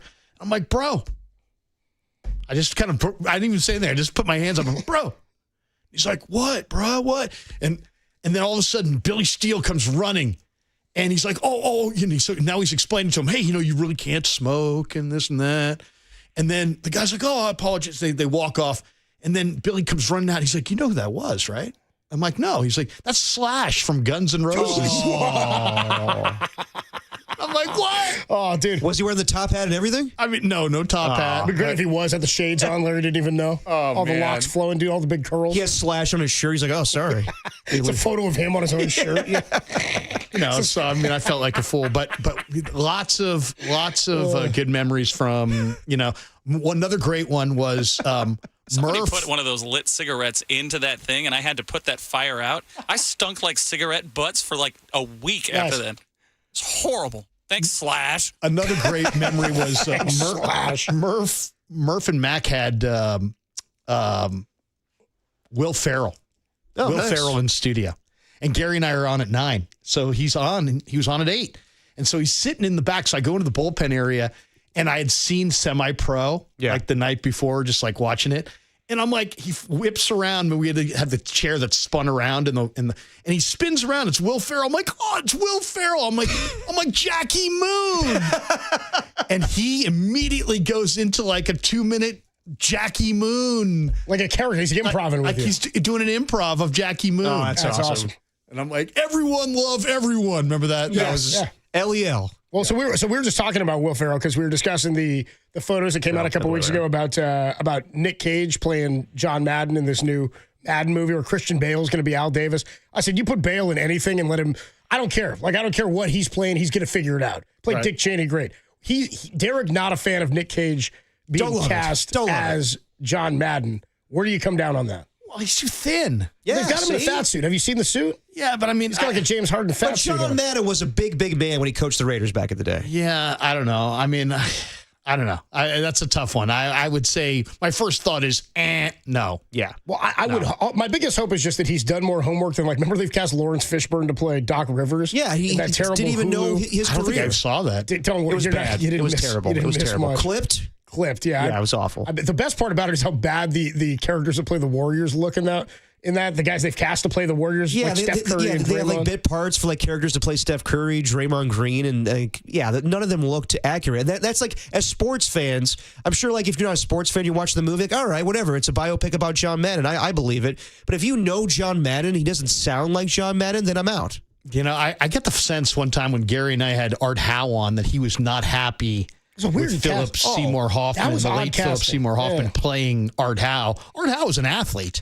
Philip Seymour Hoffman was kind of a heavyweight. Yeah, and also Philip Seymour Hoffman played him off like he was an a-hole. They played that. I think Howe was maybe more upset with how he was portrayed than maybe even the look of it, because they made him just a total D who wanted like nothing to do with the movement of the front office and how things were going. And I don't believe that was how he was at all. And Billy's played by Brad Pitt, suave, beautiful.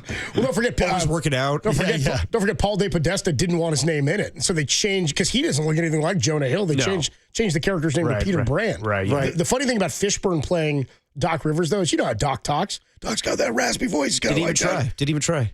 Not only did he not try, he confessed that he didn't know anything about Doc Rivers or who he was.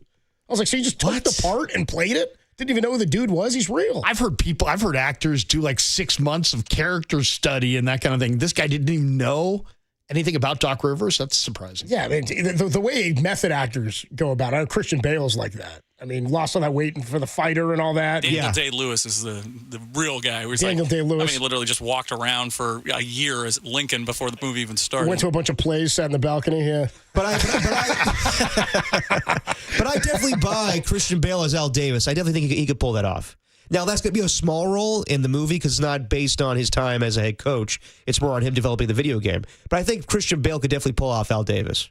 I think I can tell you my favorite Al Davis story. Yes, please. So Al Davis, my buddy, the late Bill Urbanic, was a Raider D-line coach. Okay. And we had scouted together in the Canadian League in the early 90s. Now Billy's working for Bugle, and it's like 97. He's got all this, and he was a personal scout for Al. And he's like, you know, we'd worked together, so he had tons of guys to watch. He's like, hey, Krug, if you got the extra time, why don't you come over to the facility and we can watch film and you can help me get through some of this. I need your help.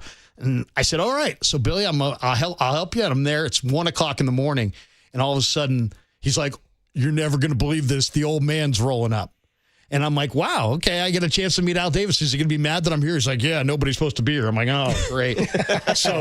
So he walks in and he starts talking to me, and my buddy starts telling me, yeah, this is my buddy Larry Krueger. You know, we scouted in the CFL together. This guy knows personnel.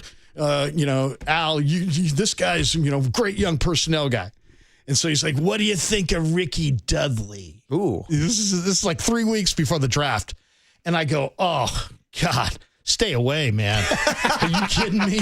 Stay away. The ball now. I go, did you see the Michigan game? The ball just ricochets off that guy. I mean, he just can't catch at all. 3 weeks later, he drafted him in the first round, like 16th That's overall. That's all I need to hear. What do you think of Ricky Dudley? He can't catch. He's mine. Save him that for me. Krueger guy says he's not good. We're taking him. Well, Krug here, going to do his first Niners Nightly in the new studios. We got our new studio here, first day in Daly City at the new KNBR headquarters. What you got going on tonight? Well, Matt Barrows is going to stop by. You know, Matt Barrows, who I really think is outstanding. I mean, yes. I think Barrows is really, really good. He had a sit down the other day with Tariq Ahmad.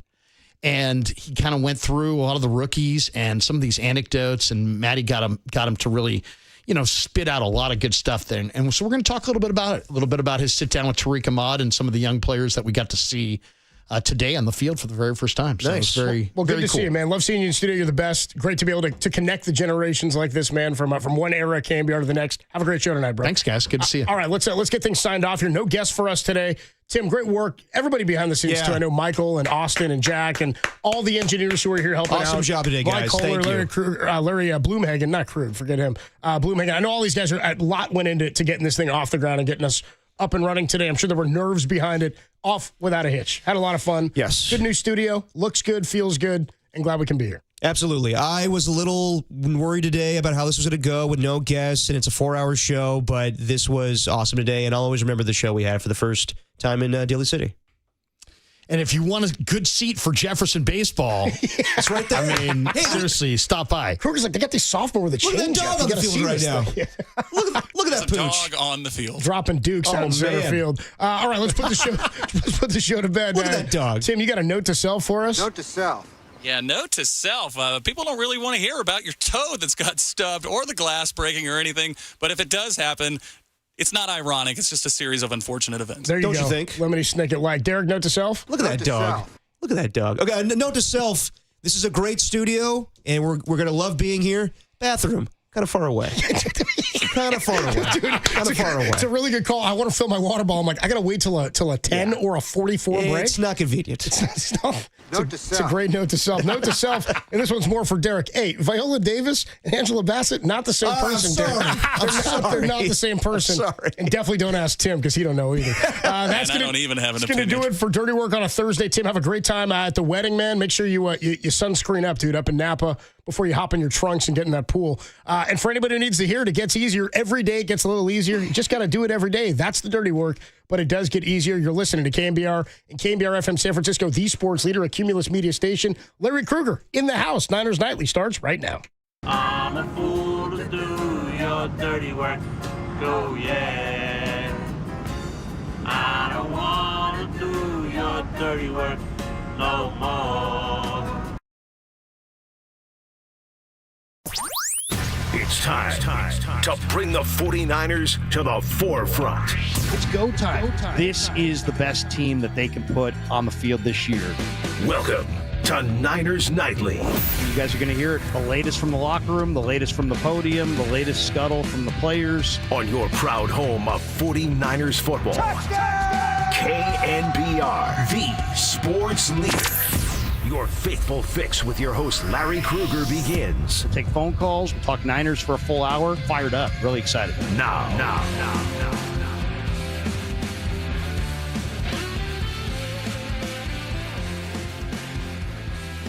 I was about to say, we're off and running. But you know what? There's this little button called the mic, and you got to hit mic on. Then you're off and running. Want me to redo the intro, buddy? Yeah, take two. Welcome. We come to you live from Daly City. Larry Krueger here in the brand new studios of KNBR. We were there at 55 Hawthorne. We were there at 750 Battery. And we are here today on Juniper Acero Boulevard in Daly City, my old stomping grounds. So, you know, when I think of growing up in the Sunset, I think of fog. There was summer fog and there was winter fog. And then, of course, the fall was really hot. Everybody loved the fall. But right now, coming out here to Daly City brings me back to my childhood, and it's great to be here. And we have a great hour of Niners Nightly coming up here. And 808 KNBR is the phone number. I don't know if we can even take calls. Timmy, I don't know if calls are a possibility. Calls are not a possibility. No calls today, buddy. There will be no calls. 808 KNBR. Just try dialing it and see if you get in. It Send will it to not the work. text line. You can, the text line works. You can read text if you like that. There you go. You can always send us text. Matt Barrows is going to stop by later on this hour, and we awesome to talk to Matty because I think he does 2 pieces a year that are just absolutely spectacular. Not only 2 pieces a year, but he does 2 that are my favorite. One is when he sits down with Scott McCloughan after the draft, former Niner general manager. Why? Because Scott McCloughan's an independent thinker, and he has independent thoughts and ideas about all these players, and you never know what he's going to say and who he's going to like, who he's not going to like. So that's always a great article. And then Matty usually does a sit down after the draft. He's done it in years past with Adam Peters, and it's really, really good. It's like, okay, this is why we like this guy. And this is what we see in that guy. And this is the story of how we wound up drafting this defensive lineman or that running back or this wide receiver. Or this is what was our mindset. And it kind of makes the entire draft process come to life. And he did it again. Obviously, Peters is no longer here. Peters moved on to the Commanders. But the guy who he sat down with this time was Tariq Ahmad.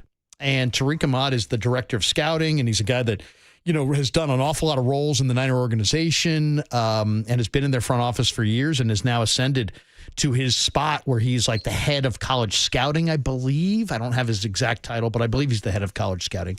And so he's a big player in the 49er draft process. And Matty did a whole sit down going through the draft player by player. And we're going to have talk about it. We're going to have Matt on and get his thoughts on a number of these rookies who we got to see on the field for the first time today. And today was a good day. Today was a really good day down in Santa Clara.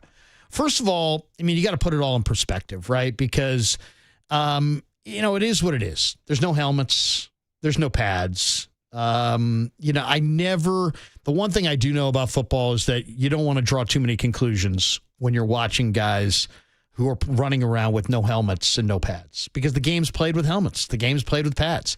Guys look great running around in shorts and shells, and then all of a sudden you put on helmets and pads, and they're not nearly as good. So you can't draw too many conclusions from any practice that includes non-helmets and pads, and that's what today was. But we did definitely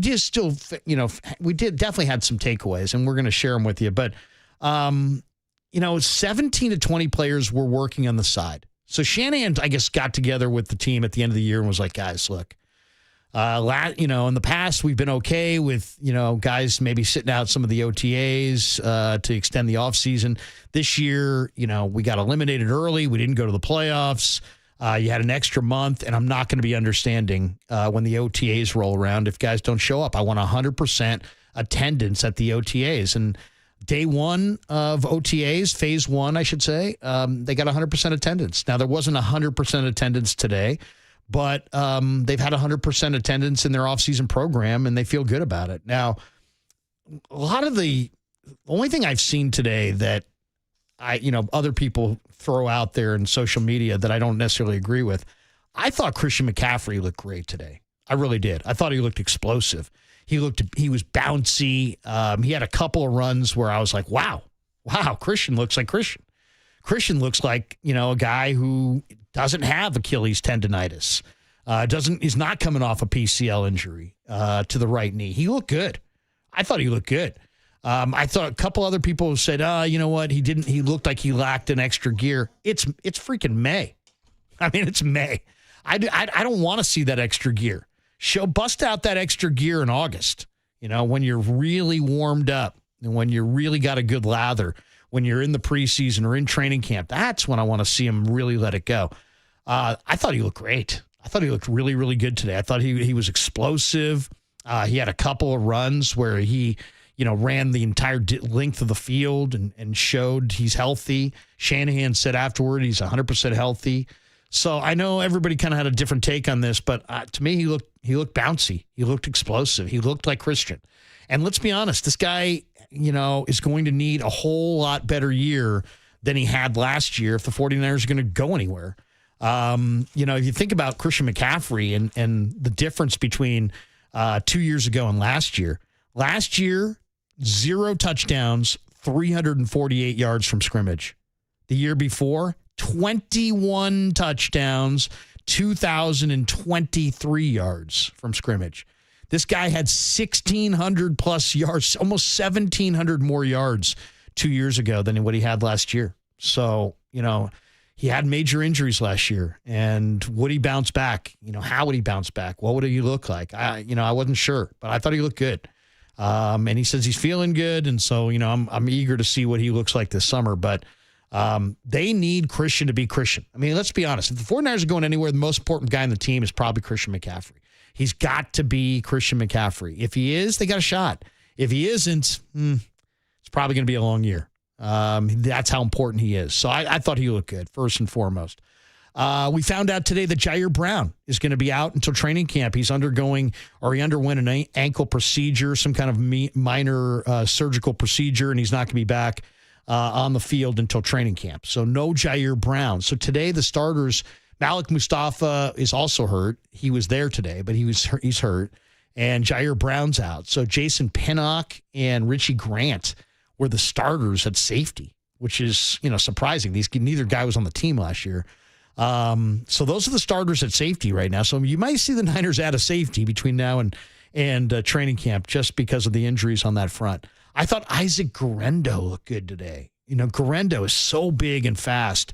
And I know he's not a natural runner and he doesn't have natural feel as a running back and he doesn't pick the right hole and he runs up the back of his lineman and he does a lot of things that just don't look like a natural running back. But man, this guy's got an engine. This guy can really cook.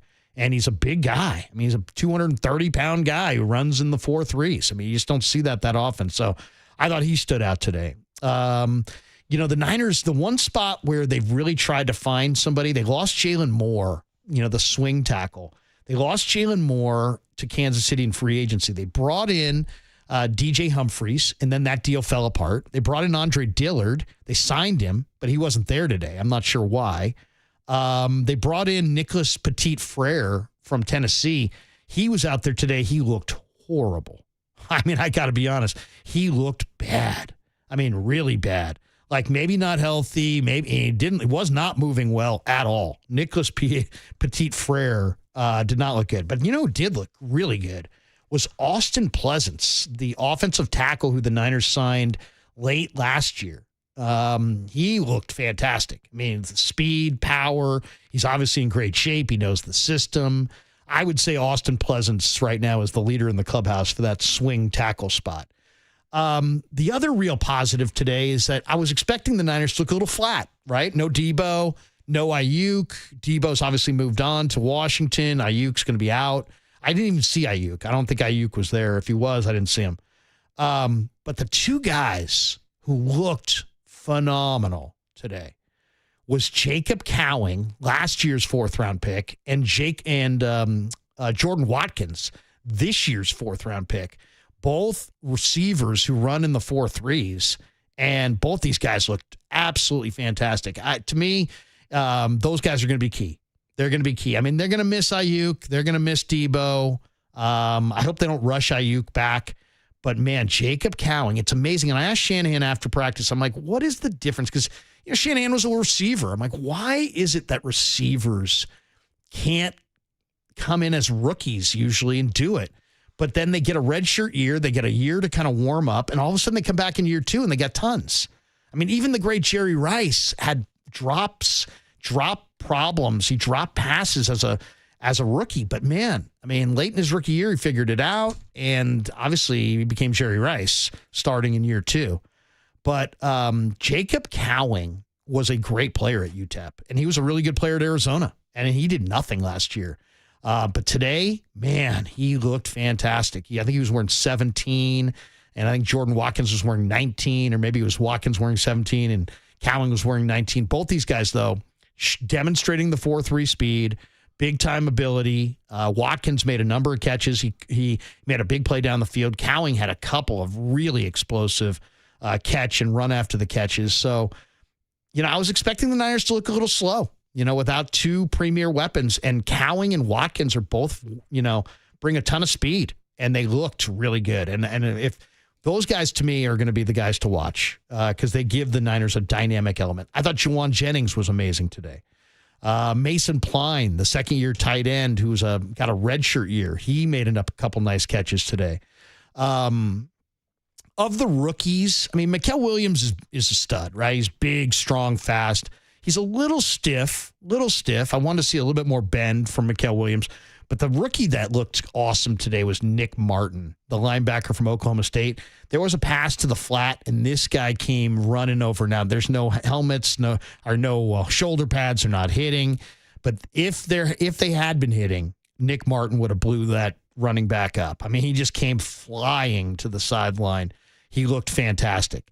CJ West looks really good. In some of those drills, they run the hoop. I thought C.J. West looked pretty good for a nose guard. And then the two guys that really kind of stood out, Trey Avery is Niners have a corner named Trey Avery, who's got good size, and he made a phenomenal play on a deep ball down the field. PBU knocked it away at the last second. Trey Avery, just another guy that in line for one of those cornerback spots. He looked good.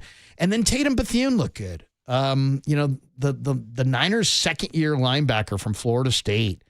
Tatum Bethune really looked good. And it's funny, I asked Fred Warner on the podium after, I said, man, Bethune really looks good. And he mentioned exactly what I saw, which was he looks like he's redone his body a little bit. Like Tatum Bethune's a really instinctive linebacker, but the question is, can he play all three downs? Or is he just a first and second down guy against the run? Is he a special teamer? Is he going to get exploited in the pass game? Can he run well enough to cover? He definitely lost a few pounds, reproportioned his body weight. His body looks a lot sleeker, faster. He moved a lot better. And when I asked Fred about him after practice, I said, what does a guy like Bethune need to do to make that next step? Fred was there and cheering everybody on, but he didn't practice.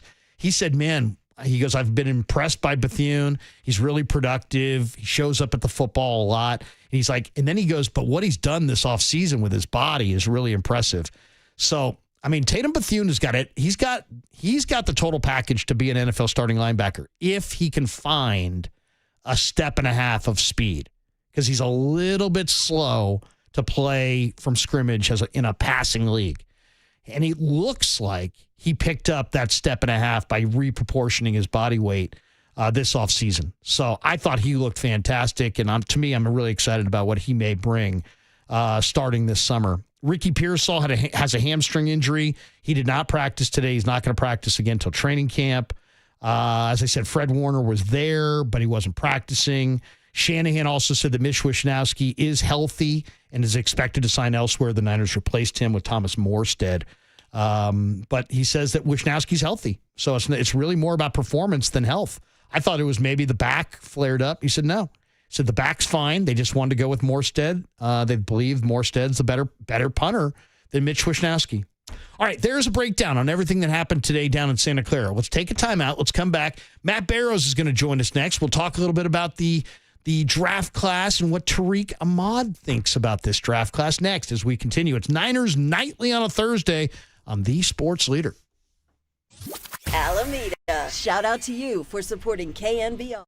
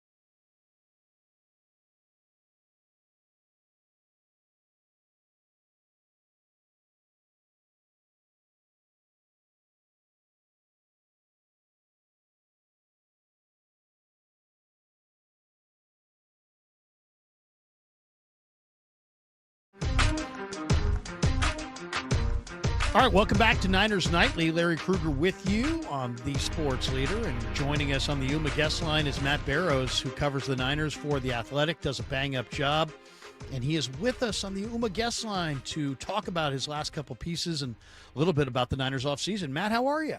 I'm doing well, Larry. Thank you for having me on. Well, we loved your piece with Tariq Ahmad. Talk to us a little bit about that one, because I just thought that was one of my favorite pieces that I've read this year.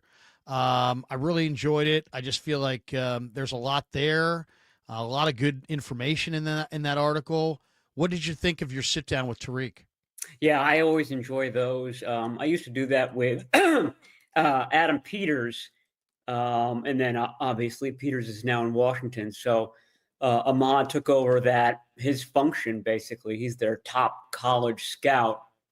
And kind of getting into the nitty-gritty of why the 49ers fell for each of these guys, why these guys are on the team. And I realize it's a little bit of drink the Kool-Aid. Of course, Ahmad's the guy that's drafting them.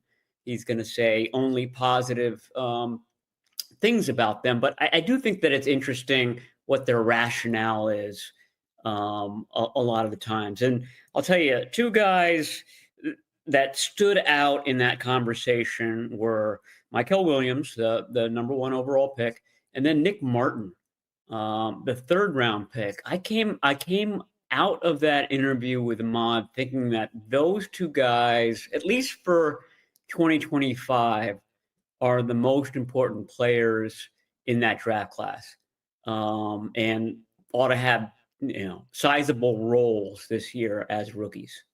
Well, let's talk about those guys. Nick Martin, the Niners supposedly had a great combine interview, and it came out in this piece that Johnny Holland and Robert Saleh both really kind of fell in love with this player in the draft process.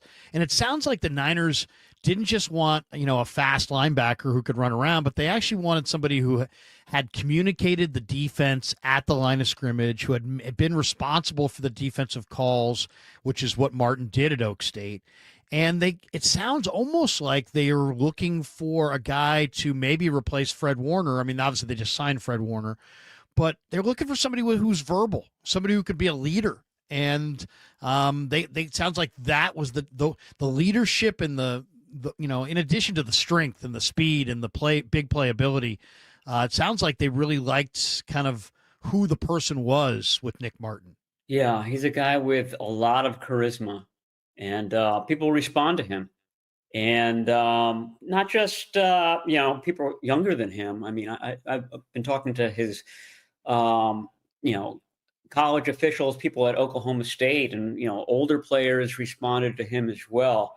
So yeah, I agree with you. I think that the personality played a huge role in that. They're going to have to lean on their defensive rookies a lot this year.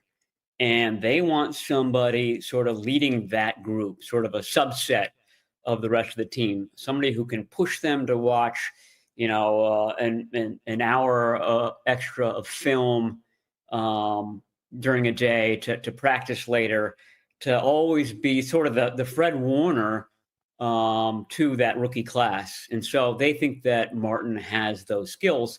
And to your early point about Holland and Saleh, I think that's the reason why, some of these guys end up going a little bit higher than people think they should, or what the consensus draft model says they should go.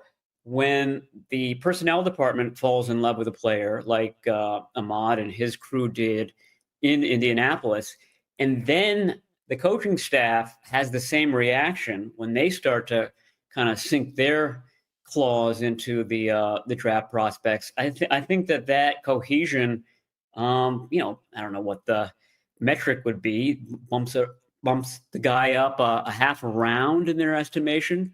The point being is that the personnel staff wants to draft players that the coaching staff wants to coach. And so when you have that symbiotic relationship, the chances of the guy flourishing are much better. the Niners for years had their gold helmet designation. And then I think after maybe McKivitz and Lance and a couple of the guys that they had, Braden Willis, that they let us know that they were gold helmet guys, and that some of these guys obviously have not fulfilled their potential, most notably Trey Lance. Now it seems like they definitely don't want to share that. But I get the sense from your article, without you writing it, that maybe Mikael Williams and Nick Martin were kind of gold helmet designation guys. Have you pushed on that lever at all, and or did you get rebuffed on the gold helmet designation? It seems like they were very liberal with their who they shared, who were their guys in the past. They seem very guarded now. Yeah, I agree. And I did ask, and I was rebuffed. So I don't know who the gold helmet guys are. We didn't know last year either. Yeah. I don't know if it's related to, Peter's sort of taking that with him to Washington, and maybe that was kind of his baby.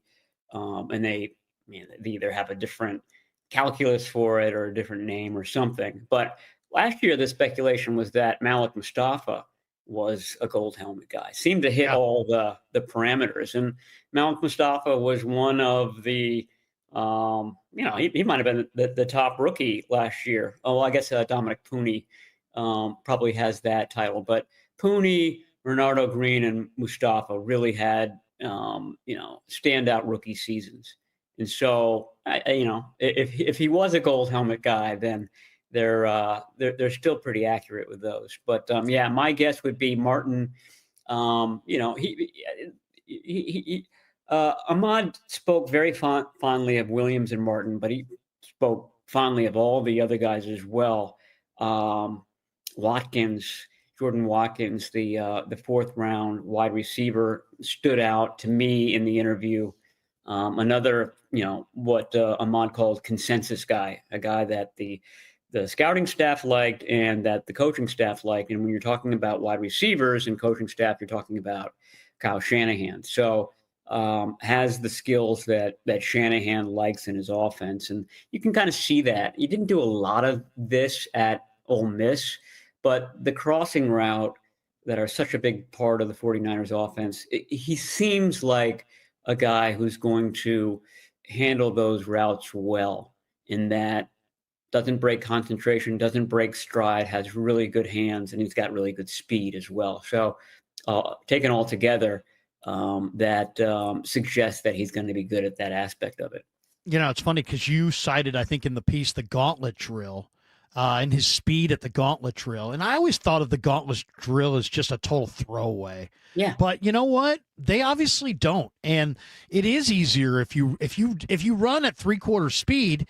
It's easy to catch the ball. But if you run at full speed, which is what you got to do in a game, of course, it's much more challenging. And it sounds like they liked how he ran that drill and the speed with which he ran that drill. I kind of like Jordan Watkins from the standpoint of, hey man, he played in the best conference in America. He ran 4.37 and he had tremendous production. And to me, that those are quality of competition's a factor, but your speed and your production, if you got both the traits and the production, I like guys who fit in that subsection, and it sounds like Jordan Watkins did, and Shanahan really responded to him, maybe because of it.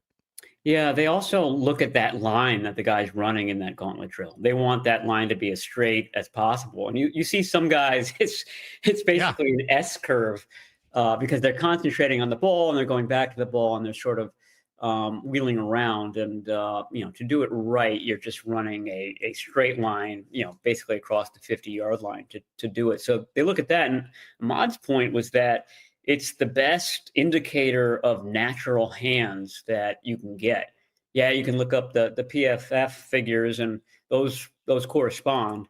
But to them, when they're scouting these guys, if the guy can run the route, with obstacles, challenges, which is in this case, multiple quarterbacks throwing the ball from either direction, and can do that naturally, that's a good indication. You had an anecdote in here that was phenomenal, too, that when Steve Rubio, who's, I guess, a 49er scout, went to a Georgia practice, that Mikael Williams that day played every rep, even though he had been nursing a high ankle sprain and even stayed an additional 20 minutes, and the Niners really like that. The one thing, only part of that little nugget that we didn't get the answer to is I wonder if Williams knew the Niners were there. I mean, George has got scouts probably at almost all their practices. They got so many different players that are intriguing to a lot of different teams.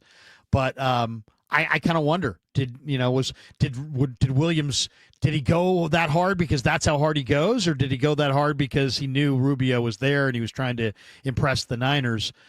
Either way, it seemed like that and the combine meeting really won the 49ers, or won, the Niners over on Mikael Williams. Yeah, I mean, I asked myself the same question. But, I also asked myself, okay, if this guy is only playing it up for the NFL scouts and NFL teams, then, his MO would be not to practice at all during the week so that he could really save himself for Saturdays. And apparently he wasn't doing that. He was just kind of playing right through that injury. And that impressed the 49ers that he was able to do that. As you know, someone who covers the NFL, it's all about injuries once the season starts. Everyone's injured, and it's how well a team and how well an individual can manage that. You're going to be playing while injured in the NFL. If you can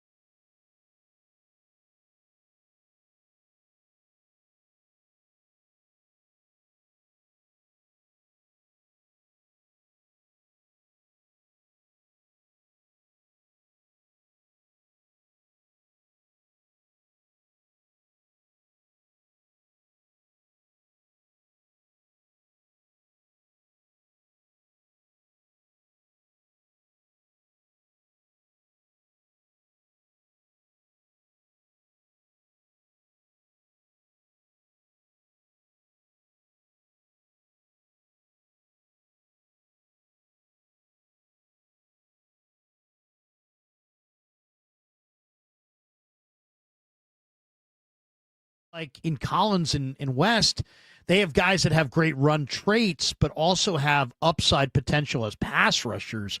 If either of these guys develops real pass rush, that could make this entire draft. Though those are incredible traits, and I'm hopeful that both those guys can be better pass rushers, just kind of because of the anecdotes that you shared here. Yeah, I mean, I don't think that the 49ers think that CJ West has a bad get off. I think that they think that his traits are excellent for that. He just used a different technique in college than what they use. So the raw materials are there, and he just needs to be coached up. What I didn't know before the interview was that Ahmad used to be the guy that cross-checked the defensive linemen. So right. The 49ers have say 6 regional scouts, Northeast, Southeast, West, Midwest, et cetera, et cetera. And each of those guys picks a position, like Steve Rubio, the guy that you just mentioned. He used to cross-check the offensive linemen. So that was his area of expertise. And when he was a scout, Ahmad cross-checked the defensive lineman, which meant that he and Chris Krueger, the defensive line coach, spent a lot of time together, going over what Krueger wants in his defensive lineman. So Krueger was heavily involved in this whole process. And the point I'm making is that Ahmad obviously was heavily involved as well. And he's thinking like Krueger does when he's analyzing these guys. So both of these guys are guys with huge potential as far as that quick get off, that disruption, that always attacking philosophy that Krueger has. you asked about Collins. One thing I didn't put in the story is that they lean heavily on their R&D department as well. And the R&D department comes up with all sorts of metrics to measure these things that the coaches are looking for. And they've got something called the kitchen. And that's basically the hot area around the line of scrimmage. It's the area that separates the defensive line from the running back, from the ball carrier. And they said that Alfred Collins was great inside the kitchen. Like his ability to get from one spot to another in a short area, but crowded area, was what set him apart and what gives them encouragement that he's really going to excel in what the 49ers do. You know, the Niners have a great track record with running backs, and Ahmad supposedly loves Jordan James's strength and acceleration. I didn't realize more than half of James's career yards came after contact, which is a great indicator. But it also, I get the sense from just this one sentence here in the piece about how they feel like they hit on a couple running backs that they really like this Cincinnati kid who started at LSU, Corey Kiner. And the more I looked at Kiner's numbers, man, he's got some great numbers. Did he say anything that didn't make the piece on Kiner? It seems like they seem very excited about both Jordan James and Corey Kiner. Yeah, you're right. He brought up Kiner unprompted. He brought up Kiner when he was talking about Jordan James. So I think that alone indicates that they think he's got something. I mean, here's something that I didn't include, or maybe I did include it. This is such a deep draft overall and deep at running back that some of these running backs who didn't get drafted would have gotten drafted in 2022, 2023. And they had a draftable grade on Kiner, which is why they went after him when the draft ended. Yeah, he just seems like a really, nothing fancy about him. He doesn't have blinding speed. The size is good, et cetera, et cetera. He's just a patient runner and just a mature runner. That's how I would describe him. And, those types of runners have done well with the 49ers. I think that James stood out to them, and I got word that they were focused on him early on. Like he's a guy that they spent a lot of time with and paid a lot of attention to. And it was interesting because there were a lot of running backs in this year's class who seemed like perfect fits for the 49ers, like the one cut and go guys. There was some speed. Tootin from Virginia Tech, Dylan Sampson from Tennessee. Those are guys that I sort of circled. Jaden Blue from Texas. And they sort of went, what's that? He was very, very fast. Yeah, all these guys were very, very fast. They were Isaac Garendo like fast. And then they went with a guy who really wasn't fast as far as top end speed. Although Ahmad did stress that Jordan James' acceleration, his ability to get up to top speed quickly, set him apart. And basically, they like the power there. They think that his lower body is as strong as anyone's, and that's what's going to allow him to excel. The Curtis Rourke conversation I thought was interesting too. I mean, I was wowed when Kubiak a couple weeks ago told us in the media room, we really love Curtis Rourke. I mean, you could see, he talked about his experience and how fast he processes and the decision-making and the accuracy. And your article included how Mick Lombardi, the quarterback coach who took over for Brian Griese, his job as part of this process is to evaluate the quarterbacks. And it sounds like Mick Lombardi attacked it early and loved Rourke for weeks and weeks and had plenty of time to kind of go back and review it and to talk about it. So they seem like they really think of Curtis Rourke as a legitimate player. I'm not sure if he's got NFL starter potential, but they were glowing in their discussion of Rourke. What did you take away from your sit down with Ahmad when it came time to talk about Rourke?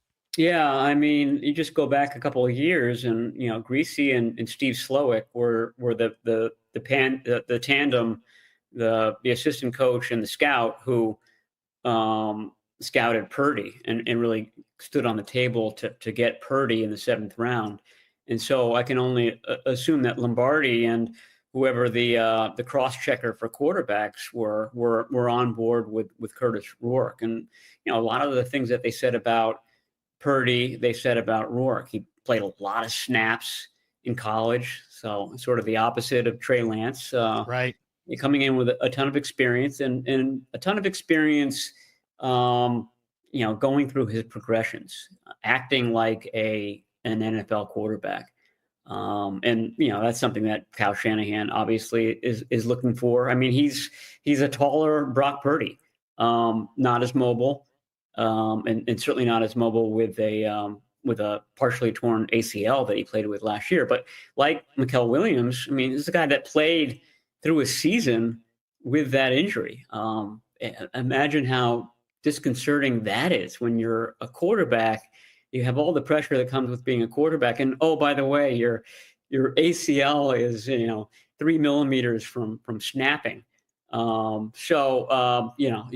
got to kind of give him credit for that. And Indiana had a really nice season last year. And, according to anybody, Rourke was a big reason for that. One of the, I think the most interesting things when you're covering sports is the, perception versus reality. And it's amazing what, winning the ultimate game does to perception versus reality. The 49ers for years and years and years went with smaller offensive linemen that didn't fit the NFL prototype. And Bob McKittrick was the head coach, and he found guys that weren't in round one, and they won championships. And because they won championships, he was hailed as genius, and McKittrick was viewed as a borderline Hall of Fame candidate in his own right. And now here we are. It's 2025, and a lot of the same things going on. The Niners have Chris Forster. He's widely thought of as a really top-tier offensive line coach. He's respected around the league. He doesn't believe strongly in drafting offensive linemen highly, or if he does, he's buried that desire for the greater good of the the personnel conversation. But he told us last year, hey, you know what? I believe you can find offensive linemen later. And we all would be making fun of him if he didn't find Dom Pooney in the third round last year. And imagine how much different Niner fans would think about the 49ers if they didn't have Dom Pooney and that hit from last year's draft. So I thought the part on Forster believes in Connor Colby's mentality and thinks that he's a good fit, that the Niners in Iowa run a very similar scheme, but that Ahmad told you that he really likes Colby's lower body power as a run blocker. When I watched Colby's film, I loved it. I thought he looked like a veteran. I thought he looked like a guy he knew all the tricks of the trade, and yet he likes to get after it in the run game. So it's amazing. I mean, McKittrick was thought to be a genius. Niner fans love to rip Forster, and just because he loves Brendel and he loves McKivitz and they don't, and PFF doesn't, and so now it's like, how smart is Forster? And it becomes now everything's like a big referendum on him and them and this line.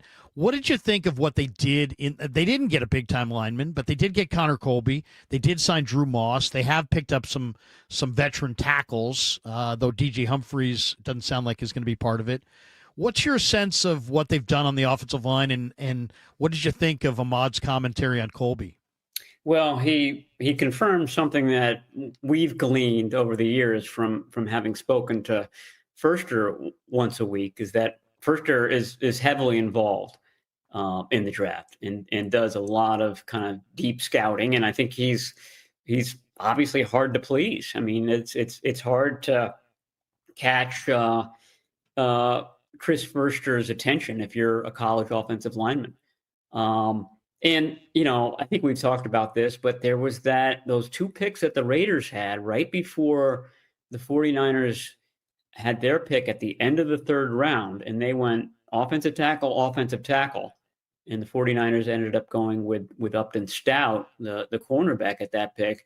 And you got to wonder whether that was, one of those two guys. We're talking about the William and Mary offensive tackle, and then the Texas Tech tackle who probably was going to be moved to guard or to center. Caleb Rogers, yeah. Yes, who I liked, and I thought, maybe he's a center candidate. But I think that the 49ers probably intended, or, John Lynch said this, they intended to take an offensive lineman earlier, and it didn't work out that way. But my counterpoint is that if you're so particular with your offensive lineman that there's, 4 or 5 that you like and you think can make your team, it's you versus 31 other teams. You put yourself at risk of those guys being snapped up. And that might have happened each of the last 2 years. Remember, Roger Rosengarten was swiped by the Baltimore Ravens 1 pick before the 49ers were on the clock, which led to Renardo Green. So, maybe this isn't such a bad thing.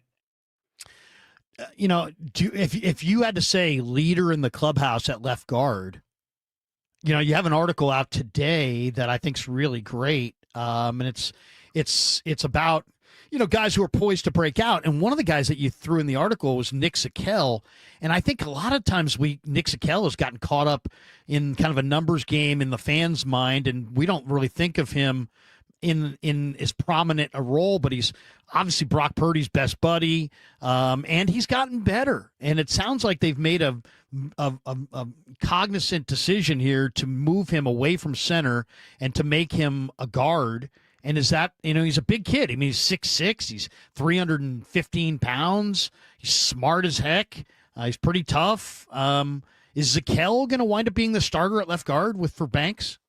Yeah, I think probably Ben Barch, if you were handicapping it, would have the lead there. I mean, you remember Firster saying that, during training camp last year, he had Barch and Zakelj playing both center and guard. And at some point Firster decided that, okay, Barch is more of the guard and Zakelj is more of the center. And so they practiced like that when the season began.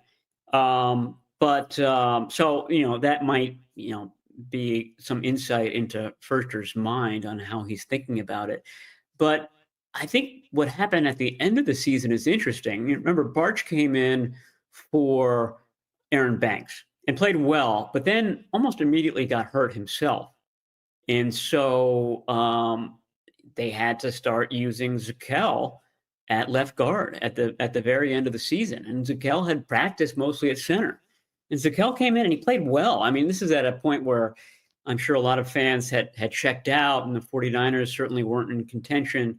But he held down that left guard spot very well, and especially well for somebody who hadn't been practicing there all season. So I think that's a real plus in his category. Both of those guys are going to be unrestricted free agents in March.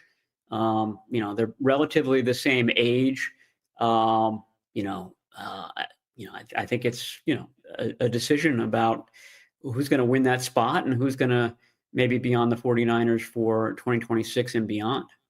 2 last thoughts before we say goodbye. I was a little disappointed and surprised that the 49ers sat out the undrafted market. When I say sat it out, they signed some guys, but they didn't spend nearly very much money. I mean, I don't know where they spent, but I think it's probably bottom third of the league in total expenditures. And to me, that seemed to be short-sighted. I think that's a very, very good market. I think it's a very inexpensive market. It's a market that they really benefited from a year ago, paying Evan Anderson.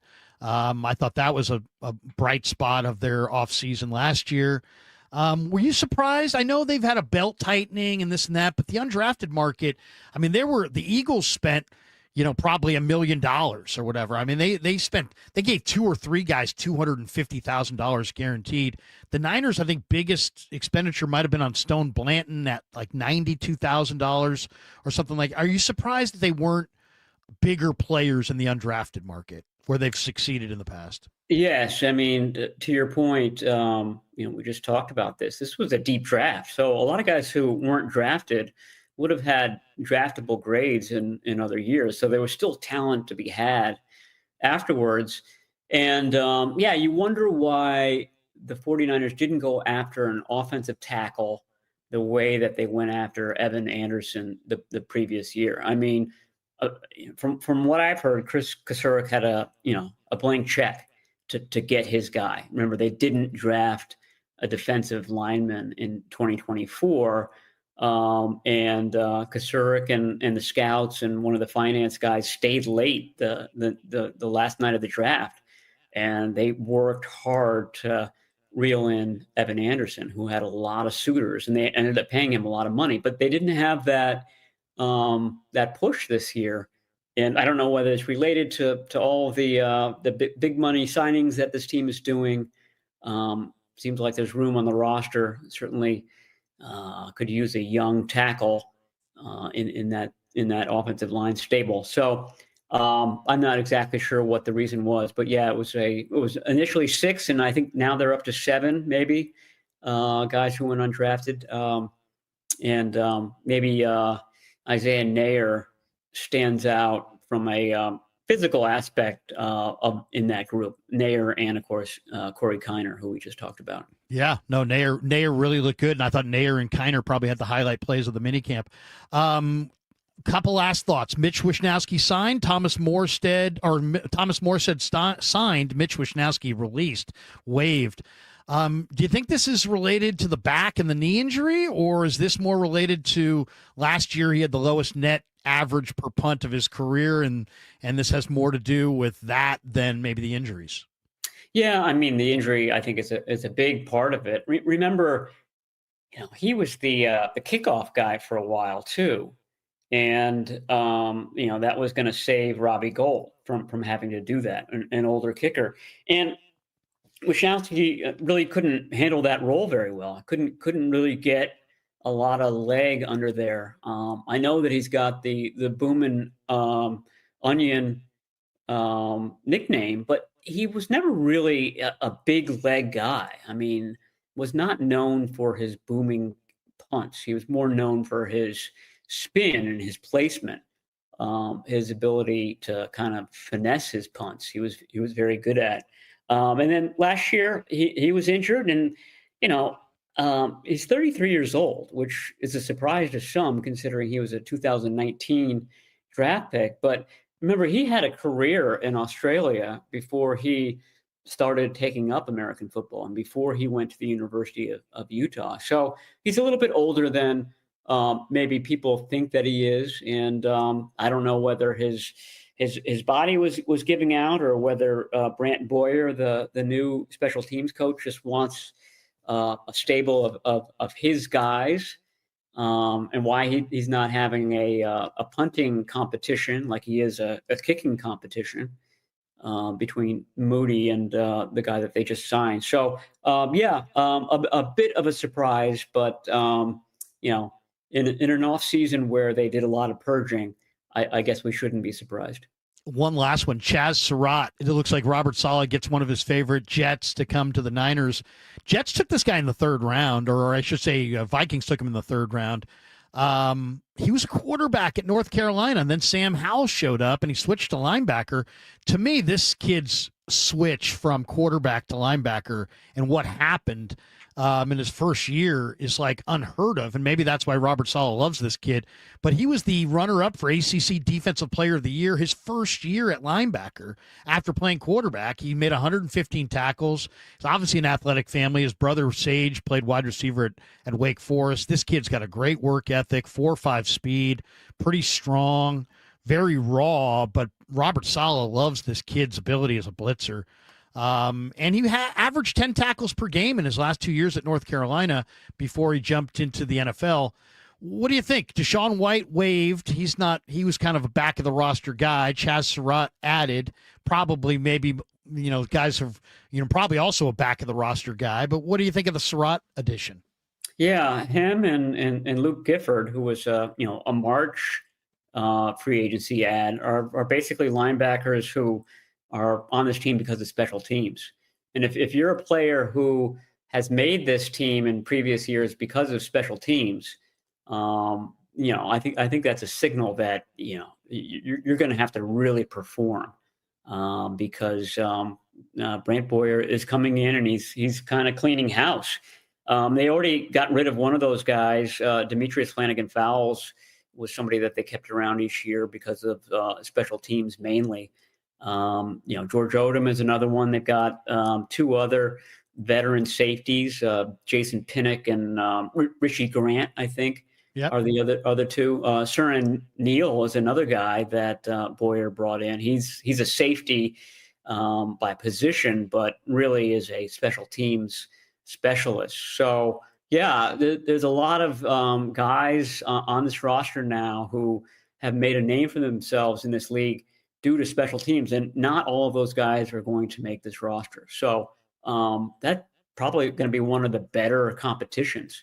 No question. This year. And the idea is that through that competition, that special teams unit, which has been bad, consistently bad, especially the kickoff coverage, will improve. Well, Brant Boyer was impressive. We'll see if he can make an impact on special teams. Maddie, you were impressive as well. Thank you for jumping on KNBR. We always love rapping with you. Appreciate you. Everybody sign up for The Athletic. Read Matt. Read Vic Tafer. They're outstanding. They're covering the Niners top to bottom as well as anybody. Matt, thanks again for jumping on. Thanks for having me, Larry. Matt Barrows from The Athletic. We got more straight ahead. It's Niners Nightly on the Sports Leader. Tune into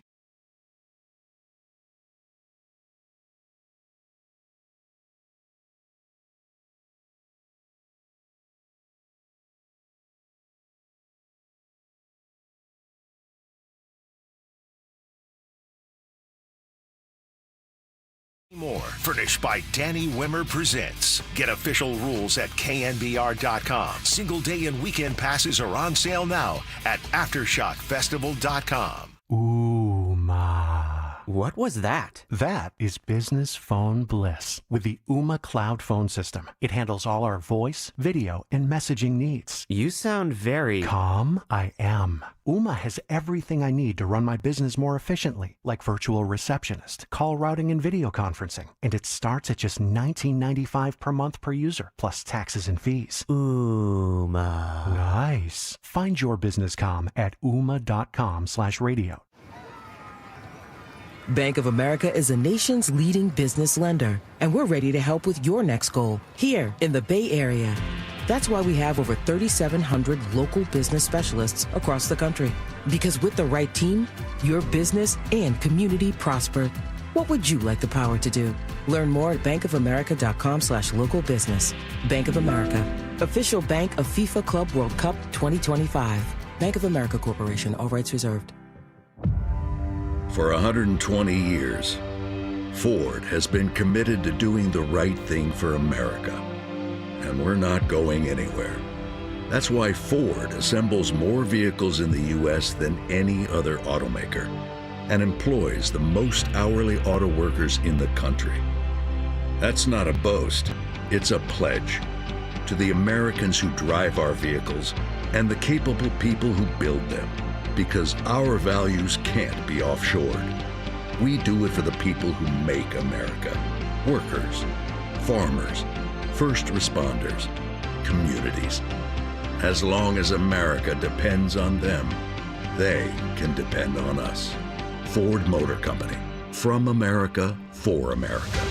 Based on S&P Global Mobility Calendar Year 2024 U.S. light vehicle production data. Assembled in the USA with domestic and foreign parts. Based on 2024 year-end hourly employment data. New to the game, but already a fan favorite.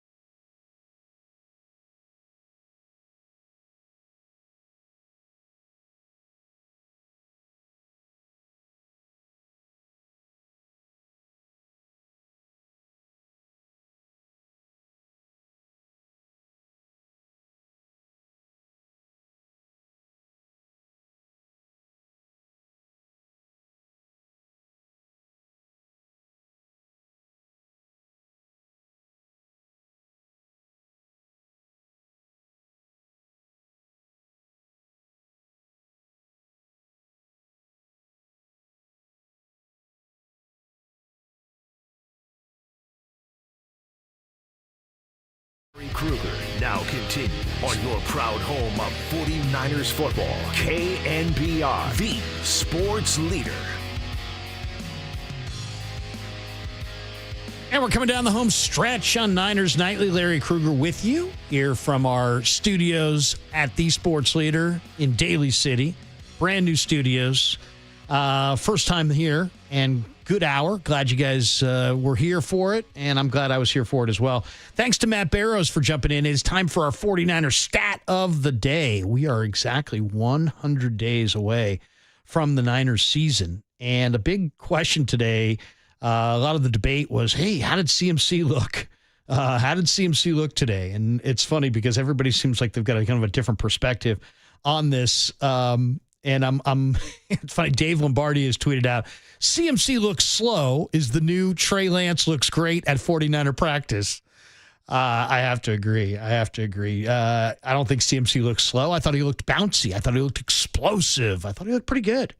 Dieter's up next. I'm sure he'll share with you his thoughts on how CMC looked, but I thought he looked good. By the way, Christian is 7th in the PFF running back rankings. So I think of him as one of the best backs in football. But if you look at this list, Derrick Henry's 1. Okay, that makes sense. Saquon Barkley 2, Bijan Robinson 3, Jahmyr Gibbs 4, Josh Jacobs 5, Bucky Irving 6. CMC checks in at 7 ahead of James Conner, Devin Achane, and Kyron Williams. So I don't know. I mean, it's hard to say exactly where he is coming off the injury, coming off the year that he had. I'd probably say I'd put him behind Henry and Barkley and Bijan and Gibbs. But I think I'd probably put him in front of Irving. So I maybe right there with Josh Jacobs.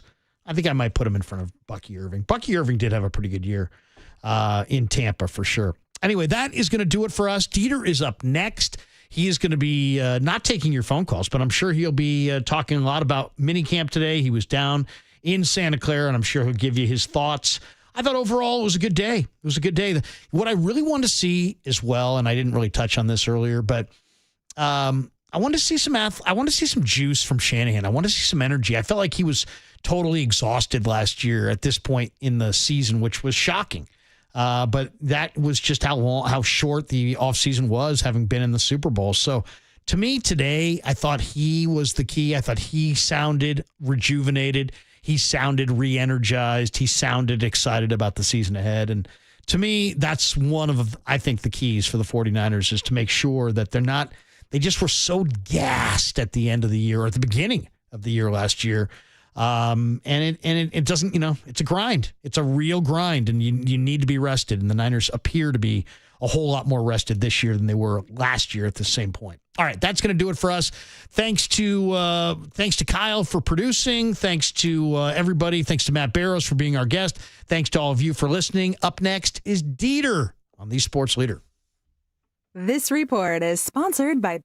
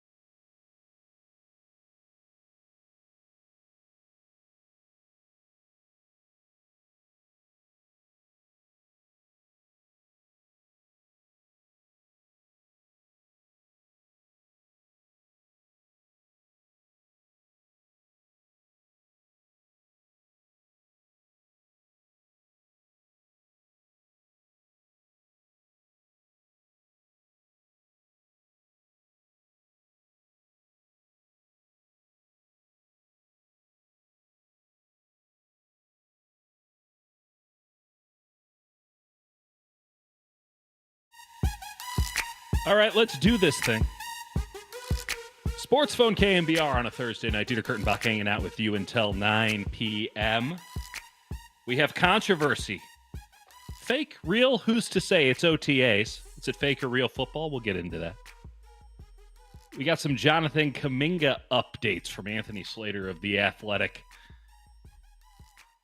That's the domino that's got to go one way or another for Golden State. We'll touch on that.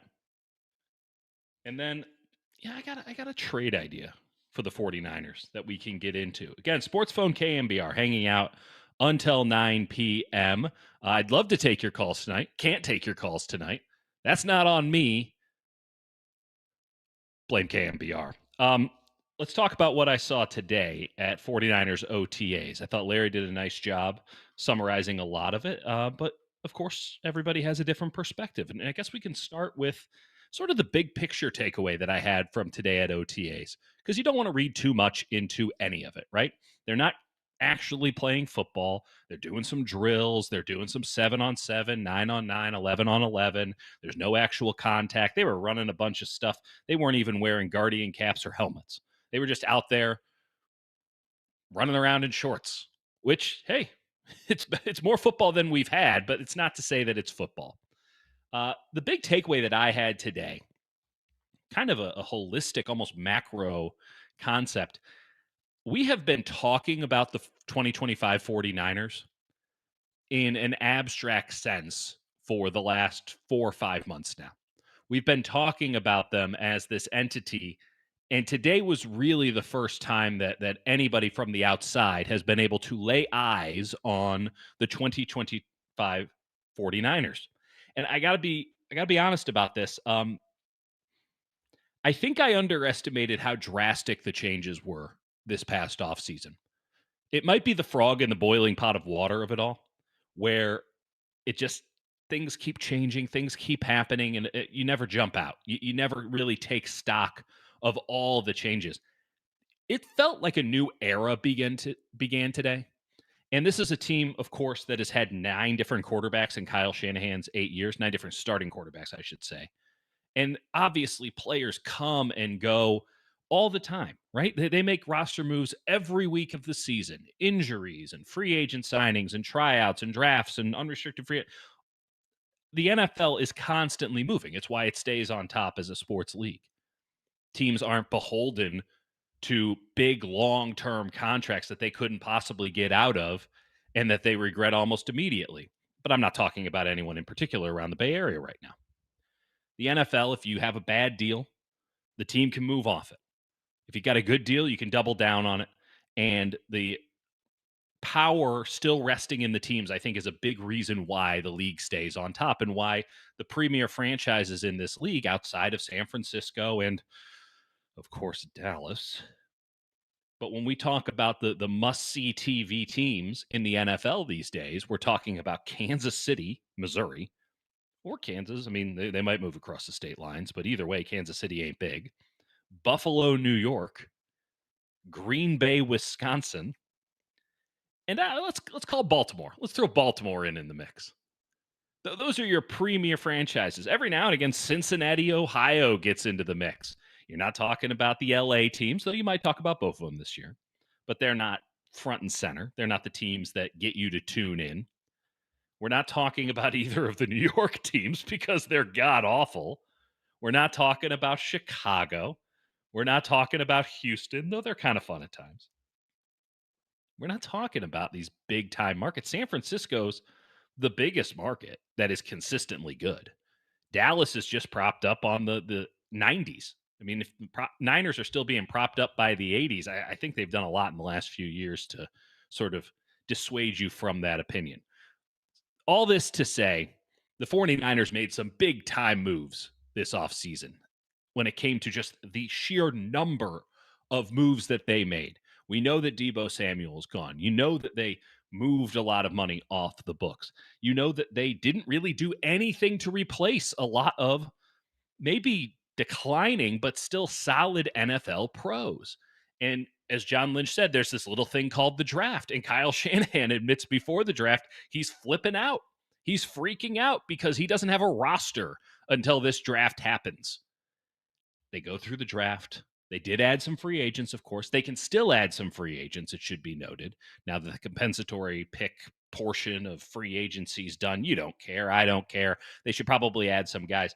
But I'm out at OTAs today, and yeah, there's the normal names that you see there. Hey, there's Fred over there. Here's George Kittle doing his solo drills because he's a tight end, and he's the only tight end that wouldn't be asked to do special teams. So he does a lot of stuff on his own. And there's, Nick Sakelge and Ben Barch and, Jacob Cowings over here. Hey, there's Isaac Orendo, Christian McCaffrey. We'll get into him a little bit later. And Brock Purdy's your quarterback. And, Nick Bosa. We know Nick Bosa. And then I'm just kind of going through and, there's Diamador Lenore and Renardo Green, who even to this day, I probably couldn't pick Renardo Green out of a lineup at this point. I mean, he is low profile, but I know number 0, and you notice him when he plays. He is fantastic. That's about it, folks. That's about it. There's a lot of new faces on this team. Young guys, old guys, really old guys. I mean, they I think the combined age of the new kicker they brought in, the new punter they brought in, and the new long snapper they brought in is over 100. I mean, you got 2 guys on the team in special teams that are older than me, right? That's not supposed to be happening now that I'm 36 in the NFL, right? We're not talking about Tom Brady situation, but Thomas More said is walking around with like a Herschel duffel bag with his punting stuff in it because he's been a pro so long, he knows how to go about his business. Like it is jarring, the difference between last year and this year when you just have to take stock of who is in and who is out. And I don't think that, I'll only speak for myself here, but I do think that this is probably applicable to a lot of us out there. I don't think proper stock was taken in how dramatic this offseason was for the San Francisco 49ers. And none of this is to say that that's a bad thing. I'm not saying it's a good thing either. It's merely to say that it is going to take a minute for us to figure out if this team is any good or not. We were never going to find out anything at off-season training activities, right? But I think it might take all the way until the end of training camp to get a read, and that might even be a preliminary read on the San Francisco 49ers. There are so many new faces, and some of them are really young and being thrown directly into the fire. Some of these guys have never had the kind of role that they're about to hold on a team, for better or for worse. And some of these guys, veterans brought in, no one really expects much out of them because they're not paying much for them, and they're going to have to battle it out to see who can be on top. You're also dealing with a new special teams coordinator, new offensive coordinator, even though Kyle still runs the show there. And while Bob Sala's back, and by the way, it looked like he never left. So comforting to see Bob Sala roaming the sidelines. It's still, NFL defenses have changed pretty significantly since the last time Robert Saleh was here. To the point where the 49ers now, the vanguard of the play action pass and 21 personnel, I don't think that's going to be their offense this year. I think the Shanahan system has proliferated throughout the league so much, and defenses have adapted so much that the 49ers are now going to zag off of the thing that they helped create.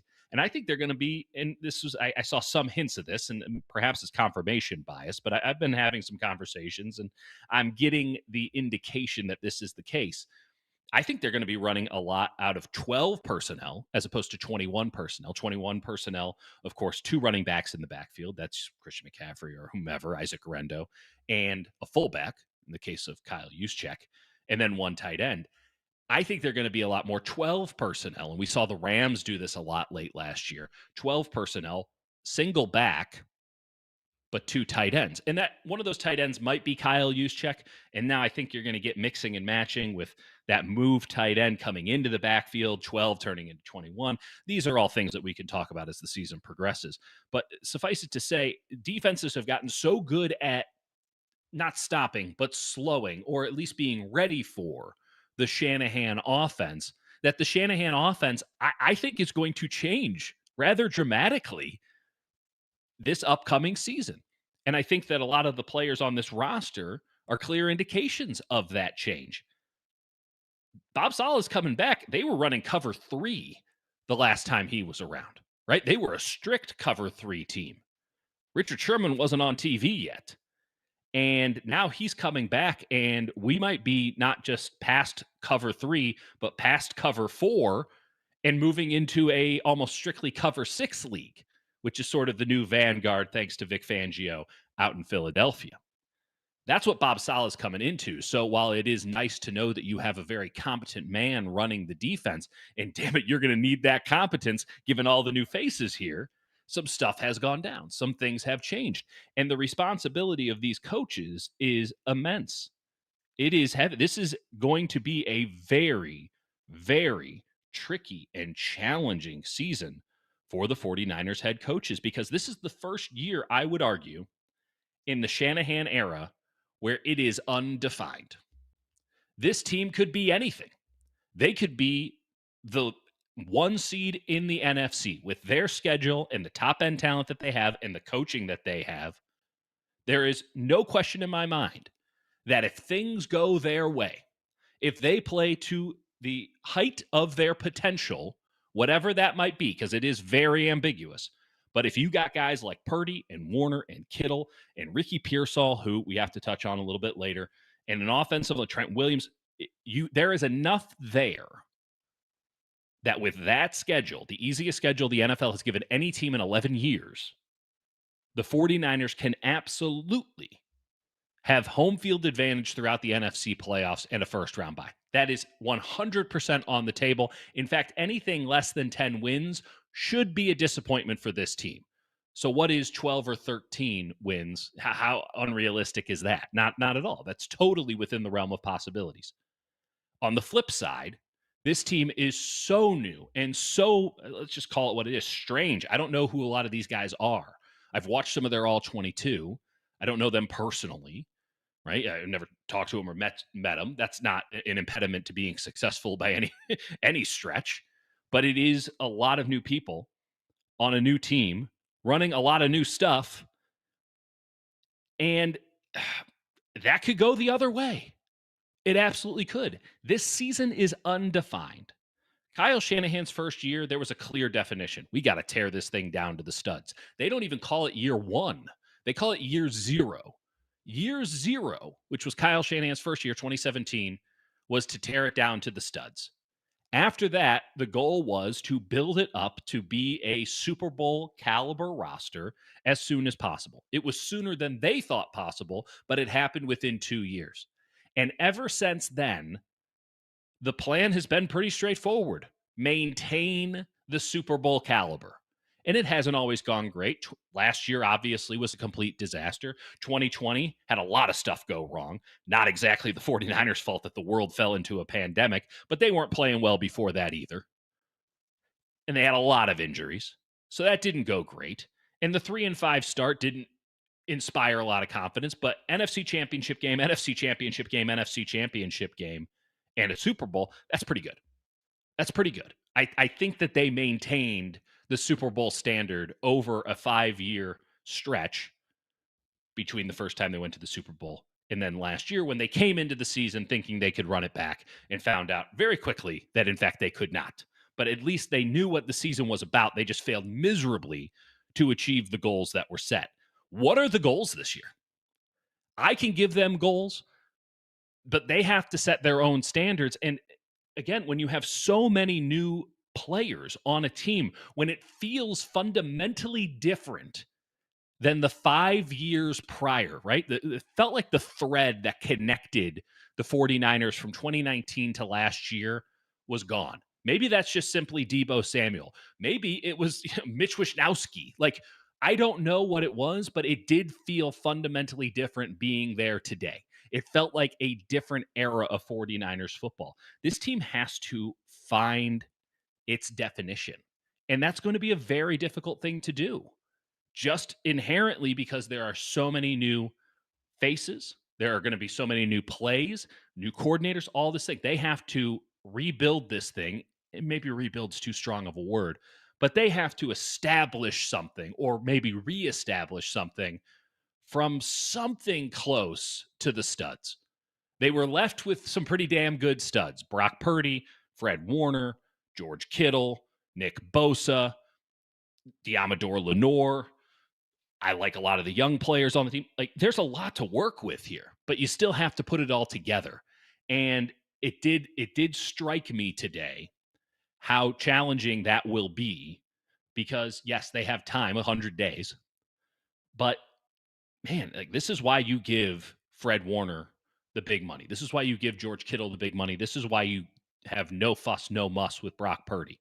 This is why you try to get your business done as soon as possible. It's not just to rectify yourself from the problems of last year where you didn't do it, or the years before that, or the years before that. It's not because you don't want the mess. It's because you guys have a lot of work to do in these 100 days to establish what this team is, because I couldn't tell you what it is, and I don't think they can tell you what it is either. And it is incumbent not just on Kyle, because Kyle's culture is, we're all professionals. If you don't know how to be a professional, there's no place for you here.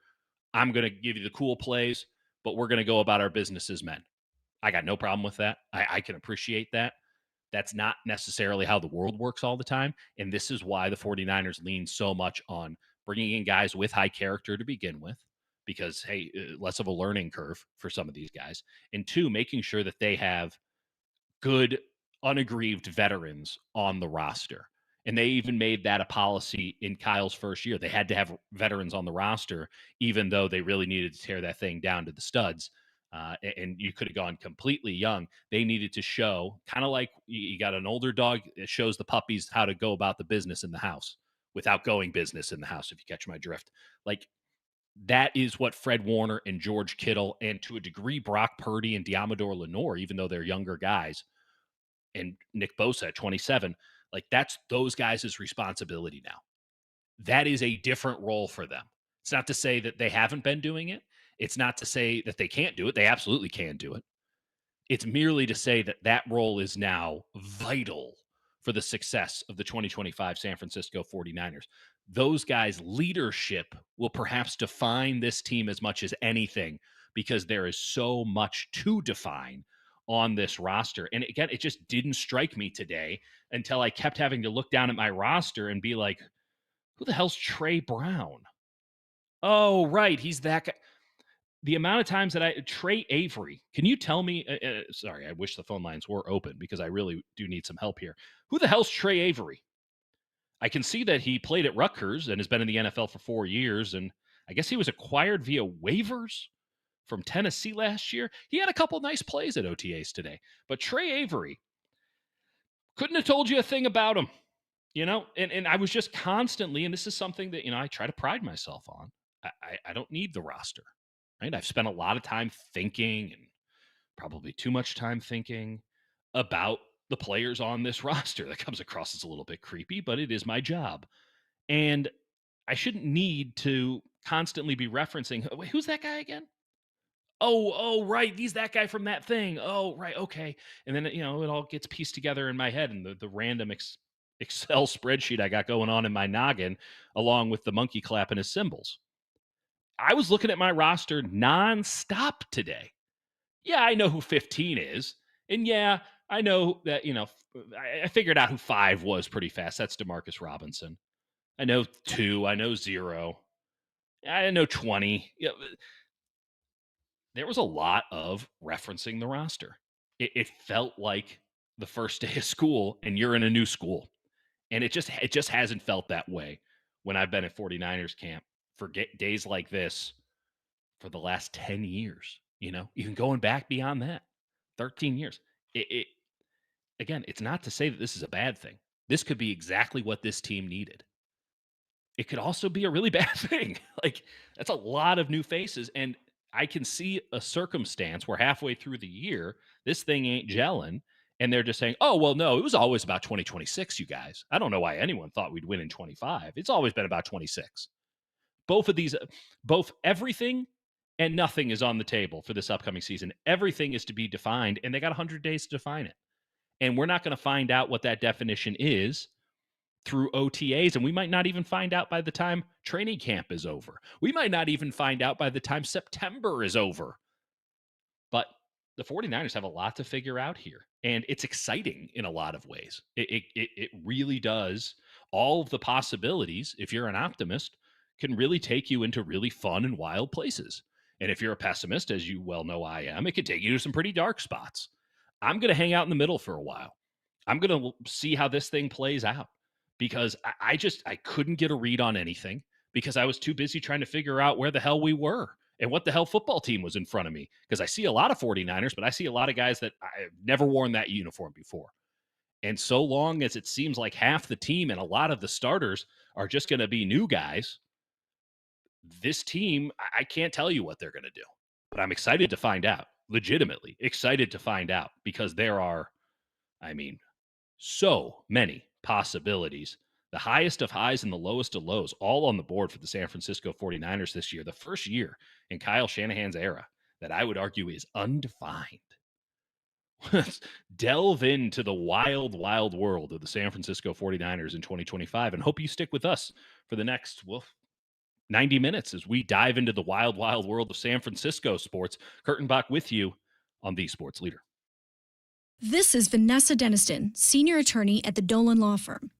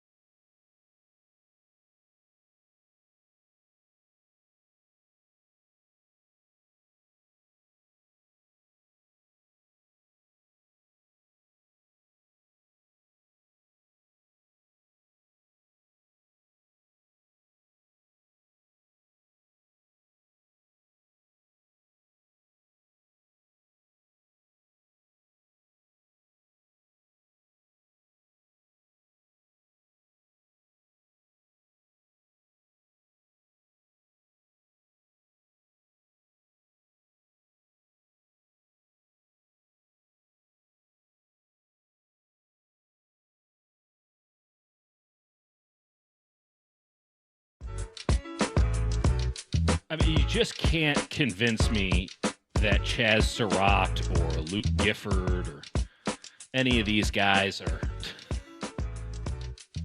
the saviors. Might be good players, a Stone Blanton might be a good special teams guy, but there's just a lot to define with the 49ers, and 100 days to do it, and they're on the field now. Well, not now, but earlier today and throughout the next couple weeks, getting some of the groundwork laid. And again, the reason that you get Brock Purdy and George Kittle and Fred Warner signed and sealed and delivered is because they have a lot of teaching to do alongside these coaches. Do want to just pass off some observations here, though, right? Didn't drive down to Santa Clara for no reason today. It's OTAs. I gotta just preface all of this by saying, put a mountain of salt on top of it, right? But I have spent far too much time in my life watching people just practice football, and I've been able to I'll toot my own horn here. I've been pretty damn good at figuring out who's good and who's not good beyond just playing football. It's easier, unquestionably, when they're actually playing football. But through certain things I'm looking for in drills, like they're doing the drills, the coaches can see the stuff in the drills. I can see the stuff in the drills. Now, they're probably a lot better at it than I am. In fact, I know they're a lot better at it than I am. But there are things that you can glean. So let's do the ultimate extrapolation here. Let's do the crazy one where you pretend as if you can you pretend as if you can make something out of offensive line drills. Let's do that right now. I thought Austin Pleasance, who you might remember from last year, who had was it a cup of coffee? It was more than a cup of coffee with the 49ers. I thought Austin Pleasance looked really good. I thought he looked really good. And I thought Spencer Burford looked really good, and they looked to be using him exclusively as a tackle. This is interesting for a couple of reasons, okay? And again, it's just an OTA, but you're watching them, the way that they move, the way that they pop, the way that they engage in blocks. Is it the same as a game? Not even close. 10%, but that 10% was enough for me to at least note and say, hey, let's keep an eye on this, right? That's all I'm saying. Let's just keep an eye on this. And if what I saw today does indeed extrapolate out onto the field of play when they're actually playing football, it's interesting for a couple of reasons. One, and this is something that I do think got lost in the ridiculousness of free agency. But when Jalen Moore left for $15 million a year, we all took that time and said, wait a minute, Jalen Moore got what? And we never quite took into account what that meant for the 49ers, because you go, he's a swing tackle. You just paid him $15 million a year. That's ridiculous. It is ridiculous. That's Kansas City's issue to figure out. The Niners were never going to match. They had no interest in matching, but they still need a swing tackle. And beyond that, they need someone who can be their left tackle all of training camp. Because Trent Williams, who has apparently been in the building but was not in the building today, and who you just never really know if he's going to show. Like, pro's pro, all these things. He's a first ballot Hall of Famer. He can do it as ever he sees fit. But let's just call it like it is. Trent Williams doesn't practice, baby. Trent Williams has got this thing, and he'll show up for the games. You don't pay Trent Williams to practice.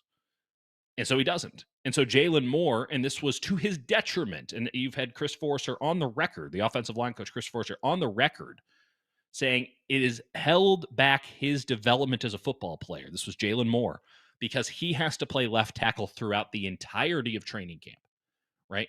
He's always in with the first team during training camp. That's your swing tackle. And instead of having more reps at right tackle, where you would want to be able to throw him in, or maybe he can even compete to be a starter, or giving him an opportunity to play some guard, which I think Jalen Moore would have been fairly well equipped to do, especially in this 49ers offense.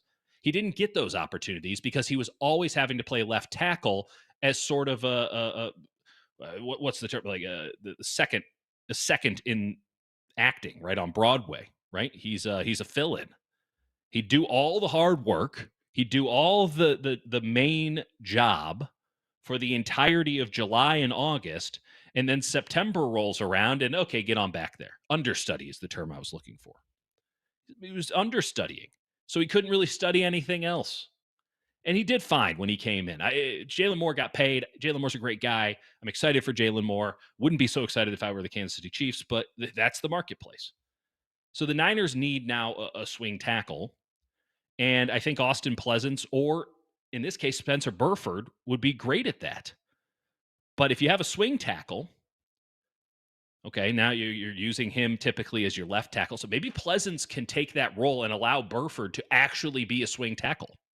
I think that's an interesting permutation of this thing. If you have Austin Pleasance on the team as a true backup left tackle, then you can use Spencer Burford as a true swing tackle who can also play, as we know, because he was a starting guard on a Super Bowl caliber team, a team that went to the Super Bowl, albeit it was his mistake that might have lost them the Super Bowl, but he was the starting guard on that team. Like, they can move him around that line. So that does give the 49ers maybe some more flexibility on the offensive line by having Burford as a true swing tackle, but having a true backup in Austin Pleasance for your left tackle, who you do have to protect against, right? You have to protect against Trent Williams missing time.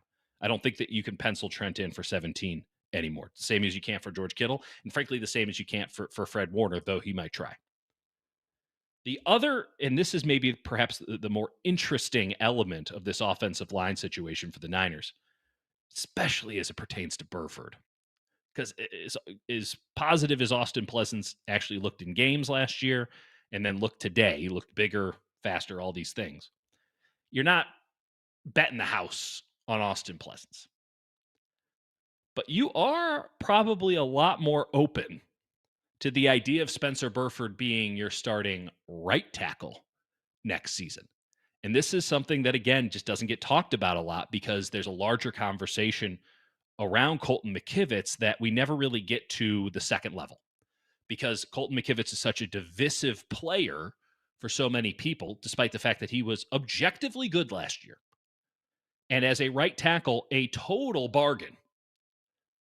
Total bargain. His contract's up at the end of the year. And the 49ers are going to have to figure out if they can keep him around in a marketplace that just paid a guy who was not as good as him in Jalen Moore $15 million a year, so tripling his salary. Should they keep him around, or should they go and stay cheap at right tackle? They could, of course, do either. But if you thought Colton McKivitz was divisive in the fan base at $5 million a year, I don't want to know what it's going to look like at $15 or $20 million a year. I don't want to live in that world. I don't think Colton McKivitz, he could probably do it. I'm sure that the money would really help insulate him, but it doesn't seem very fun to be Colton McKivitz, even if you have all the money, being so constantly compared to, I don't know, nothing. Like, he won't be able to win under those circumstances. So do the 49ers even bother in extending him a fair market deal, or do they just go with Spencer Burford? Moving him to tackle, which they were obviously doing. It doesn't take much interpretation, if any at all, today to see that Spencer Burford was being used as a tackle, and they had to use him as a tackle a little bit last year in a pinch. I think moving him to tackle, where I think he has a chance to be pretty damn good, is a really interesting thing, not just for this year, and it's interesting for this year, but I think could be a really super interesting thing for 2026, given the Colton McKivitz of it all. I do think that Ben Barch is the leader in the clubhouse to be the left guard. It looks like Chris Forster trusts him. He looks great. He looked great. He looked healthy. Connor Colby, Drew Moss, both of them moved very well. Connor Colby, 7th-round pick. Drew Moss, undrafted free agent. I thought both of them moved very well. I think Colby has a bit of a false step, right? He's a little bit too much toe tapping out of his stance, and wasn't impressed with his upper body strength and some of the drills that they were doing.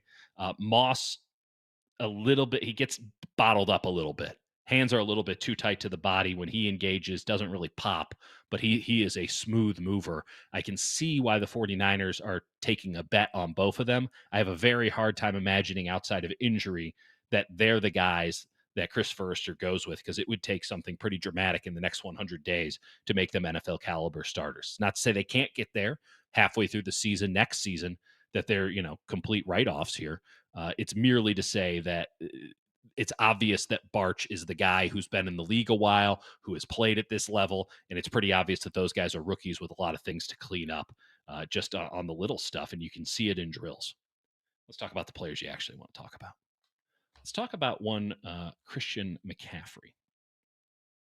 I don't try to spend too much time on the Twitter X machine. I spend a good deal of time, if I am on it, using a bunch of extensions and blockers to fend off some of the ne'er-do-wells that exist on that plane, of which you can consider me one, but at least I'm not spreading hate speech. So I try to stay away from that stuff, and I try to stay away from a lot of the things that feel like it is just yelling for the sake of getting attention, because that might be the only currency we have in this world anymore. It's exhausting to me. I can yell enough. I can give takes. We can do all that. I got no problem with hot takes, clearly, but there is a difference between being a deliberate agitator and having a strong opinion that you truly hold. And I do think that I can separate the two of those things. I view myself as someone who only operates on the latter. And so I try not to dive into a lot of manufactured controversy that exists on the plane. So I did not find out until about 5 minutes before the show that really anybody thought that Christian McCaffrey didn't have a good day at practice, because everyone I was standing around today were doing the same sort of oohs and ahs that I was doing, and they were not voluntary. Let me tell you, Christian McCaffrey looked awesome. He looked awesome. Now, how much is that worth? Not much. Not much. Because it's OTAs, and they weren't wearing pads, much less helmets. And Christian McCaffrey's out there with, running, letting the wind go through his hair, right? And they're not tackling him. They're barely touching him. But he looked good. He looked, I think Larry used the right term here, bouncy. He looked like somebody who was healthy. And as Kyle Shanahan said today, he's as healthy as he can be. You can read into that however you'd like. But isn't that what we're all striving to be at any point? As healthy as we can be? I mean, maybe not me personally, because clearly I haven't prioritized my health in a long time. But ultimately, if you're a professional football player or someone who is health conscious, and we know Christian McCaffrey very much is, aren't you just trying to be as healthy as you can be? We can all do this 100%, 50%, 70% nonsense. What does that even mean? None of that is actionable. None of that is appreciable. And no one knows what the hell any of that means. You're just trying to be as healthy as you can be. And let me tell you, Christian McCaffrey looked good today. Now, of course, it's the middle of late May. It's almost June. He's got 100 days until the season starts. He should look healthy. He's had a lot of time off. He's had a lot of time to get healthy. But there were some questions certainly coming into today on if any of that time off had mattered, if he could get himself healthy. And I'm just going to go out on a limb here. I think that he's there. Now, the controversy is there are some folks on the internet machines who suggested that Christian McCaffrey looks slow. I will give them the deference of this. They're not ramped up 100%. They're not going as hard as they can. And perhaps Christian McCaffrey cannot go as hard as he once did. But I'll tell you this, last year, in the very limited amount of time that we were able to see him practice, and certainly in the games that we watched him play, he looked like he was in molasses. It was obviously slow. It was obviously just a drag for him to move his body. He wasn't healthy. He didn't trust it. And he looked like he trusted it today. I mean, he's bouncing around the backfield. He's separating with speed. I thought he looked fantastic. I really did. And it was really as simple as he looked like a man against boys. And maybe that's just because he was surrounded by inexperienced and not that good of players. That is a fair criticism. You can levy it his way. But I've seen Christian McCaffrey at his best, and this was very reminiscent of his best in whatever capacity this matters. So if you're worried about Christian McCaffrey, let me just offer this advice. Let's keep it nice and succinct. I'd draft him in fantasy football. I know that's what we really all care about here. I'd draft him in fantasy football. In fact, I think he's going to be a bargain in fantasy football. I have no hiccups, reservations, second thoughts about drafting him in fantasy football at his current price. He's not going 1-1 anymore. He's probably still a first rounder, but if you're getting him late first round, early second round, oh, what a steal. Because I think he's going to be Christian McCaffrey again. He might not get 417 touches again. Probably shouldn't get that. But he might get close to, it might be 300, right? And if he's getting 300, he's going to make a lot of hay on those 300. I feel good about Christian McCaffrey. And I'm not here to, I can change that opinion when we have clearer, more of, usable data, like they're actually hitting guys or they've actually played a game. But as of right now, I have no reason to believe that he won't be something very close to what the best he can be come the regular season, right? I have no reservations about taking him in fantasy football. And if that's the case, the 49ers should feel pretty good about the state of their offense, at least as it pertains to the backfield. A couple other observations. I thought D. Winters looked bigger. And I think that's a big deal for the 49ers because they drafted Nick Martin in the third round. My concern with Nick Martin isn't that his tape stinks or any. I think Nick Martin's a very good linebacker, and he was a very good linebacker at Oklahoma State. My problem with Nick Martin is, problem's a strong term. My concern about Nick Martin is that he's 5'11" and 220 pounds, and he's playing weak side linebacker in the NFL.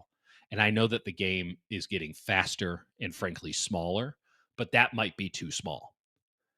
And a lot of the concerns that I had about Nick Martin are concerns that I had about D. Winters. And they manifested over the last couple of years with D. Winters, right? He plays fast. When it all clicks, it looks fantastic. But he's so small, he gets washed out of plays. And he's so small that he has to overcompensate for that lack of size and overdo it on tackle attempts, which leaves him oftentimes diving into air because he missed the guy.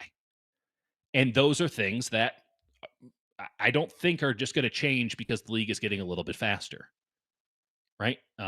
So it was good to see D. Winters present himself as at least a viable physical alternative to Nick Martin.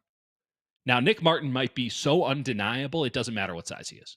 And we will not be able to make that determination until I'm allowed to see these guys hit each other. Because that's the difference. If you're small but you play big, it doesn't matter. I could be concerned about your injuries in the future, but you're giving the team what they need, and we'll worry about all that stuff later.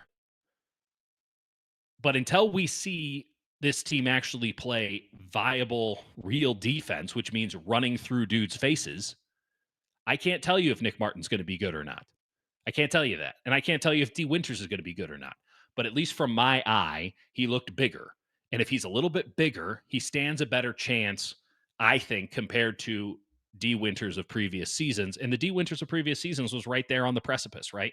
It felt like he could break through at any moment. He never quite could because of injuries and because of inconsistency. Maybe adding a little bit of weight helps with that consistency.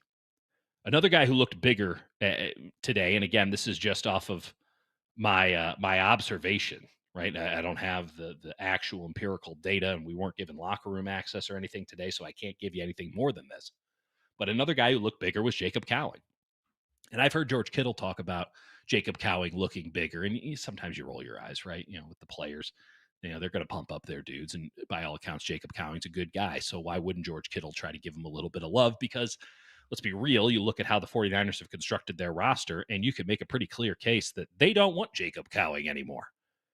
But Jacob Cowing looks like he's taking matters into his own hands. I thought he was exploding off the line of scrimmage today. I thought he looked really, really good. Now, he can run the dig route. He can run a little in route. He can do all the stuff that's sort of short and intermediate. The question is, does he have the kind of straight line speed to do the deep stuff? And I don't think we saw that particularly today, but we also can't say that he can't do it yet. Something to keep an eye on. But if he's a little bit bigger, that's a huge help because he was really, really slight last year. And it made it very easy for opposing teams because they were playing him at X. Made it very easy for teams to just press him off the line. And it just doesn't matter. He's not the kind of technician that a Ricky Pearsall is. He's not the kind of technician that a Brandon Ayuk, when he's healthy, is, to where he can get that release even with press man. So Jacob Cowing needed to either learn how to do that release, which with his explosion off the line, he might have it. We didn't get to see anything like that today, but he might have that. And on the flip side, being a little bit bigger, maybe those jams at the line of scrimmage don't affect him as much, knock him off his line, turn the route into a nothing burger. So I'm happy for Jacob Cowing, who is very much sort of an odd man out on this roster, given that the Niners drafted Isaiah Hodgins. They signed DeMarcus Robinson. Brandon Ayuk is coming back. Trent Taylor is still somehow on this team. Ricky Pearsall is coming into a bigger role. It just doesn't feel like, they don't even, Junior Bergen is probably going to be the kick and the punt returner, or at least the punt returner. So like, what is it that you do here, Jacob Cowing? And it seems like he's taking matters into his own hands in year 2. And I applaud him. That's the professional thing to do. It's not an easy thing to do. And he's given himself a shot. And it's something that I want to keep an eye on, because I'm rooting for him. I'm rooting for him to kind of stick it to the 49ers a little bit. That's some good stuff right there. It's all in good fun, but like, this is this guy's livelihood on the line, and he knows that he's got to put up or shut up. And at least on initial observation, it looks like he's about to put up, and I'm excited to see what that turns into. Also excited to just see what they get out of Jordan Watkins, because let me tell you, that guy can run a 7 route. That guy's got the deep post down, and the 49ers have a real question mark at X receiver. It seems as if they're going to answer it to start the season with Juwan Jennings. I don't know if that's a good idea, seeing as Juwan Jennings really faded in that role as the season progressed, and teams got the book out on Juwan Jennings, and again, just press man-to-man, and he had a very hard time breaking away at any point, and certainly late in the year. Now, luckily, Brock Purdy really trusts him, and he will throw it into exceptionally tight windows. We saw that a couple of times today. But I'm not sold on the idea of Juwan Jennings on the line of scrimmage as an X receiver. Then again, the alternative is, I guess, DeMarcus Robinson. But DeMarcus Robinson is probably going to be suspended for 3 games at the start of the year. So if you need an X receiver for, let's call it 6 games between the start of the season and when Brandon Ayuk can even reasonably come back into the fold, well, you're losing 3 from DeMarcus Robinson, and then you got to still fill, another. You got to fill those 3. You got to find somebody to fill that job for 3 games. It's a tough spot to be in. Looks like, from how they ran practice today, that Juwan Jennings is going to be the man at X. I don't have to love it. That's what they're going to do. The backup at X, though, might be Jordan Watkins, at least to start the season. Kyle doesn't want to go with young receivers. I get it. There's a lot of responsibility, particularly at that position when it comes to blocking in the run game. And we didn't get to see anything close to that today. And that might be his downfall. But he runs a lot of the routes that the Kyle Shanahan offense needs at that position, particularly when we think about what the Kyle Shanahan offense is going to be this upcoming season, which I think is going to be a more classic aerial attack than the play action over the middle stuff that they had run certainly under previous quarterbacks and ran early in Brock Purdy's career. I think they're really going to be pushing it to the boundary, and I think they're really going to be pushing it deep a lot this year as this team zags, as the rest of the team leans into sort of the classic Kubiak Shanahan offense. I think they might go full Peyton Manning, Tom Moore on this thing with Brock Purdy. Under center, 5-step drop, no play action, rip it downfield to the sideline. Kyle's done it before, and he has made Andre Johnson a Hall of Famer. He turned Julio Jones into one of the greatest receivers of all time. Not that either of those guys didn't have a lot to do with that. Don't get me wrong.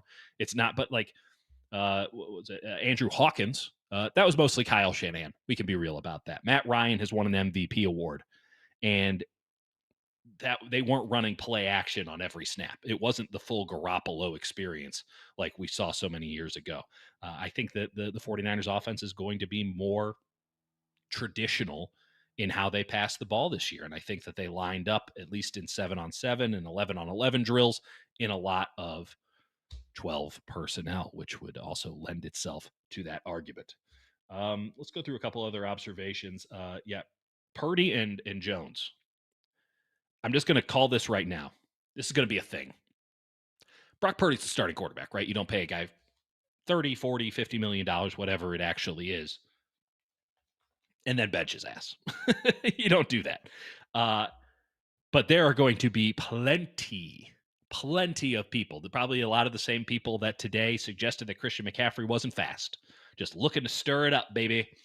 There are going to be plenty of people as you listen to 104.5 and 680, the sports leader, Cumulus Media Station.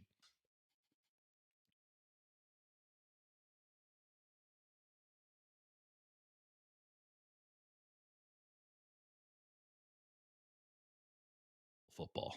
That is, it looks good. It looks good in practice, baby. I can't make it any clearer. He looks really good in practice.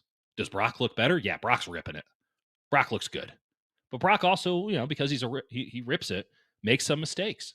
And I bet Mac Jones doesn't make very many mistakes. He just looks like somebody who is cool, calm, and collected at the quarterback position in practice.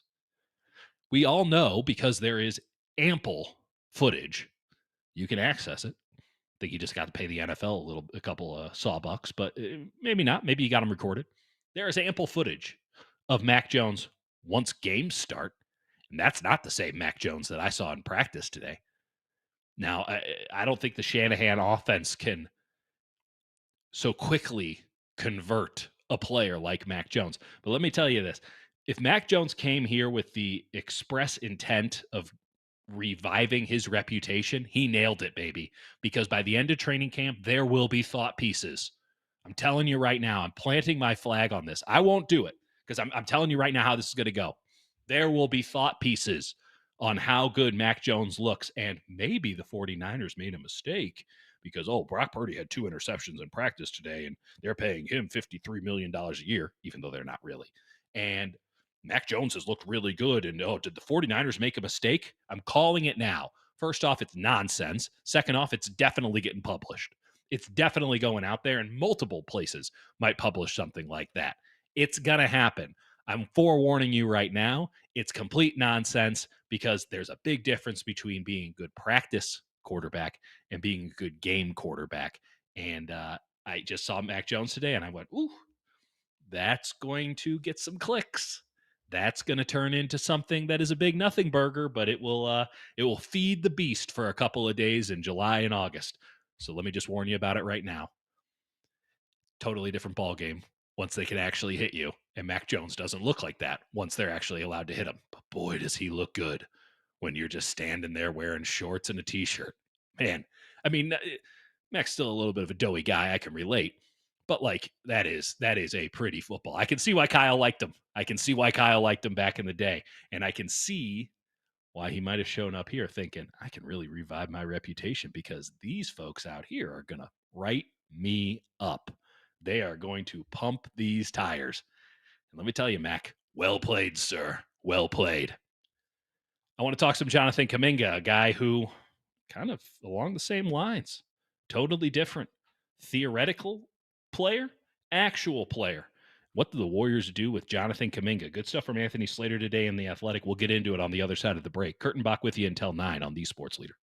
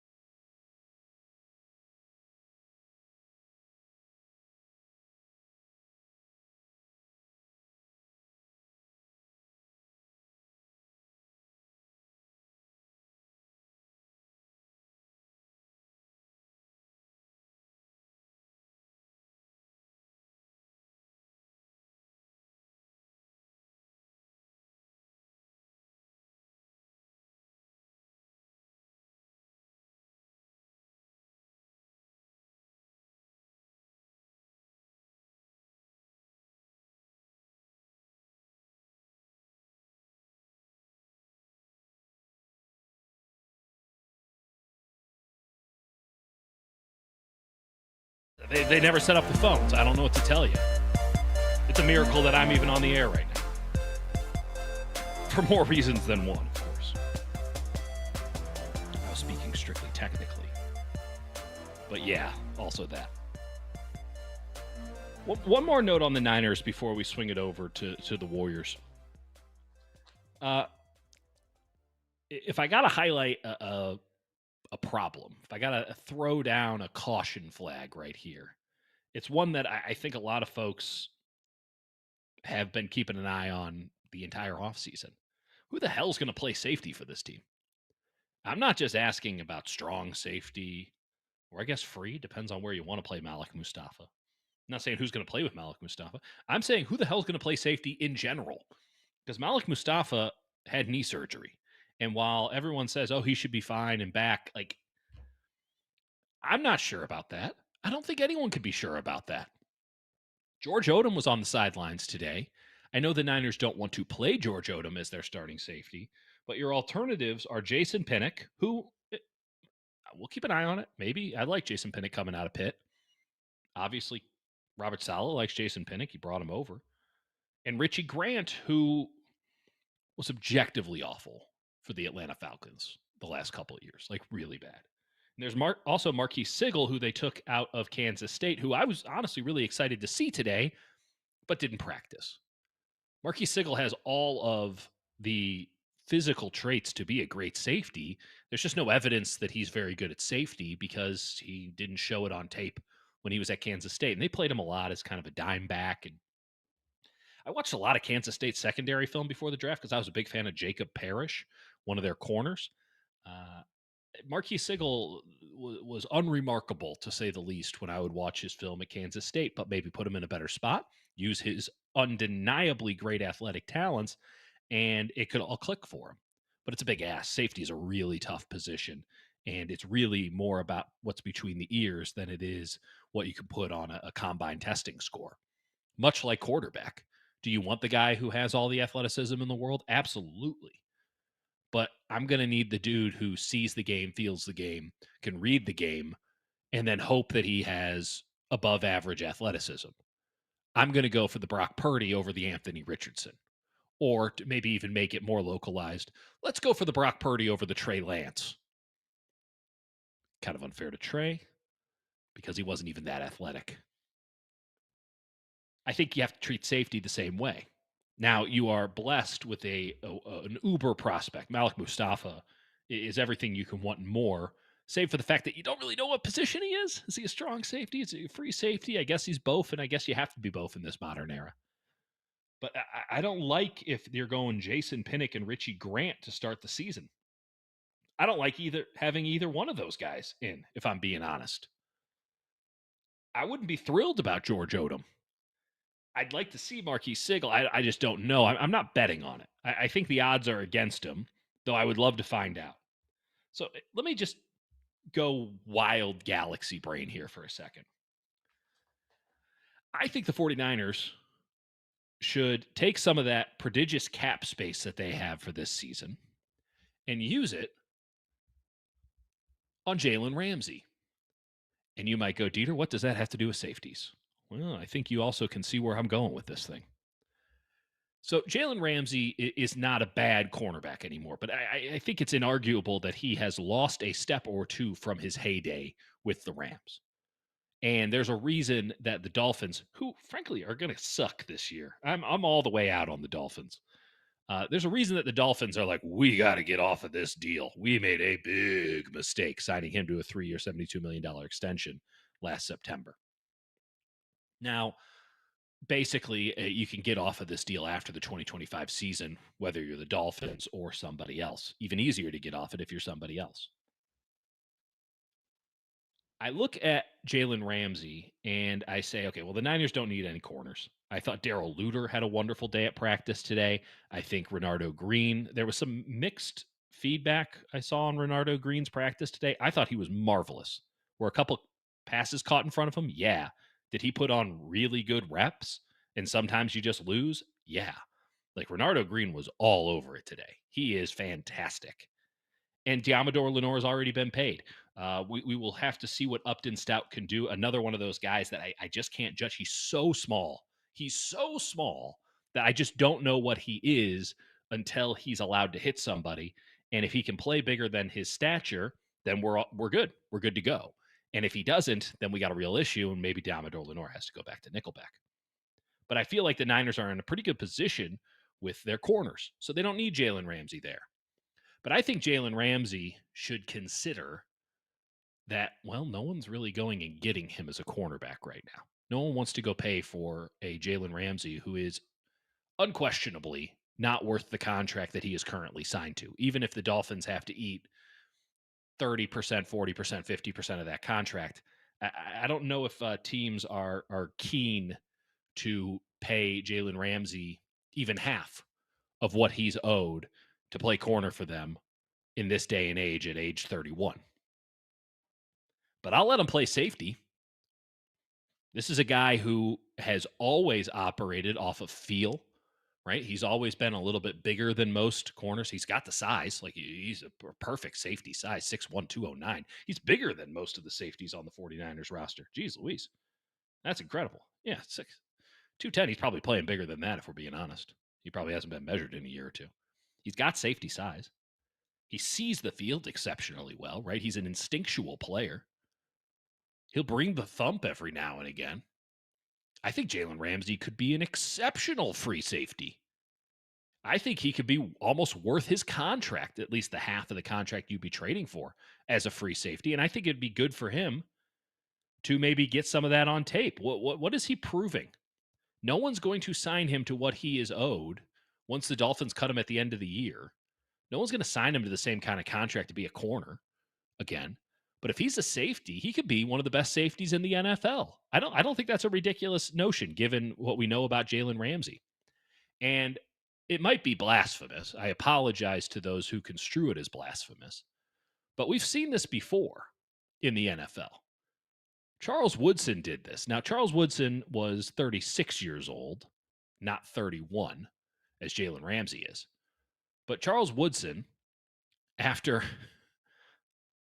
2 All-Pro and a Defensive Player of the Year award, he was unbelievable for the Green Bay Packers.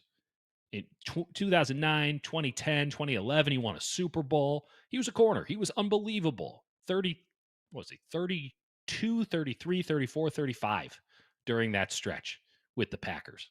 His third season and beyond with the Packers. And then going into the 2012 season, he switched to safety.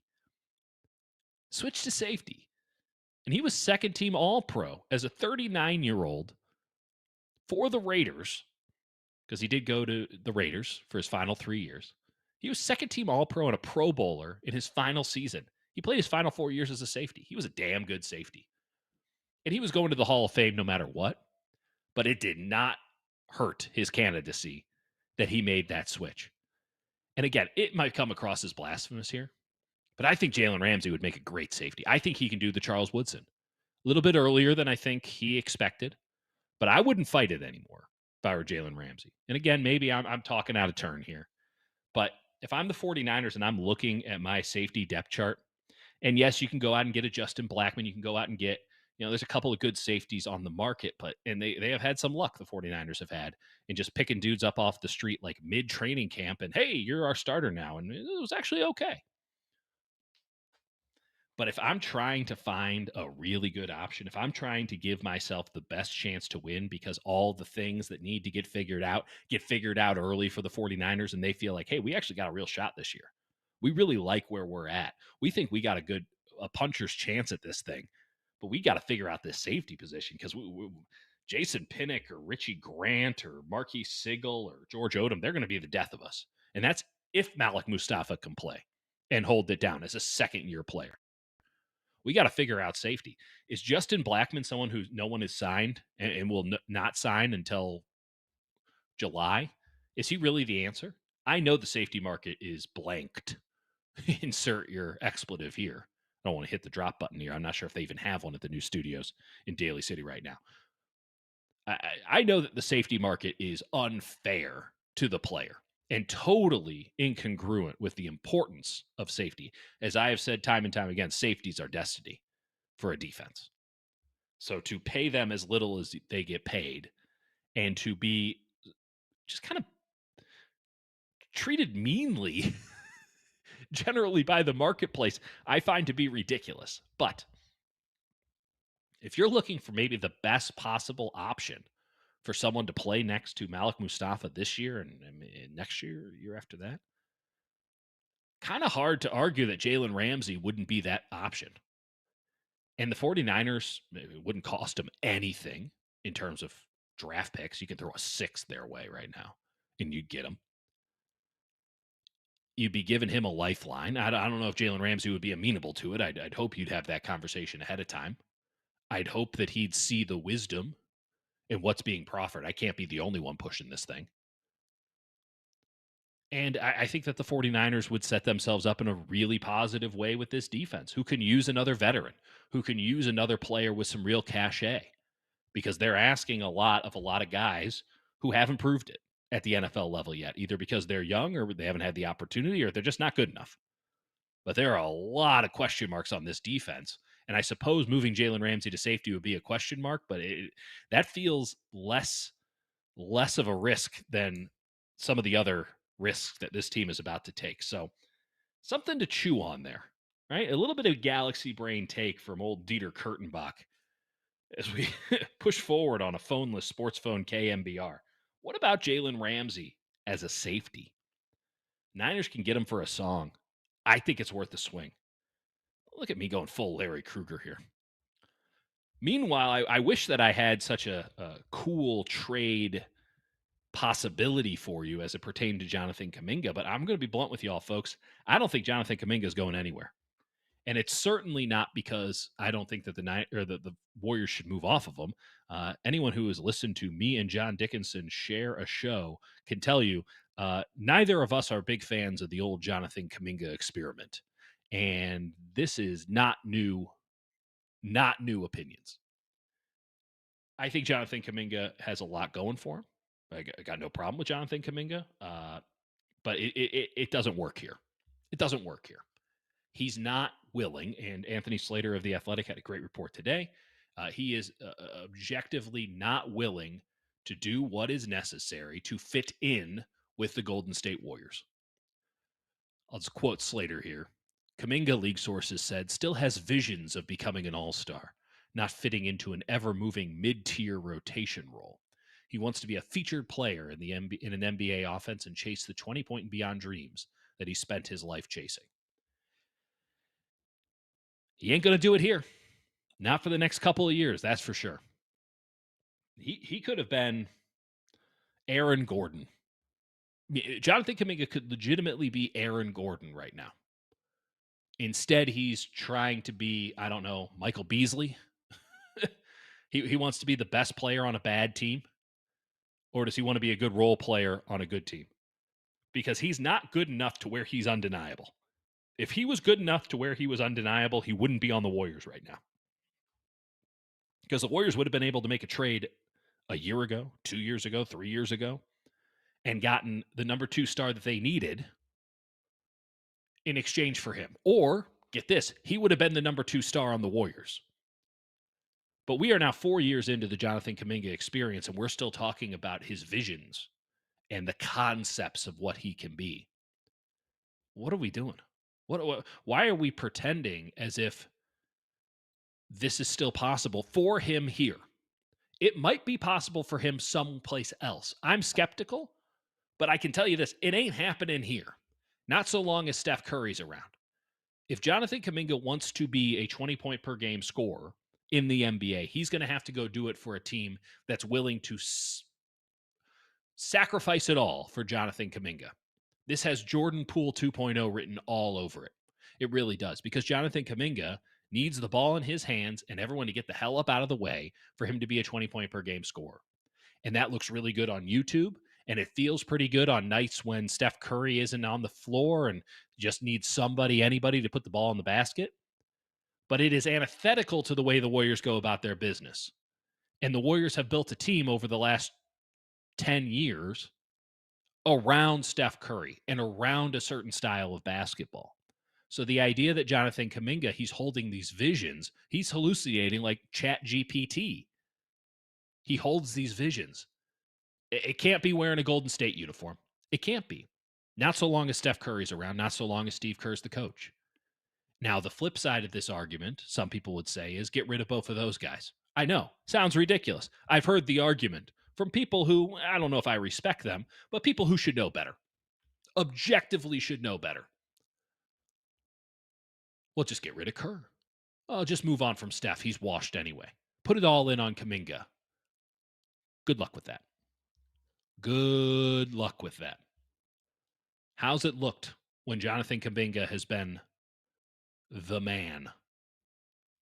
He's never done much winning. Has he been a winning basketball player? Here's a good way to ensure that you never get the ball back in the Warriors offense and that you never have to shoot. Give the ball to Jonathan Kuminga because he'll hold on to it for about 7 seconds and then he'll figure out what to do. And by then, the shot clock's pretty much expired. So Jonathan Kuminga wants to be an alpha. He wants to be a number one scorer. That's his prerogative. I don't think it's going to work out for him here, there, or anywhere. But I know it's certainly not going to work out for him here. So what do the Warriors do? Well, I think if they had their ducks in a row, and if politics weren't part of the conversation, and they are very much part of the conversation down at Chase Center. Oh, my goodness, are they part of the conversation? If politics had nothing to do with this, Jonathan Kuminga would be gone. He would have been gone at the trade deadline. He would have been gone before last year. And he would certainly, if none of those had ever worked out, he would be gone this summer. The Warriors would do the right thing. You could phrase it that way. And sign and trade Jonathan Kuminga and get a player or two back for him that can fill at least part of the roles that the Warriors, or specifically Steve Kerr, has wanted Jonathan Kuminga to fill.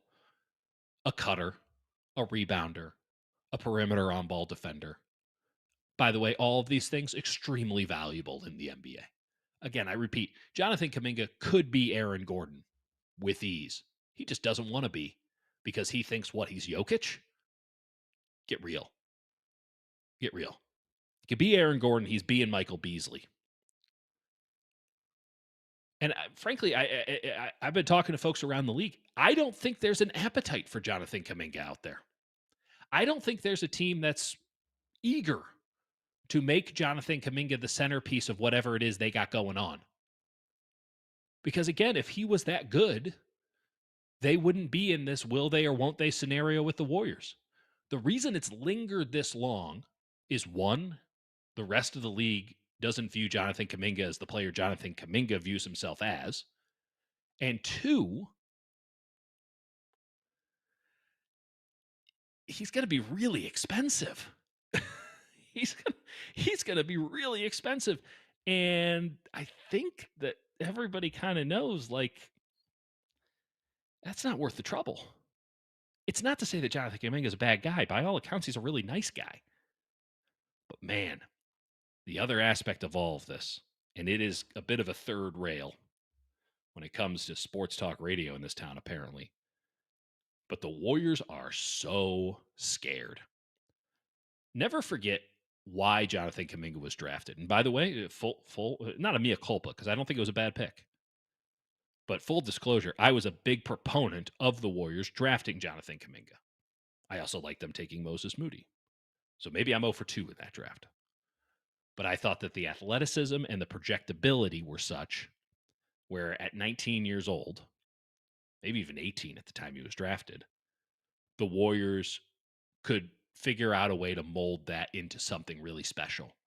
Clearly, that has not been the case. But I will not forget for a second the Warriors draft room when they took Kuminga and how amped Joe Lacob was. And there was a very funny moment. I believe it was in Game 5. Yes, Game 5 or Game 2. No, Game 2 of the Western Conference semifinals against the Timberwolves, where nothing was going right? Steph is out. And no, it was Game 5. Apologies. It was Game 5. It was in Minnesota. Joe Lacob's on the court. He's not in the seat of honor, right? So you have to know where Joe Lacob is in order to be able to spot him. But he made it very clear where he was when there was a section of the game in which Jonathan Kuminga is just like, I guess I'm going to do it all myself. Contrary, and maybe even Steve let him do it this time. But there was no offense coming from anybody, and Jonathan Kuminga says it's Jonathan Kuminga time. And every time Kuminga got the ball, not before and not after, but every time Kuminga got the ball for the entire first half in Game 5, Joe Lacob stood up out of his chair courtside and just started going crazy with the claps. He was giving him a standing ovation every time he touched the damn ball. It was hilarious. I couldn't stop laughing.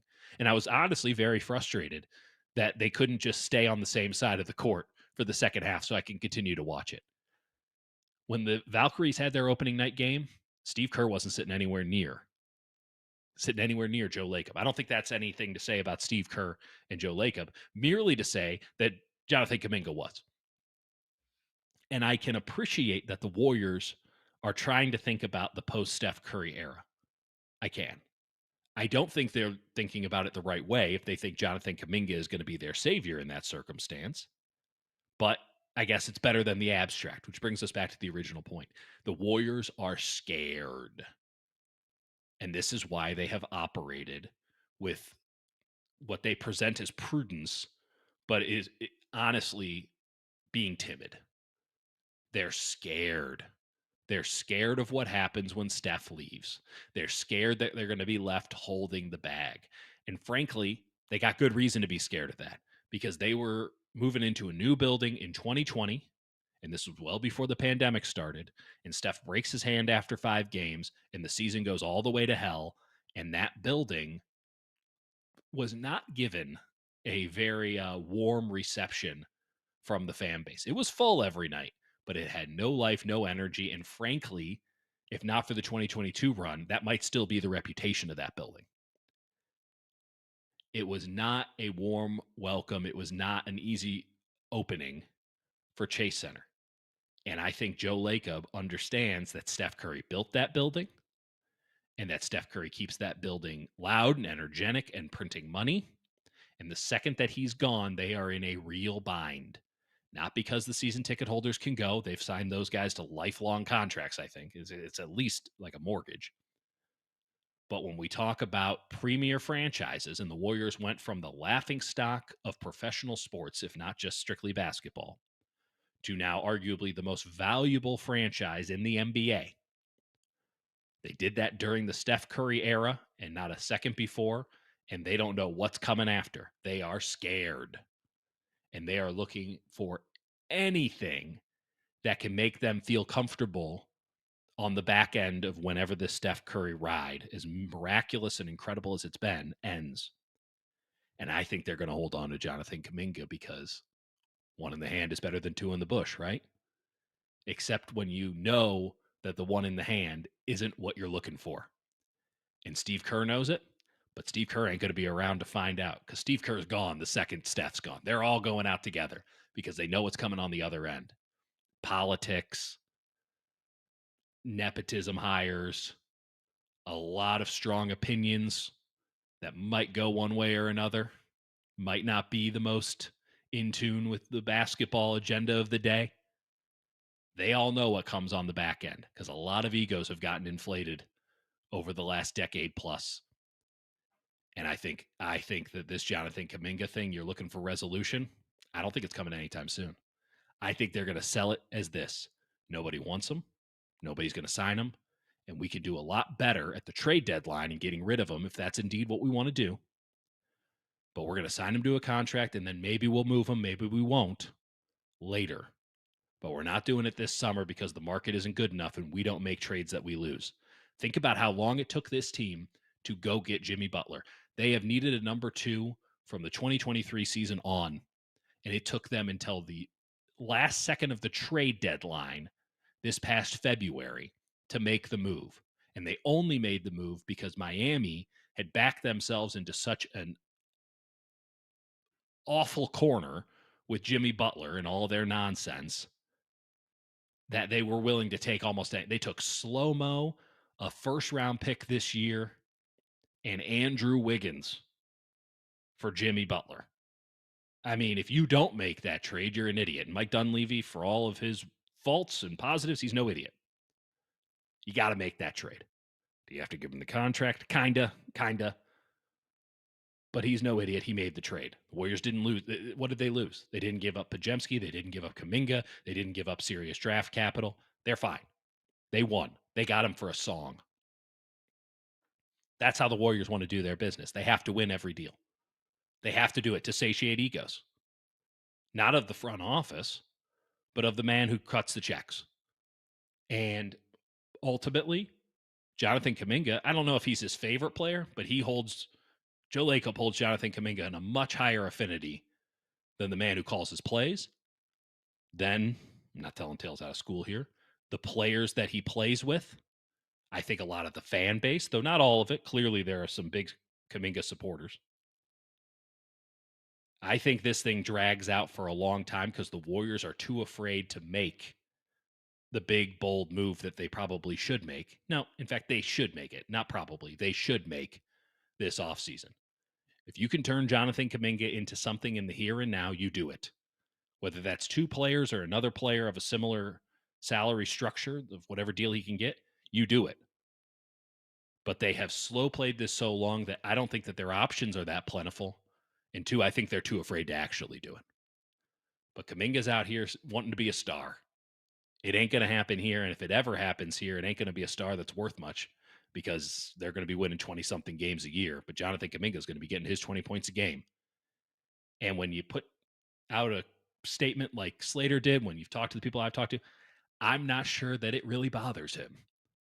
I'm not sure that it really bothers Jonathan Kuminga that the Warriors will only be winning 20 games if he's scoring 20 points per game. And that's not somebody that I would like to hang around with long term. But it seems like that's what the Warriors are going to do. Big offseason for Golden State. We'll see who's really in charge here. A lot of different opinions being thrown into the pot. And I guess it's going to come down probably to the guy who cuts the checks. Speaking of which, we got to get some checks cut from some of our great advertisers here. And if we don't run the ads, they don't cut the checks. So let's do that now. Kurtenbach with you until 9 on the Sports Leader. At Shreve & Company, we don't just sell jewelry and timepieces. We offer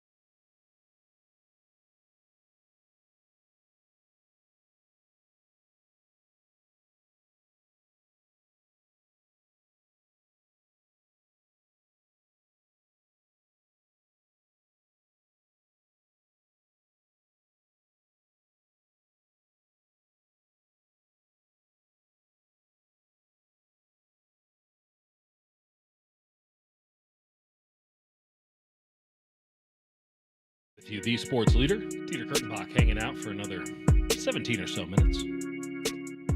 I'm not going to Larry. I'm not going to push this thing to like 9:15. Though I'm always appreciative whenever I follow Larry that he pushes it to like 7:15. I get paid at 7 no matter what. Couple other quick things to note from OTAs. We're gonna squeeze that orange for everything it's worth. Get all the juice out of it. Isaac Guerrero was there. Isaac Guerrero looked good. So much for the conversation about who's going to back up Christian McCaffrey. Sorry, Jordan James. Sorry, Patrick Taylor. The running back room for the 49ers, less robust than in years past. I'll just leave it at that. But Isaac Guerrero at OTAs today, looking good. Looking, frankly, a lot larger than some of their linebackers. Not a detrimental comment, not a negative comment. He's just a really big, super athletic guy. It's kind of hilarious how much larger he is than some of the players on defense. Something to keep an eye on there, perhaps. But Isaac Guerrero out there looking good. And that is one less thing to have to worry about if you're the 49ers. Now, he's got to stay healthy, but Isaac Guerrero should be in line for a breakout. Is breakout the right word? We should see the true Isaac Guerrero. We should find out what Isaac Guerrero is all about. Let's put it that way. This upcoming season, as a pass catcher, as a runner, as a kick returner. By the way, they've changed the kick return rules again because, as myself and so many others who are around the league predicted, the new rules didn't fix the whole touchback issue. Coaches, head coaches, they're about risk mitigation on special teams, and a touchback to the 30-yard line, that wasn't going to get it done. So they pushed it out to the 35 this year, and I don't think that that's going to be enough either. Maybe a team or two will switch. Maybe a team or two just can't get the touchback anyway because their kickers aren't good enough. Niners know a little something about that. But I think they're going to have to push it to the 40 in order for the kick return to become a consistent thing in the NFL again. And you'll be real happy you have Isaac Guerrero if it does become a thing at the 35 or if it goes out to the 40 next year. I'm excited to see what Guerrero's got because there is a lot of talent there and a lot of untapped potential that we only really got a glimpse of last year. And it's also critical because he didn't really get much of a training camp last year. So when he got in, he was learning the game on the fly. Really difficult as a rookie to miss training camp because the next year at OTAs, whatever, when you show up to work, there's a whole new batch of guys who might be good enough to take your job. And if you're starting at effectively, even though you do have a year of NFL experience, if you're starting effectively at the same place as them, there's no guarantees that you're going to stick around very long. Now, Isaac Guerrero is the kind of talent that maybe you make exceptions for, but I believe he's a 4th-round pick. So it's not as if the Niners can't move on from him and they can move on from him and they wouldn't have to regret it. They're not going to, but it's merely to say that it's not as if he's entitled to a good deal of money or they used up some capital on him that now they'd look like idiots if they moved on in, let's say, a year from now. Missing training camp as a rookie is tough. It's bad luck in a lot of cases, but it's really tough. And it's good to see that Isaac Guerrero's out there because missing back-to-back training camps, I don't know if you come back from that no matter how talented you are. It doesn't look like that's going to be the case for Isaac Guerrero. Keep your fingers crossed on that front. You got to keep your fingers crossed for Ricky Pearsall, too. You want to talk about bad luck. Ricky Pearsall's seen it, right? Ricky Pearsall had his life flash before his eyes when he was shot in San Francisco. I think it was last Labor Day weekend. So, but before that, he barely practiced. So it wasn't just coming back from being shot, which, of course, we are going to give every ounce of deference to. Give all the room you can on that one, because that's a totally different thing. That's a totally different ballgame. You're not holding that against anybody. And you really shouldn't hold injuries against anybody, but, like, at a certain point, the kid had to practice. So we used last year as a wash for Ricky Pearsall, and you're excited by certainly what he was able to do in weeks 17 and 18. Where he really broke through for a team that really needed somebody to break through in the specific way that he broke through, which was as a man-to-man beater. He goes for 141 on 10 targets, 8 catches against the Lions. He goes for almost 70 yards on 6 catches and a touchdown against Arizona. I mean, Ricky Pearsall, it's not a breakout because it was only 2 games and the season was over by then. But man, there was a lot to chew on there. There's a lot to get excited about. And he's unquestionably, with Deebo Samuel moving on to the Washington Commanders via trade, unquestionably the starter at Z receiver. He's the one who's supposed to be taking over. He's the one who's supposed to push the 49ers offense into its new iteration. You have Jawan Jennings and Brandon Ayuk on the outside. One, obviously Jennings will go to the flanker spot once Ayuk comes back, if Ayuk comes back. A lot to be determined there still. Don't like to pretend as if having every ligament apparently in your knee explode, just, he'll be back at some point and everything will be fine. That's a pretty severe injury. So I'm going to err on the side of caution when we talk about Brandon Ayuk's return and looking like the Brandon Ayuk of old again. But you have Jawan Jennings there. You have Demarcus Robinson there if you need him. Jacob Cowing, as I said earlier, looks better in whatever you can glean off of one OTA practice.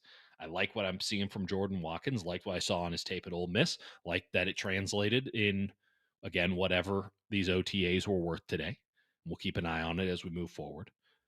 But Ricky Pearsall legitimately might be the focal point of the 49ers offense that's not named Christian McCaffrey this year. I mean, this passing offense might have been built around Ricky Pearsall this year. So it was very frustrating, and I can only imagine his frustration when Ricky Pearsall didn't practice today because he tweaked his hamstring. And it doesn't sound like that hamstring, as we found out with Stephen Curry, is going to get better in time for him to participate in any of these offseason training activities, which, again, aren't the biggest deal in the world. But when you're going to be the focal point, the centerpiece of the passing offense this year, and I firmly believe that Ricky Pearsall was going to take on that role. If nothing else, he was going to be Kyle's favorite gadget player. And that's something that you're going to need some reps at. Not having these practices where you're not getting hit, but you're able to install some stuff and you're able to get some on-field work and you're able to go up against at least, coverage defense. Not having these stinks. And you can only do so much once you're in training camp, because once you're in training camp, everyone's fighting for a job. There's plenty of time to install stuff, but at a certain point, the games start. And once the games start, training camp's kind of over, right? You get, let's say, 10 practices, and this is just a guesstimation. You get about 10 practices where, 3 of them, you're not doing pads. So let's say 7 practices of true contact with install, working on your stuff, trying to find a rhythm. You'll get some joint practices where you're going up against another team, so that takes it to another level. You'll have a certain number of reps in the preseason games as a starter. But it's not a lot of time. It's not a lot of time. It's why Kyle Shanahan has such a hard time, particularly for wide receivers who have so many responsibilities, giving rookies playing time. It's really difficult to build up the level of trust necessary to play a guy in that little period of time. And getting a little bit of something in OTAs to at least have the gears greased a bit would have been very valuable for Ricky Pearsall and for the 49ers. So it, again, is discouraging that a guy who wasn't able to practice last year, misses the for the first however many weeks of the season because he got shot. So now he's not getting those in-week reps when everyone's healthy. He shows up around the same time that nobody's really practicing anymore because the injuries have started to pile up, because that's what the NFL is all about. It's a war of attrition. That's when he starts to show up. And it's clear that, he's still learning the playbook and stuff early. He is trying to find a role. He's trying to find something. And his natural talent is such to where he's able to catch a touchdown in Tampa and, get a couple catches against Dallas. But then he goes into a lull, kind of at the exact time that the 49ers needed him to break out. And he comes out of it right around the time that, one, they did give him more of an opportunity later on in the season because there was nothing to lose. And he took advantage of it. But he breaks out of it then when there was nothing to gain either. So he misses training camp last year. I think he missed a lot of OTAs and rookie stuff too. I saw him in 1 or 2 practices in rookie minicamp, but I think the shoulder, if it wasn't a leg thing, it was a shoulder thing. kept him from the offseason activities, and then again, a lot of training camp. Gets shot, has a season that is, I mean, it finishes strong, but hard to glean much of anything unless you were already bullish on Ricky Pearsall. And now here, another injury and another soft tissue sort of a thing, right? The hammy. It's not like it was a contact injury. Pulls up on his hammy. There are going to be some real questions here. He needs to hit the ground running in training camp. I'm a big believer in Ricky Pearsall. I think this can be the year of Ricky Pearsall. I think it should be the year of Ricky Pearsall. But it can't be if he's not on the field and if he doesn't practice. Because as bare as the 49ers wide receiver depth chart might seem compared to in years past, it's not bare enough to where he just automatically gets the job. They have penciled him in as the starting Z receiver. He is not guaranteed a thing. He still has to go out there and earn it. And you cannot make the club from the tub, as the old saying goes. Very disappointing to see Ricky Pearsall injured today. I know it's not anything that it's his fault, right? Like, it's bad luck, but the kid has had one hell of a string of bad luck. And I'm hoping that his luck turns, because the 49ers really need his luck to turn if they're to turn this season into something that is to be remembered in a positive way. Again, a lot of things to keep an eye on here with the 49ers these next couple weeks as they do these off-season training stuff. Camps, whatever the hell you want to call them. Let's thank Kyle Haar for running the show today. Not an easy job today at the Daly City studios, whatever the hell those might be. Trying to put this thing all together. Doesn't have all of his hard drives and gadgets and what's-its. Still pulled it off. Unbelievable. Kyle Haar, best in the biz, baby. I'm not with you tomorrow. Bill Lasky's with you tomorrow. Thank goodness for you. Some baseball talk coming your way. We'll talk again next week. We'll have some more 49ers to talk about, and maybe we move a little somewhere on Jonathan Kuminga, or maybe not. Maybe we're stuck with him forever. Either way, you're not stuck with me tomorrow. Signing off, Dieter Kurtenbach, the sports leader.